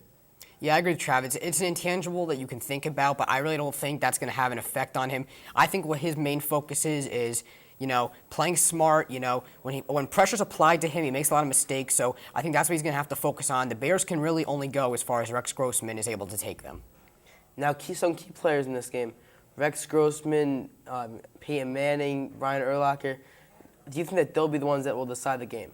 Yes, I think they will. I think any of these 3 players can get the MVP, and I think if any of these do, it's going to be them, because Rex Grossman is really that leader for the Bears and on offense, and Brian Urlacher is on defense, and on the other team, Peyton Manning is really the core of their team. I agree with Travis. Brian Urlacher, definitely the captain of that Bears defense. He's a great player. He really leads their defense. He's probably, in my mind, the best linebacker in the entire NFL. Peyton Manning, I think, is the best quarterback in the NFL. He definitely finally deserves to be in the big game, and I'm really pulling for him. I hope he finally wins the big game, so there can be no more speculations, honestly, of him being possibly the best quarterback of all time. And Rex Grossman, maybe not the best quarterback in the NFL, but definitely a capable quarterback of carrying his team to a Super Bowl. He just has to be smart, play consistent, throw accurately, and don't turn the ball over. Now, guys, what do you think are some strengths and weaknesses of these players? Well, I'm going to say Peyton Manning, he's going to be my key. He's going to be my player profile right now. I mean, he led his team to a 12-4 record, and this year he had 31 touchdowns and 9 interceptions. with over 4,000 plus yards. This is his 7th season where he had over 4,000 plus yards passing, and that's an NFL record. So I really think his strengths to this game are going to be moving in the pocket well. He does not get sacked a lot. Also, he can get the ball down the field and make big plays. I'm going to key on Brian Urlacher. The one thing I'd like to mention to begin with is that his total tackles are down in the playoffs. First playoff game, 6 total tackles. Second playoff game, 4 total tackles. That is way lower than his normal regular season average. He needs to step this up. But he's a very good player. He's a great linebacker. I don't think he's going to have much problems with the Colts. The main thing he has to key on is Dallas Clark. That's going to be the main matchup he's going to have in coverage. Dallas Clark has shown to be a very consistent tight end for the Indianapolis Colts. He's a very good player. He's probably the X factor for that Colts team, possibly. Urlacher is going to be in charge of covering him downfield. He needs to do this well, and he's still in charge of stopping the run. Now, I think Rex Grossman is probably one of the most key players in this game. He really has to cut down on his interceptions. He had 20 interceptions this year, which is a lot more than league average. And he's very inconsistent. He had 7 games with a quarterback rating of over 100, which is very good, and 4 games with a quarterback rating under 10, which is just terrible. He also had 7 games with a long of over 50 yards, that's just the bomb. A lot of those have gone to Bernard Berrian, who's become a very reliable receiver for them, and I think will also play a key part in this game. Now, guys, which one of these players do you think will win the MVP? I'm going to say the MVP is going to go to Peyton Manning. I mean, whatever team wins this game, either the Bears or the Colts, if they win, Peyton Manning's going to get it. And I think if the Bears win, Rex Grossman's going to get it. But Peyton Manning's really going to he's going to shine in this game. He's been waiting for this game his entire life, and he's finally got his chance to prove it. I'm going to make a bold statement here. I'm going to go with Devin Hester, and let me explain why. The Indianapolis Colts have a horrible kickoff and punt coverage team. It's one of the worst in the NFL. The Patriots ran kickoffs and punts returns very well off them. I think that this is a huge problem for the the Colts. So I think Devin Hester is probably the most dangerous punt kick return in the NFL. He can really hurt the Colts. Thank you, Dan and Travis. And we'll be back with more. To this week's special Super Bowl 41 installment of the 30-minute drill. I'm Micah Botwinick, along with my guests Dan Cohen and Travis Della Volpe. And today we're talking about Super Bowl 41. Now, good friends, Lovie Smith and Tony Dungy. Both very good coach. Lovie Smith, the coach of the Chicago Bears. Tony Dungy, the coach of the Indianapolis Colts. Which coach do you think will perform better in the Super Bowl? Well, I'm going to say Tony Dungy. He's got more experience. He's actually played in the Super Bowl. He's one of only 5 coaches to ever play and coach in a Super Bowl. But I'm going to say he's the better coach. He's consistent with his team. The last couple of years, he's had over 10-plus wins the last couple of years. Lovie Smith's kind of a new coach in this league. He really doesn't have the experience as Tony Dungy. So I'm going to say Tony Dungy gets it done. I'm definitely going to agree with Travis on that one. Tony Dungy, he's proved that he is a dominant coach in this NFL. Lovie Smith, good coach, but really hasn't. I don't really think he's proved himself thus far this season. If he wins the Super Bowl, that'll change things and that'll make him a dominant coach in the NFL. But I think Tony Dungy's definitely got the coaching advantage. He's got, as Travis said, he's got more experience. I think he's got better players to work with. So I think that Tony Dungy is going to outcoach Lovie Smith. Now, a big controversy this week is the Chicago Bears plane came a day before the Indianapolis Colts win. Now, do you think that this will be an advantage for the Colts or the Bears? Well, I'm going to say it's not going to have any outcome on the game because it's just a day later. I mean, the Colts had extra time to spend with their families. They really weren't caught up in the Super Bowl hype in Miami with all the parties and everything going on. But the Bears, they came early. They wanted the extra day to get that extra practice in. But in reality, I really don't think it's going to help. I agree with Travis again. This is going to have to me that there's going to be no effect whatsoever on this. I mean, the Colts, they could practice at home, they could practice in Miami. It really doesn't matter. I don't think this is going to have any effect on anything whatsoever. Now, what are you guys' keys to victory for the Colts or the Bears to win this game? Well, I'm going to say for the Colts to win this game, my 3 keys to victory are they have to pressure Rex Grossman. Under pressure, Rex Grossman is not capable of making the big play he can when he can sit back in the pocket. Also, the Colts must play physical and stop the run. The Bears' main focus on this game is going to be giving the ball to Thomas Jones and Cedric Benson over and over again and let them just wear it on that defense. So they're going to have to step up and punish the run and make Rex Grossman make the passes. And also my 3rd key to victory is going to be Peyton Manning must get on track fast. He's got a good arm and he's just got to get out there and get that first touchdown in. My keys to victory for the Bears are first to establish the run. Thomas Jones and Cedric Benson need to both have good rushing games. Because if they have good rushing games, that's going to open up the passing game, which is going to be a big help for the Bears. If they have that double threat going, it'll be huge for them. Next, they have to limit the turnovers. Rex Grossman has proved this thus far this season that when he turns the ball over, the Bears do not play well. The Bears can only go as far as Rex Grossman is able to take them. And also, the Bears' young safeties, Chris Harris and Daniel Manning, need to step up. They've proved that they have flaws this season so far. They need to step up. The Colts have great wide receivers, Reggie Wayne, Marvin Harrison, Dallas Clark. They've proved that they have great wide receivers. The safeties are going to have to play good. They're going to have to help out their cornerbacks. They're going to be key for the Bears to win. Now, I think the Bears really need to protect Rex Grossman. I mean, he really is not good when he's on the run or when he's being pressured. That's why he's thrown 20 interceptions this year, and his receivers really need to help him out. Also, they need to really step up their pass defense. They're known as one of the best pass defenses in the league, and they really need to show it against Peyton Manning as a very good passer, and if they don't step it up today, he can really pick them apart. Also, they need to establish the run. Thomas Jones and Cedric Benson are a huge part of this offense, and they really set the tone even when Rex Grossman is not having a very good day. Now, a lot of good players in this game. Who do you think will be the MVP? My MVP is going to be Peyton Manning. He is the best player on this field, and he's going to get it done. I'm going to go with Rex Grossman because if the Bears are able to win this game, I think it's because Rex Grossman is going to carry them on his shoulders. If the Bears win this game, he's probably going to have a great game in the air, probably a lot of yards to Muhsin Muhammad, Bernard Berrien. So I think that Rex Grossman is going to take the MVP if the Bears win the Super Bowl. Now, guys, what's your final prediction of this game? All right, my final prediction, I'm going to say Colts over Bears 24-21. I'm going to say Colts over Bears also, but 24-14. I don't think the Bears are going to score as many points as Travis expects them to. I think the Colts are going to have a great game on offense, and I think that their great playoff defense is going to carry them one more game. Well, I got to say, also agree with you guys. Colts are going to win this one 31-28, and Adam Vinatieri returns to the spotlight with another game-winning field goal at the end. Now, I hope you guys enjoyed this special one-hour edition of the 30-Minute Drill. We'll be back with more 30-Minute Drill next week.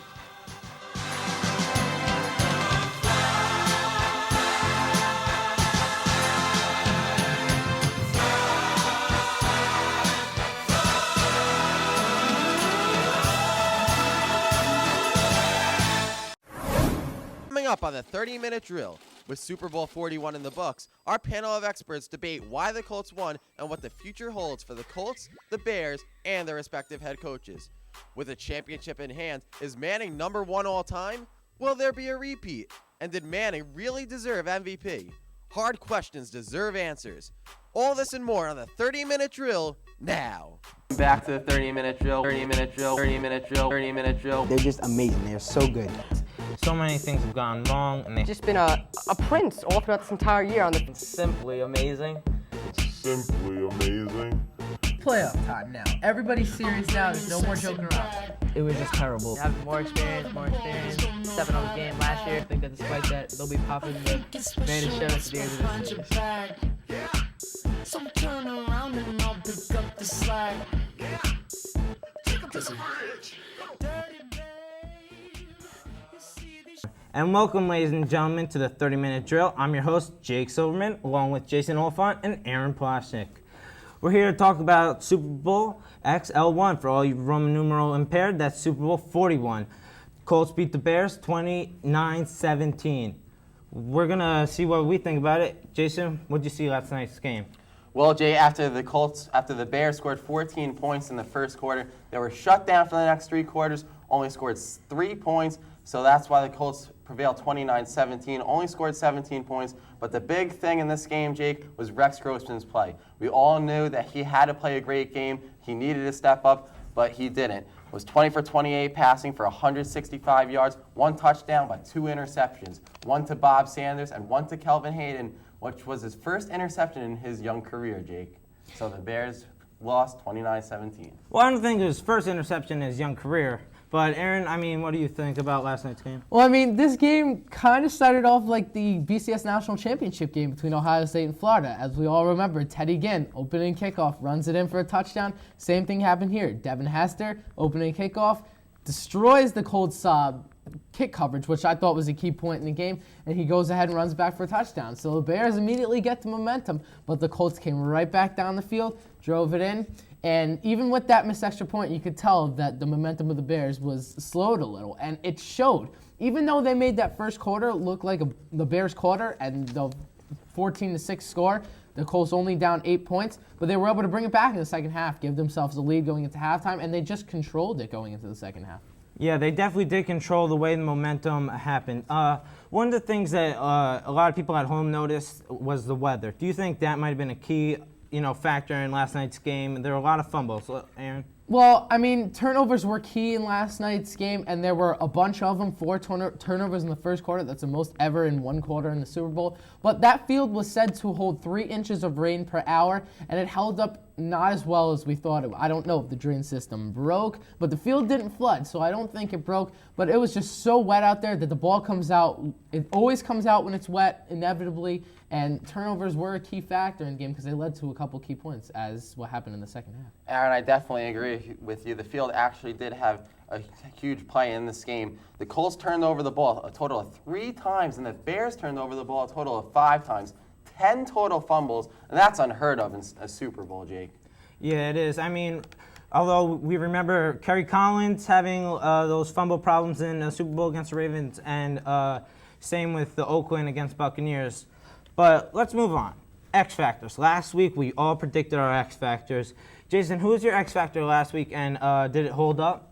Well, my X Factor actually was Reggie Wayne for the Indianapolis Colts, and I think it did hold up. He had 2 receptions for 61 yards, and that one long touchdown that when he was wide open, he was doing jumping jacks near the 10-yard line, and Peyton Manning found him. He had a hand in his face. Great throw on Peyton Manning's part, so he found Reggie Wayne with his blazing speed. So he was my X Factor, and he played well for the Colts. Well, my X Factor, as you should remember, was Bob Sanders, and he did pretty well himself. Even though he wasn't the key star on defense of the game, he had an interception that pretty much sealed it for the Colts late in the game, and Bob Sanders, like always, was key on run stopping.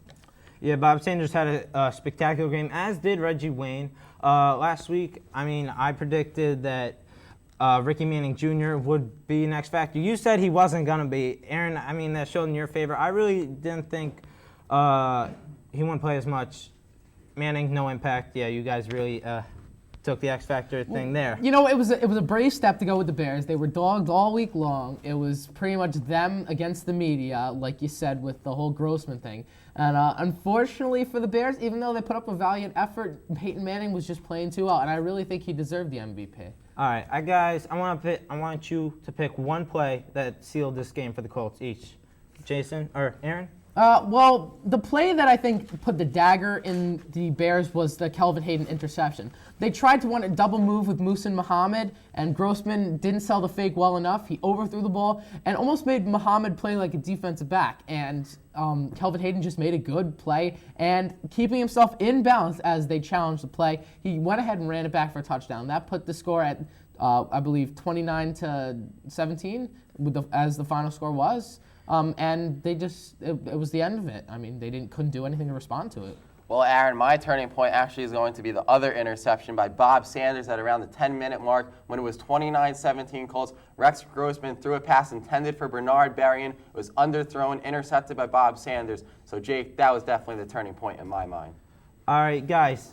Peyton Manning finally has a Super Bowl. Throughout his career, he was dogged for not winning the big game. Wins the Super Bowl, in your mind, is he the best quarterback ever? Well, I wouldn't go as far as saying he's the best quarterback ever. He's got a lot of people in front of him. He's got Joe Cool, Bart Starr, Paul Hornung. There's a lot of people that you have to consider when you talk about the best quarterback ever. But Peyton Manning, with this Super Bowl ring, legitimizes himself as definitely one of the top 20 quarterbacks ever. He's been playing pretty well in his career. He's barely missed any games. He's played with the same team since the beginning of his career, and he's been stellar in every year. Yeah, Jake, I wouldn't go as far as saying the best quarterback ever. He was criticized for most of his career for not winning the big game, but Peyton, you finally won it. And what I liked what the Colts did is they actually got the ground attack going with Dominique Rhodes and Joseph Adai. Yep. All right, ladies and gentlemen, that's it for our first segment. We'll be back right after this.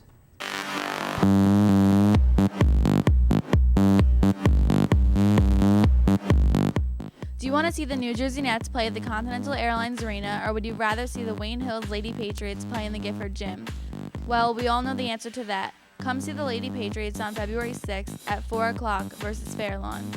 If you just can't get enough of them, then come see them play on February 15th at 7 p.m. versus Ramsey. The games will be shown throughout February on Channel 77.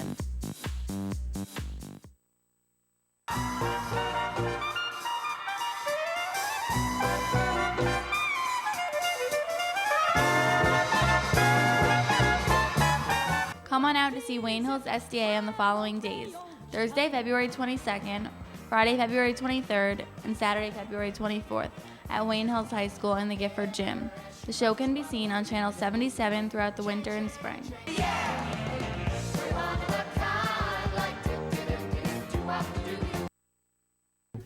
One. And welcome back, ladies and gentlemen, to the 30-minute drill. Once again, I'm Jake Silverman, your host, along with Jason Olephant and Aaron Ploshnick.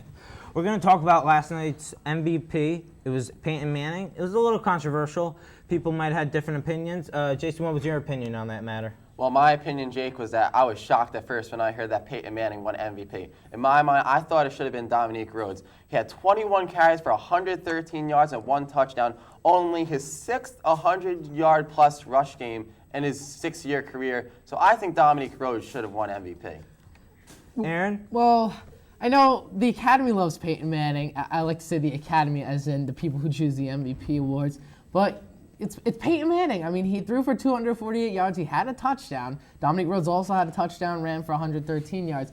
But you know what? If you're just talking about all-around impact players, I think you have to go with my original choice for MVP before the game, Joseph Adai. He had 17 total plays for plus yardage. That's amazing for a running back. And he had the most catches of a running back ever in the Super Bowl with 10.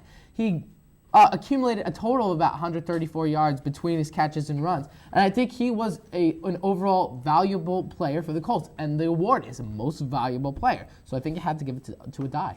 Well, it really went with the combo backs with Dominique Rhodes and Joseph Adai as your pick. I mean, either of them two could have won, in my opinion. But I think with all the prestige that goes to the Manning family and Peyton Manning being the quarterback of the team, you always got to give it to the quarterback when it's, a little iffy. But Jason, now we're going to move on to Tony Dungy, first African-American coach to win the Super Bowl ever. What do you think about this historic accomplishment? Well, I think it is a historic accomplishment for Tony Dungy. After being fired by Tampa Bay, where he had his first head coaching stint, went to the Indianapolis Colts, couldn't get the job done in 5 years, but this year he finally got it done with Peyton Manning and Joseph Adai and Adam Vinatieri. So, Tony, be proud because you won your first Super Bowl. I think a lot of what happened this week revolved around the fact that for the first time an African-American coach was in the game, let alone two. This is great for the African-American culture. It's great for everything. But as far as Tony Dungy goes, the guy had the death of his son last year, a lot on his mind during the playoffs, and it really didn't seem right for them to win that year with that on his mind.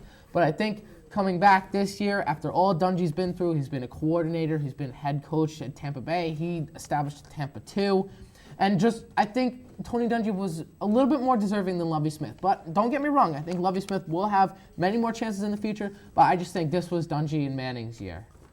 Were you guys surprised that the Colts did this well without Edgerrin James? I mean, everyone was saying once they lost their star running back in Edgerrin James and they brought in those two running backs, Joseph Adai and Dominique Rhodes, they wouldn't be as good.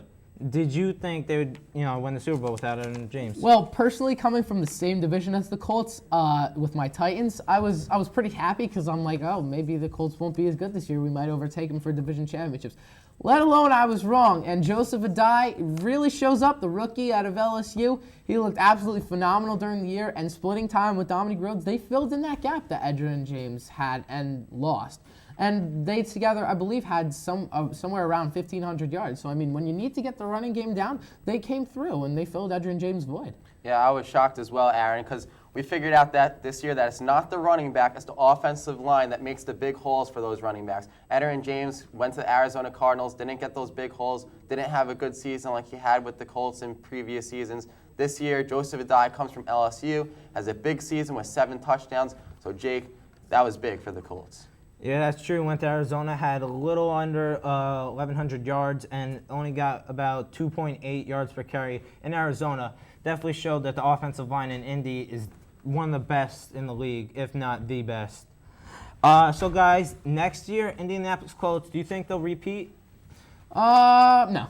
just for the sheer fact that my team is in the same division that Indy. come I can't pick them to repeat. You know what? The Patriots looked really strong this year, Jake. I mean, your team, your hometown boys from New England, you got to love them. But there's a lot of contenders in the AFC that we saw this year. The Chargers will probably be back up there. The Patriots look pretty good. You still got the Ravens to deal with their defense, who looked absolutely phenomenal this year. But the Colts will make a run, I'm sure, like they did last year. But I don't think it's time for them to repeat yet.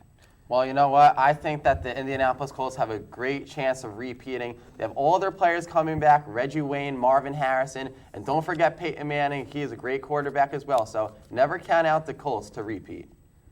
Well, speaking of Marvin Harrison, I mean, all postseason, he didn't have a great, didn't have great games like we were used to seeing him have throughout the season. In the Super Bowl, though, had 5 catches, played pretty good, got injured. Were you surprised that his injury didn't impact the game? Well, Marvin Harrison, he didn't do a major entry. And, it's the biggest game of the entire season, the biggest game of his career so far. He's not going to let a little ankle injury go ahead and bother him, and he didn't. If the announcers on CBS said that immediately after he got off the field, he started walking around, didn't even let the trainers look at him, he was very secure in himself, and I didn't think it was going to affect him. Nathan Vasher had great coverage on Marvin Harrison the whole entire game, but the onus was on Joseph Adai and Dominic Rhodes, and they picked up the slack, and they did well and led the Colts to their first ever Super Bowl since 1970. Well, for Aaron, Jason, I'm Jake Silverman, and we'll be back right after this. Buddy, and welcome back to the 30-Minute Drill. I'm Dan Cohen, alongside Travis Della and Michael Botwinick, and we're here to discuss Super Bowl 41, which the final score was 29-17, the Colts defeating the Chicago Bears. First thing I want to ask you guys, what do you guys think was the game-changing moment for this game? Well, my game-changing moment came in the third quarter when Rex Grossman fumbled 2 snaps in a row. I mean, one time maybe that's just an excuse you can have there because it was raining out, but twice in a row, that's just impossible. You can't have that in a Super Bowl game. This game really looked like a preseason game other than a Super Bowl game. Well, I disagree with you, Travis. I think the game-changing play of the game is Rex Grossman's interception, what was returned for a touchdown. I mean, I guess you can blame the rain for the ball being wet and slick, but you really gotta limit your mistakes in a Super Bowl game and not throw interceptions like that. If you were the head referee looking at that replay, would you call him out of bounds?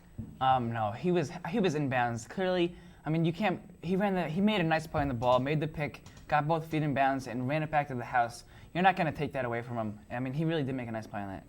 Well, yeah, I agree with Travis. It was so close. It was just a centimeter away from being out of bounds, not even. And it was an extremely athletic and acrobatic play to stay in bounds. And even if you saw the replay a million times, it was not conclusive evidence to overturn the call. The great story about that is, that's a guy who's not a starter, not a perennial cornerback guy for the Colts, filling in, being a big help. Peyton Manning, the MVP of the Super Bowl, not necessarily possibly your choice for MVP. Who do you think was the MVP? Yeah, I don't think Peyton Manning deserved this MVP. I mean, he had a great season, but the MVP of the Super Bowl is whoever had the best game, and I'm going to say that was Dominic Rhodes. I mean, he had over 100 yards rushing on 18 carries, and he had a touchdown in this game. Peyton Manning really, he played his game, but he did not play well enough, in my opinion, to get the MVP. Well, I disagree with you, Travis. I think Peyton Manning deserved the MVP. Stats do not tell the whole story of the game. I mean, Peyton Manning, he had a pretty decent game, but not a tremendous game. But his biggest influence was what he did off the field, encouraging teammates and really helping players when they were down. Okay, guys. Big thing coming into this year was obviously the running back situation for the Indianapolis Colts after losing Edgerrin James, who was a great running back for the Colts for so many years. They come in, they draft Joseph Adai, who played very well this year, and they also have Dominic Rhodes. If you were a head coach and you got to pick either one of these 2 running backs for your team next year, after seeing the Super Bowl, who would it be? Well, I'd have to say you'd stick with Joseph Adai. I mean, he's the young gun. He's really proven himself this year. He's played well. Dominic Rhodes, he's been consistent throughout his year, but I'm going to say Joseph Adai is better. But the good news for the Colts and Tony Dungy, they got both these guys, so they can mix them both in and have them both as good running backs. Well, I got to say Joseph Adai would be my star running back out of those two. I mean, he's a rookie. He has a lot of potential from LSU. It's a big-time college, so he has a lot of experience playing in big games. Joseph Adai had a tremendous season this year. A lot of people don't expect rookies to have that big of an impact, but he really did. Dominic Rhodes also played very well, but I think that I'd rather have Joseph Adai. Dominic Rhodes will make a very good running back for another team, though. Definitely one large intangible that came to this game was the weather. We discussed last week how the hot weather Rex Grossman plays very well in, but that kind of was nullified with the rain, which probably screwed a lot of things up. What do you think about the weather? Yeah, I don't think the weather played any impact on the game in this game because the Colts got it done. It was raining for them too when they were on offense, so they were able to get it done. The Bears, just too many mistakes in this game. That's why the Colts were able to prevail. Well, I think the weather played a big part in this game. I mean, a lot of fumbles, a lot of passes slipping out of quarterbacks' hands, and I think that caused at least one of the Rex Grossman interceptions and a few of the fumbles. Also, players were having trouble gripping the ground it was all wet and sloppy. A lot of players were slipping and falling and fumbling. Devin Hester, a huge contributor to this game. He actually was my MVP selection last week. He, started the game off with a bang with the big kick return on the first play of the game. Then they chose the Indianapolis Colts. I think they made a wise decision. They weren't going to let him kick the ball off again to him because the Colts don't have a great kickoff and punt coverage team, which we obviously saw with the Patriots game the game before. So was it a wise decision of them to not kick it to Hester, or do you think that they should have kept kicking to Hester all the way downfield because possibly, as we saw, one of the kickoffs, with the short kickoffs, they got to start the 40 with a short field. So what do you think about that decision? I'm going to say they made the right decision in squib kicking it down the field other than kicking to Devin Hester. I mean, anytime Devin Hester gets the ball, he is liable to make a good play. I mean, anytime he gets the ball, he can run him back 90 yards, 100 yards, anything. So I really think this is a good idea. Also, their offense is struggling, so the Bears' offense is struggling. So with Devin Hester back there, he really gives you a great support, and he can get your team down the field. Well, I agree with the Colts' decision to not let Devin Hester return the ball. I mean, he's such a terrific threat in returning the ball. The first kickoff of the game, you see he returned a touchdown. But, I mean, if you're the Colts, you really got to prepare for that all week long to get ready to defend his agility and his great running skills. So I think that was the right decision to not be able to let him return it.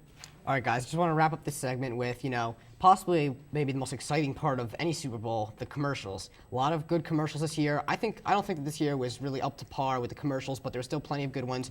What was your favorite commercial, Travis? My favorite commercial was the guy won on the contest that made the commercial about the NFL and about the playoffs. Well, I like the Budweiser slap commercial where instead of doing a fist bump, the people slap each other. That was very funny and clever. Thank you, Travis and Michael. We'll be back with more 30-minute drill right after this.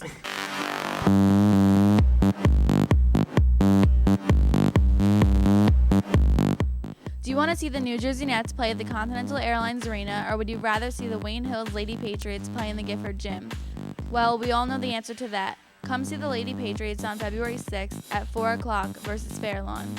If you just can't get enough of them, then come see them play on February 15th at 7 p.m. versus Ramsey. The games will be shown throughout February on Channel 77.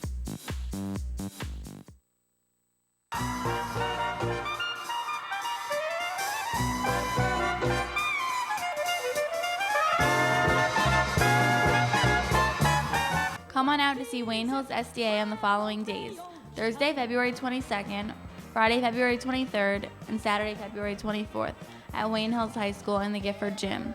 The show can be seen on Channel 77 throughout the winter and spring.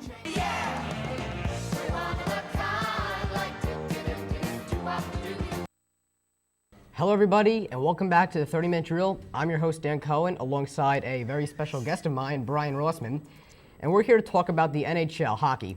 Now, the NHL season is about a little bit over halfway over. Most teams have played somewhere between 51 and 55 games, and it's an 82-game season. So we have approximately 2 months, 30 games left. Trade deadline still upcoming, and we're kind of at that point where every point matters. So I want to start off by saying, who's the surprise team for you, Brian? I'm going to say for me this year, it's going to be the Atlanta Thrashers. Past few years, they've struggled a lot. But, Letton and their goaltender has stepped up a lot. Their defense has absolutely blown me away every game. They keep the shots nice and low, which is good for the goaltending, and their scoring. It's been up the past couple of months, so that's definitely helped them a lot. I have a question about the Thrashers. It was an interesting trade. A big headline trade a couple years ago. They traded. They traded for Marian Hossa, and they traded away Danny Heatley as a young player.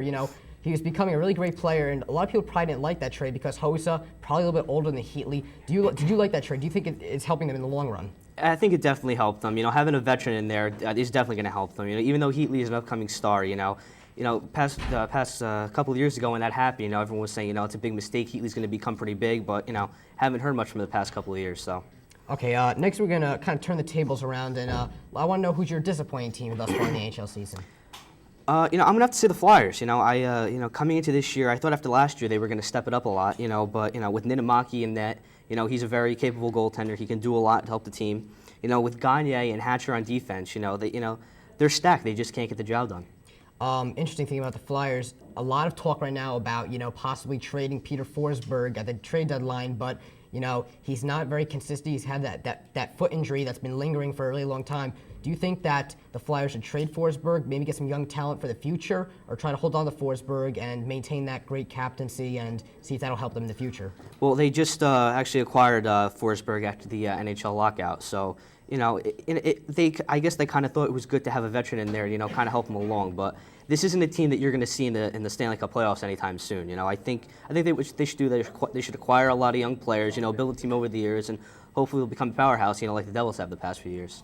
I'm a Ranger fan, so it kind of hurts my ears. But next, let's talk about a half-season MVP. A lot of young players really standing out in terms of scoring this season. We have Sidney Crosby, Marcin St. Louis, Alexander Ovechkin, Vincent Lecavalier. Who would your half-season MVP so far this season be? Actually, I'm going to give out two. I'm going to give out two because they played two different positions, and you can't really, you can't compare the two. First, as a goalie, Brodeur this past year has been just outstanding. The past couple of years after the lockout, he's, I guess, struggled a little bit with the new rule, like playing the puck behind the net, but he seemed to cope with them. He's leading all four of the goalie stats and over players like Hasek and Niittymaki and everyone. So I'm gonna have to give the goalie MVP to him. And for a player, you got to go with Crosby. He's been absolutely outstanding the last year that he's been in the NHL, and he's just dominating the league. All right, next we're gonna start to talk about Rangers Devils. Huge rivalry. It means a lot to some people if the Rangers make the playoffs and the Devils don't, or the Devils make the playoffs and the Rangers don't, or if they both make the playoffs and they play each other in the playoffs, as it did last year, and the Devils unfortunately annihilated the Rangers. Doesn't make me very happy. What did you think about that? Well, you say unfortunately. It's unfortunate for you. I was very happy with that. But I don't know. The Devils coming into this year, I was a little concerned about them after having the coaching change. But Devils seem to have a lot of success with Canadian coaches. Claude Julien has done an outstanding job taking over for Lou Lamoriello, and this past season they've done really well. They struggled a little bit off the start, but you can kind of expect that with a new coach, and they've been doing really good. Gianta and Cam Jansen. Even though he's down to the minors now. I think that was kind of good. Getting into a lot of fights, getting a lot of penalties, a lot of unneeded stuff for the Devils right now. Right now, the Devils are atop the Atlantic Division, kind of in a nice position coming down the stretch. What do you think the keys are for the Devils to maintain this atop position coming down the stretch? Just keep doing what they're doing. They're playing their game. They know how to play it, and they're getting wins up. Now the Rangers not looking too good right now. They're kind of on the outside looking in. They're either 10th, 11th, or 12th place, but it's very close. A good 2 weeks could propel you right into the top few spots in the playoff race. What do you think the keys are for the Rangers to make the playoffs? I think the Rangers goaltending, needs to step. Lundqvist, he's a good goaltender, but I haven't seen anything special from him yet this year. Yager, Straka, Nylander, they need to step it up too. They're professionals. They're kind of expected to do well, and when you're playing in New York, it's a tough crowd. You're expected to do well almost every year. I agree with you there, Lundqvist. I think Lundqvist is almost in along with Peter Pruka, who had an excellent rookie year last year. I think they're both kind of in sophomore jinxes, and I think the Rangers. I think they're doing very well, getting great scoring production from their first line. I think they really need to get a nice centerman come trade deadline to pass the puck to Shanahan, can feed him more goals. But overall, I think the Rangers really need to find more scoring. I think you'll agree with me there. The Rangers are kind of, they're really not scoring enough goals. So next I want to talk about the trade deadline. Do you expect any big trades possibly at the trade deadline? I do, and I think one that actually might help the Rangers.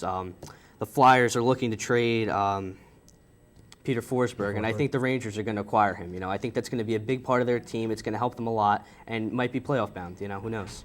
All right, thank you, Brian. That's Brian Rossman. I'm Dan Cohen. Thank you very much. And we'll see you next week for an all-new episode of the 30-Minute Drill.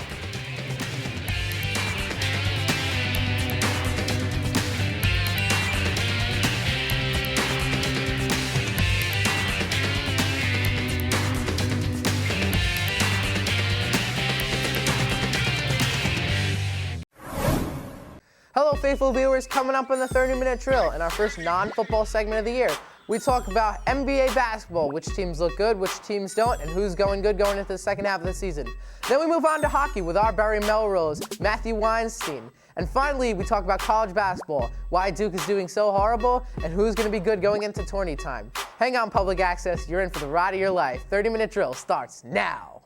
Welcome back to the 30-minute drill, 30-minute drill, 30-minute drill, 30-minute drill. They're just amazing. They're so good.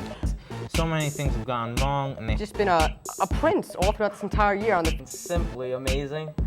Simply amazing. Playoff time now. Everybody's serious now. There's no more joking around. It was just terrible. Having more experience, stepping on the game last year. I think that despite that, they'll be popping the greatest shows at the end of the season. So turn around and I'll pick up the slack. Take up this bridge. Dirty babe. You see this. Welcome to the 30-minute drill, ladies and gentlemen. I'm your charming host, Jake Silverman, along with my guests, Jason Olephant and Aaron Ploshnick. In this week's show, we're going to try and help you make that step from the NFL to the NBA. It's a big one. Just stick with us, and we'll help you get through it. First, this season has been a wild one with streaks galore. Which team so far is the biggest underachiever in your mind, Jason? Well, the underachiever in my mind, Jake, has to be the Golden State Warriors. They're currently 23-27. At home, they have a great winning streak. They're 18-8. But their woos are on the road. They're 6-19. But when you have talent like Baron Davis and Jason Richardson, anything can happen. And with first-year head coach Don Nelson, I think Golden State should make a push for the playoffs. But this year so far, Jake, they haven't. Well, I think it's no surprise when I come to tell you that I think Boston Celtics are the real underachiever this year. I mean, right now, as you said, Jake, there have been a lot of streaks in the NBA, and Boston's, unfortunately, has not been a very good one. They have now lost 17 straight games. I believe 18 after today. That's right, they lost last night by 2.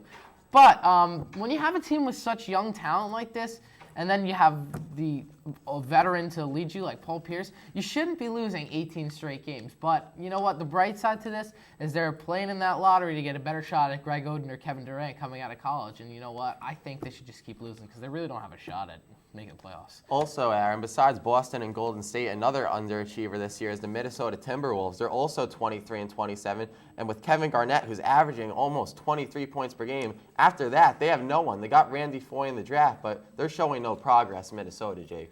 Speaking of a team that has no one after Mike Bibby, how about the Sacramento Kings? After losing Peja Stojakovic, I mean, there's really nothing else there, and it's just showing. Now they're at the bottom of the Pacific Division, behind Phoenix, who has been on a huge streak. And I don't think there's a way for Sacramento even to make the playoffs. And if you remember, a couple years ago, they were in the conference finals against the Lakers and against the Mavericks. So I mean, it's just. Really the downfall of the champions there. If you look at it, every year they'd be battling for that conference champion with the Lakers or, as you said, Mavericks. Moving on, overachievers, teams have been playing above what you thought of them. You guys, Aaron, we'll start off with you. Well, I mean, overachievers, this also really not a surprise. How about those Cleveland Cavaliers? They've really banded together. I mean, with Larry Hughes and LeBron James finally coming into his own even more this year. I mean, you might question that because he's been pretty good for the years he's been in the league, but he's becoming more and more consistent each and every day he's in the NBA and he plays more games. He's got a nice supporting cast, like I said, with Hughes and Anderson Varejao and Ilgauskas. They've got a nice crew there. I think they can make a nice run at the NBA championship. What about you, Jay? Well, Aaron, my overachiever definitely has to be the Toronto Raptors. They already tied last season's win mark with 27 wins. They were 27-55 last season. They're 27-24 now, on top of the Atlantic Division in the Eastern Conference. Andrea Bargnani, their first pick overall, playing great, 10.3 points per game, and Chris Bosh really coming into his own with 23.2 points per game. So, Jake, the Toronto Raptors are definitely an overachiever this season. Aaron, you have another overachieving team as well? I mean, I wouldn't call them an overachiever because they're under 500, but the New York Knicks also equaled their win total from last year. I'm not the biggest fan of the New York Knicks. I happen to be a very large New Jersey Net fan, but got to give props to those Knicks. I mean, I don't know if Dolan's going to fire him that easily now. Yeah, I mean, even though the Knicks matched their win total from last year's win total was so abysmal that I mean, they have the highest the highest paid team in the league. They play horrible each night. They really don't give that much effort. I mean, I can't even really think about how they got that many wins after firing Larry Brown. But guys, this year there are many surprise players all around the league. Which one in your minds have really stood out? Well, the surprise player for me, Jake, is actually going to be from those New York Knicks. Eddie Curry, really establishing himself down low as an offensive presence on the offensive side of the ball, really coming into his own, averaging 19 points per game. Stephon Marbury and Jamal Crawford finding him down low on their offensive drives. So for me, Jake, Eddie Curry really has to be the surprise player of the year. Well, for me, Jake, it's got to be Utah's Mehmet Okur. He's playing on a team that's at one of the top teams in the Western Conference right now, and he's been a staple for them. He has a lot of people around him, but he's playing solid basketball. He has been a subpar player in the NBA for many years, and he's been really consistent. But this year, I feel he's really stepping his game up. He's averaging about 15.8 points per game, and he's grabbing about 9 rebounds, up from his stats last year where he had about 12 points per game and 6 rebounds. So, I mean, Mehmet Okur, although not impacting the NBA as much, is impacting his team a lot, and that could come key during playoff time for Utah. Yeah, I mean, you also can't forget about Mikey Moore, the backup center on the New Jersey Nets. Really been all around the NBA. No one thought much of him this year. Coming off the bench, provides great energy, grabs consistent boards, and can put up 10 points if needed. He's really been a key player for the Nets, even though they've been struggling. Yeah, Jake, with Nenad Krstić out, he has been an energy buster for the New Jersey Nets. Wasn't even drafted, and now he's playing great. I wouldn't say energy buster, Jason. I'd probably say energy starter. But yeah, Mikey Moore at 7 feet tall. He's playing very nice for Nenad Krstić, who's out right now. But they've got a lot of talent from foreign countries out there that people aren't really noticing with Krstić and Millie Illick. They've got a lot of talent on their bench. All right, guys. Thanks for your opinions. We'll be back right after this.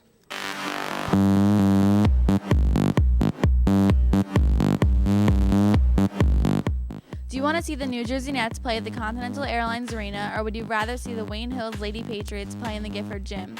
Well, we all know the answer to that. Come see the Lady Patriots on February 6th at 4 o'clock versus Fairlawn.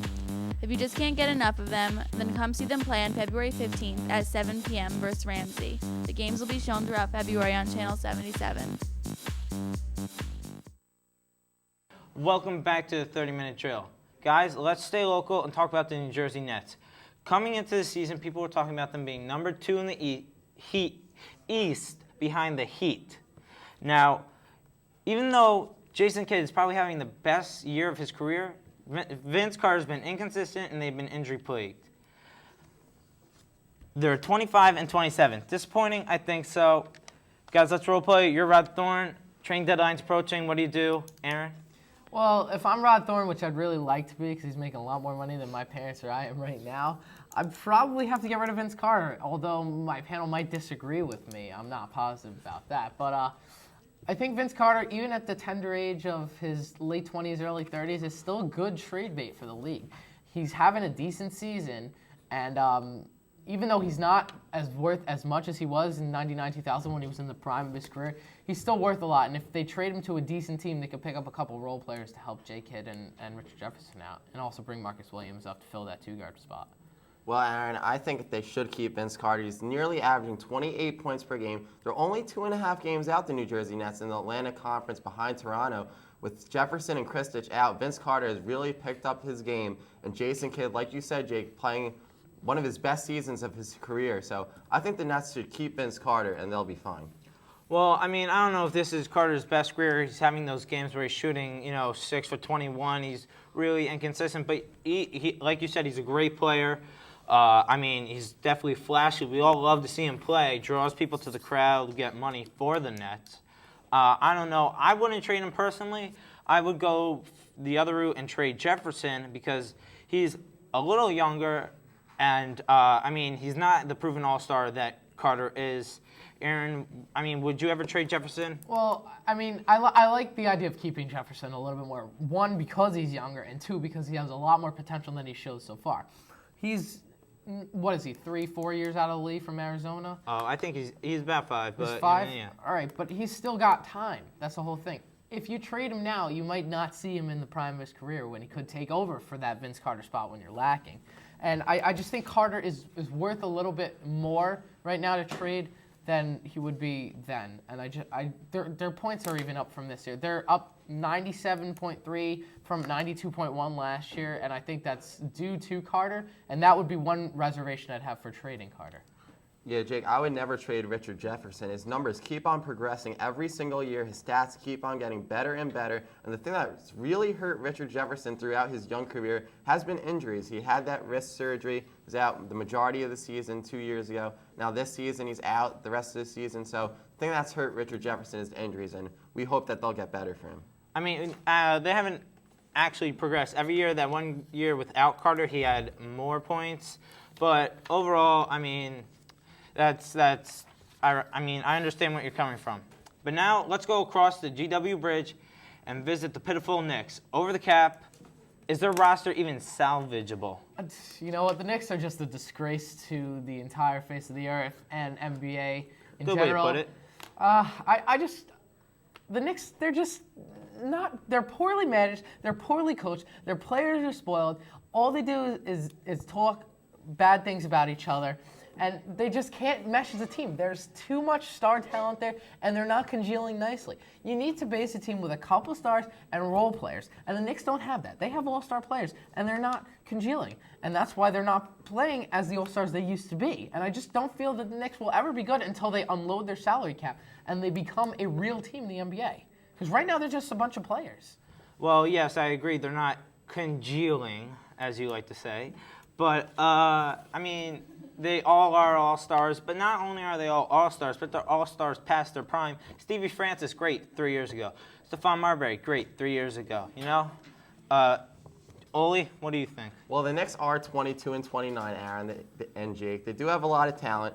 But David Lee, he has been great coming out of Florida, averaging a double-double. And Stephon Marbury at first didn't play well, but after one of the games, I remember Walt Clyde Frazier interviewed Magic Johnson during halftime, and Magic Johnson said he would talk to him. He talked to Stephon Marbury. Now Marbury, he's driving to the basket, playing well. And the thing that many people don't realize is the Knicks have been in every game. They've lost about 6 or 7 games by less than 3 points. So how can you say, Aaron, that the Knicks are a pity to the NBA? Well, I mean, even though the Knicks lost every game by, a lot of games by 3 points, remember that the Nets at one point lost 6 in a row by a buzzer beater. 1 point. That's One right. point. Aaron? But I want to bring up 2 points about what you just said. Yes, I agree with you. David Lee is a shining spot on a team that's covered in dirt. He looks really good. He had that tip-in buzzer beater a couple weeks ago. It was a really nice spot. But besides that, when you're talking about Stephon Marbury and Magic Johnson, that whole deal, one thing people have to realize is Stephon Marbury does not listen to anybody. He thinks he's an absolute superstar, and he has no respect for the game that was created before he came. He talked to Magic Johnson, but he didn't want to listen to Magic Johnson before Magic Johnson told him he wanted to say him something. I'm sure Johnson offered his services many times before and decides to come publicly just to call out Stephon Marbury. And I just don't feel that Stephon Marbury is a team player. You're right. Both of you guys saying David Lee, very good player. I mean, he's practically guaranteed for a double-double night in and night out. All right, well, that's going to wrap it up for local sports NBA talk. Next segment, we'll be talking about the NHL with guests Matt Weinstein. Sometimes hosting the 30-minute drill let the fame get to their head. Where's Dan? I don't know, man. Ever since he got the lead anchor job, he hasn't been on time. Starting at host, standing at 5'5", 140 pounds, the offspring of Karen and Scott, Daniel Adam Cohen. Sometimes it even gets disturbing to the other anchors.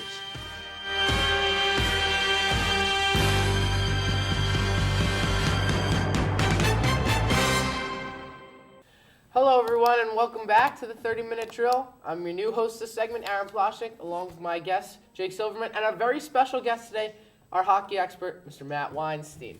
So, we're going to talk about the NHL, something we haven't talked about all season. And we're going to start with who we feel our outstanding player so far is. Let's start with Matt. Well, my outstanding player so far has got to be Daniel Briere from the Buffalo Sabres. He's the captain on the best team in the East. They're playing great. They're 38, 15, and 4, 80 points. He's got 24 goals, 44 assists, and he's up there in points, goals, assists, everything. He's the captain. He's leading his team, and he's leading the team. They could make a legitimate Stanley Cup push. My outstanding player so far this season is Marcin Brodeur. I mean, every season seems like he's always up there in goalies ranking near the top. This season he has a .928, which is third overall save percentage. He also leads the league in wins and shutouts. I mean, the knock on him is that he doesn't face that many shots, but a good goalie knows you can't be that good and face a lot of shots. He knew when he signed those long-term contracts with the Devils that he signed them because he wasn't going to face a lot of shots, and that would, basically make him, set his career there. He also has a good defense. I have to agree with you with what you're saying. Brodeur has been phenomenal for a long time. But my outstanding player is the next great one, Mr. Sidney Crosby. He's at 19 years old. He is at the top of the points in the entire league. He has 87 points, and he has 62 assists and 25 goals. He's playing phenomenal, and people are giving him the rap that he could become the next Wayne Gretzky. He definitely will become. He's got a ton of speed. He's great down the ice. He's great assisting. He plays great defense, and he's just an all-around good player. How do you feel about Sid the Kid, Matthew? Sidney Crosby, he's just an absolutely unbelievable player. He's not even 20 years old yet, and he's leading the league in points by a lot, by about 15. And it's just unbelievable that someone at his age could be as good as he is, and I think he could definitely be as good, if not better, than Wayne Gretzky. Good point. All right, we're going to move away from the individual player and focus more on the team aspect of the game. Who do you feel your surprise team is so far, Jake? My surprise team is Sidney Crosby's team, the Pittsburgh Penguins. Pittsburgh last year was absolutely horrible. And the year before, when they had Sidney Crosby, to pick Sidney Crosby, they had to be absolutely horrible. Talks were about them relocating. Mario Lemieux, wasn't sure he wanted to sell the team to a owner who would keep him in Pittsburgh. They weren't really sure about much, but this season, it's amazing how they've progressed, and they're 29, 17, and 9, 67 points, and they're definitely going to make the playoffs. Maybe a run for the Eastern Conference Championship. Sidney Crosby leading the way. Matt, what's yours? My surprise team is going to be the New York Islanders, my team. They were supposed to be one of the worst teams in the league this year, and right now they're actually making a playoff push. They're 10th place in the Eastern Conference. They have 61 points, and they're 3 points behind an 8th place playoff spot from behind Carolina. And I think they've been a big surprise. Jason Blake has stepped up huge. He has 27 goals. He's at the top 20 in the league. And even though they had Alexei Yashin out, Rick DiPietro has been holding that team together in goal with that 15-year contract. My surprise team, guys, has got to be the Atlanta Thrashers. This is a team that came from the basement of the league for a long time and is finally starting to look good. You got Daniel Briere, who's been playing absolutely phenomenal for them.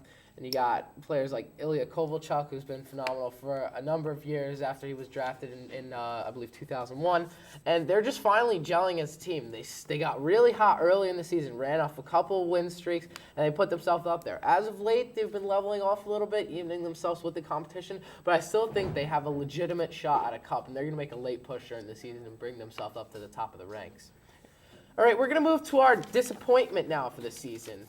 My personal disappointment has to be the Edmonton Oilers because, they had Chris Pronger, and they made the Stanley Cup last year, and suddenly they've just fallen off the map. Their record is 28-24 now, and they're near the bottom of the Western Conference, and I just don't feel that they're going to be able to make enough of a push to get back in the playoffs. What do you guys think, Matt? My disappointment is to be the New York Rangers, the other team on the other side of town. With players like Jaromir Jagr and Brendan Shanahan, they should be up there at the top of the league. Instead, they're in 11th place and probably not going to make the playoffs. If you have Henrik Lundqvist between the pipes, he won the Olympics, but he hasn't done much with the Rangers yet. And Kevin Weekes has been doing okay backing up. But if you have players like Shanahan, Jagr, Straka, you got to be doing better than 11th place in the division. Yeah, I agree. Rangers are absolutely horrible this year. My disappointment is Philadelphia. Throughout the late 90s into the early 2000s, Philadelphia was always a perennial powerhouse. Every year it seemed like they were facing the Devils for a bid to go to the Stanley Cup Finals. In recent years, they acquired players like Peter Forsberg and Simon Gagner. Gagner has 28 goals this year. He's doing pretty good. But Pierre Forsberg, I mean, even with those great players, players that are in the elite, they're horrible this year. Their record's 14, 33, and 8, 36 points. That's the last in the NHL. I mean, Philadelphia is usually a town of great teams. You got the Eagles, usually great. The Phillies, well, okay, we'll pass over them. But I mean, you just can't. You don't associate the Philadelphia, Flyers with All right, not being quick, good. quick before we go, I want your midseason Stanley Cup picks right now. Just My quickly. midseason Stanley Cup picks for the Eastern Conference, I got New Jersey, strictly because of Martin Brodeur. I think you'll only go as far as your goalie can take you. And for the West, I'm going to take the Anaheim Mighty Ducks with Chris Pronger and all that experience and Teemu Solani. Very nice. Jake? Mine is the Devils, like you said, Brodeur. They got Pandolfo, Gianta, and Madden against another great goalie from Vancouver, Roberto Longo. I like your picks too. I'm going to have to go with Atlanta for reasons that I said before. They just got a nice team. They're congealing very nicely. And you always got to think about Hockey Town, Detroit, man. We'll keep them there. All right, that's going to do it for us this segment. We'll be back with more 30-minute drill and the college basketball season right after this. Hello, everyone. Welcome back to the 30-minute drill. Jason rejoins us for this segment. Nice to see you again. We missed you very much. We're going to talk about college basketball this segment. With March Madness coming up, we're nearing the midpoint in the season to the near end, and we've got a lot of stuff to talk about. We're going to start by talking about the two fabulous phenom freshmen, Kevin Durant from Texas and Greg Oden from The Ohio State University. Jason, what do you think of these guys? Well, Kevin Durant, Aaron, is just a great player, averaging 26 points per game as a freshman only. This guy is just sensational. And Greg Oden for Ohio State coming with to the Buckeyes. They weren't ranked for years. Now they're ranked number 2 in the country. He's making an impact for them. Jake, what do you think of Greg Oden? Well, I mean, I knew Greg Oden was going to be special. He was a highly touted recruit. Everyone's going after him. They knew he was going to be the next, Shaq/Patrick Ewing. That was his NBA comparisons. Really, what came under the radar for me was Kevin Durant. People, didn't talk about him all that much because he was really overshadowed by Oden. Durant's basically a Garnett with a jumper. He's amazing. I agree with you guys. I think the rule that high school players have to play at least 1 year of college basketball has really helped the college game, and I think with the additions of Oden and Durant, that's very good. All right, we're going to talk about a disappointment this year, the Duke Blue Devils, dropping out of the AP 25 a couple days ago for the first time in over 16 years. They've lost 4 straight games. They're just looking horrible coming into NCAA time. What do you think, Jake? Well, as a big North Carolina fan, I was absolutely thrilled when my UNC team crushed your Duke Blue Devil team. And then Duke went on to lose 4 in a row. They're having a horrible season. I can't see how this is happening. Coach K is losing control of this team. They really should be up there with the talent they have. Yeah, in the whole career, the top 10 of the poll for college basketball, AP poll is what they use. Duke has not fallen out of the rankings in the whole 10 years of it, and now they're not even ranked. They've lost their identity. J.J. Redick, Sheldon Williams gone. Josh McRoberts and Greg Paulus aren't picking up the slack, so Duke is just falling out of sync. Yeah, and I'm a very big Duke fan. Me and Jake have arguments over this, but it's very disappointing sitting on the couch and watching your team lose 4 straight games, especially to UNC and to the people that they've lost to. But I think they need to make a push if they want to really make an impact during tournament time, but I just don't think it's going to be their year, unfortunately. It's definitely not their year. All right. A team that surprised us, however, is Nevada with Nick Fazekas, big man, very up there for Player of the Year.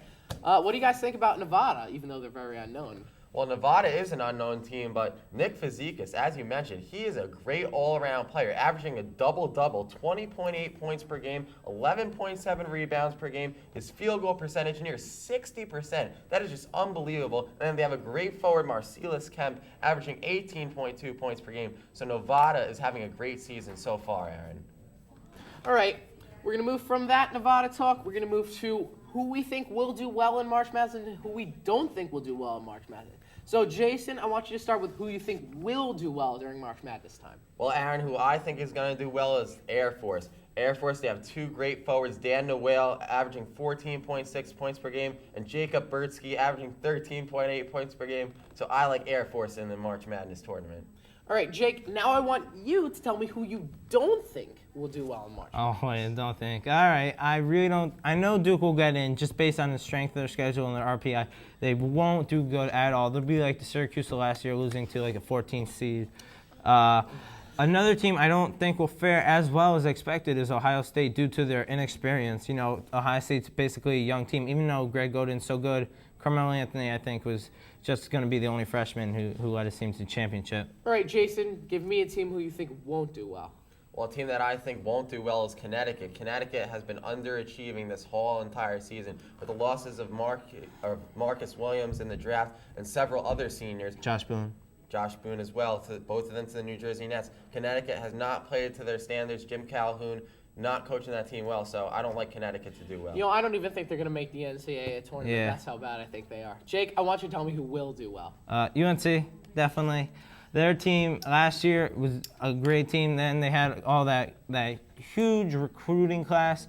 Got all the talented freshmen, Brandon Wright and everyone, along with Tyler Hansbrough and Roy Williams as the coach. I think they're going to go far. All right, we'll talk more about college basketball in the future, but as for today, for everyone with the 30-minute drill, I'm Aaron Ploshnick along with Jason Olephant and Jake Silverman. We'll see you next week, guys. Take care.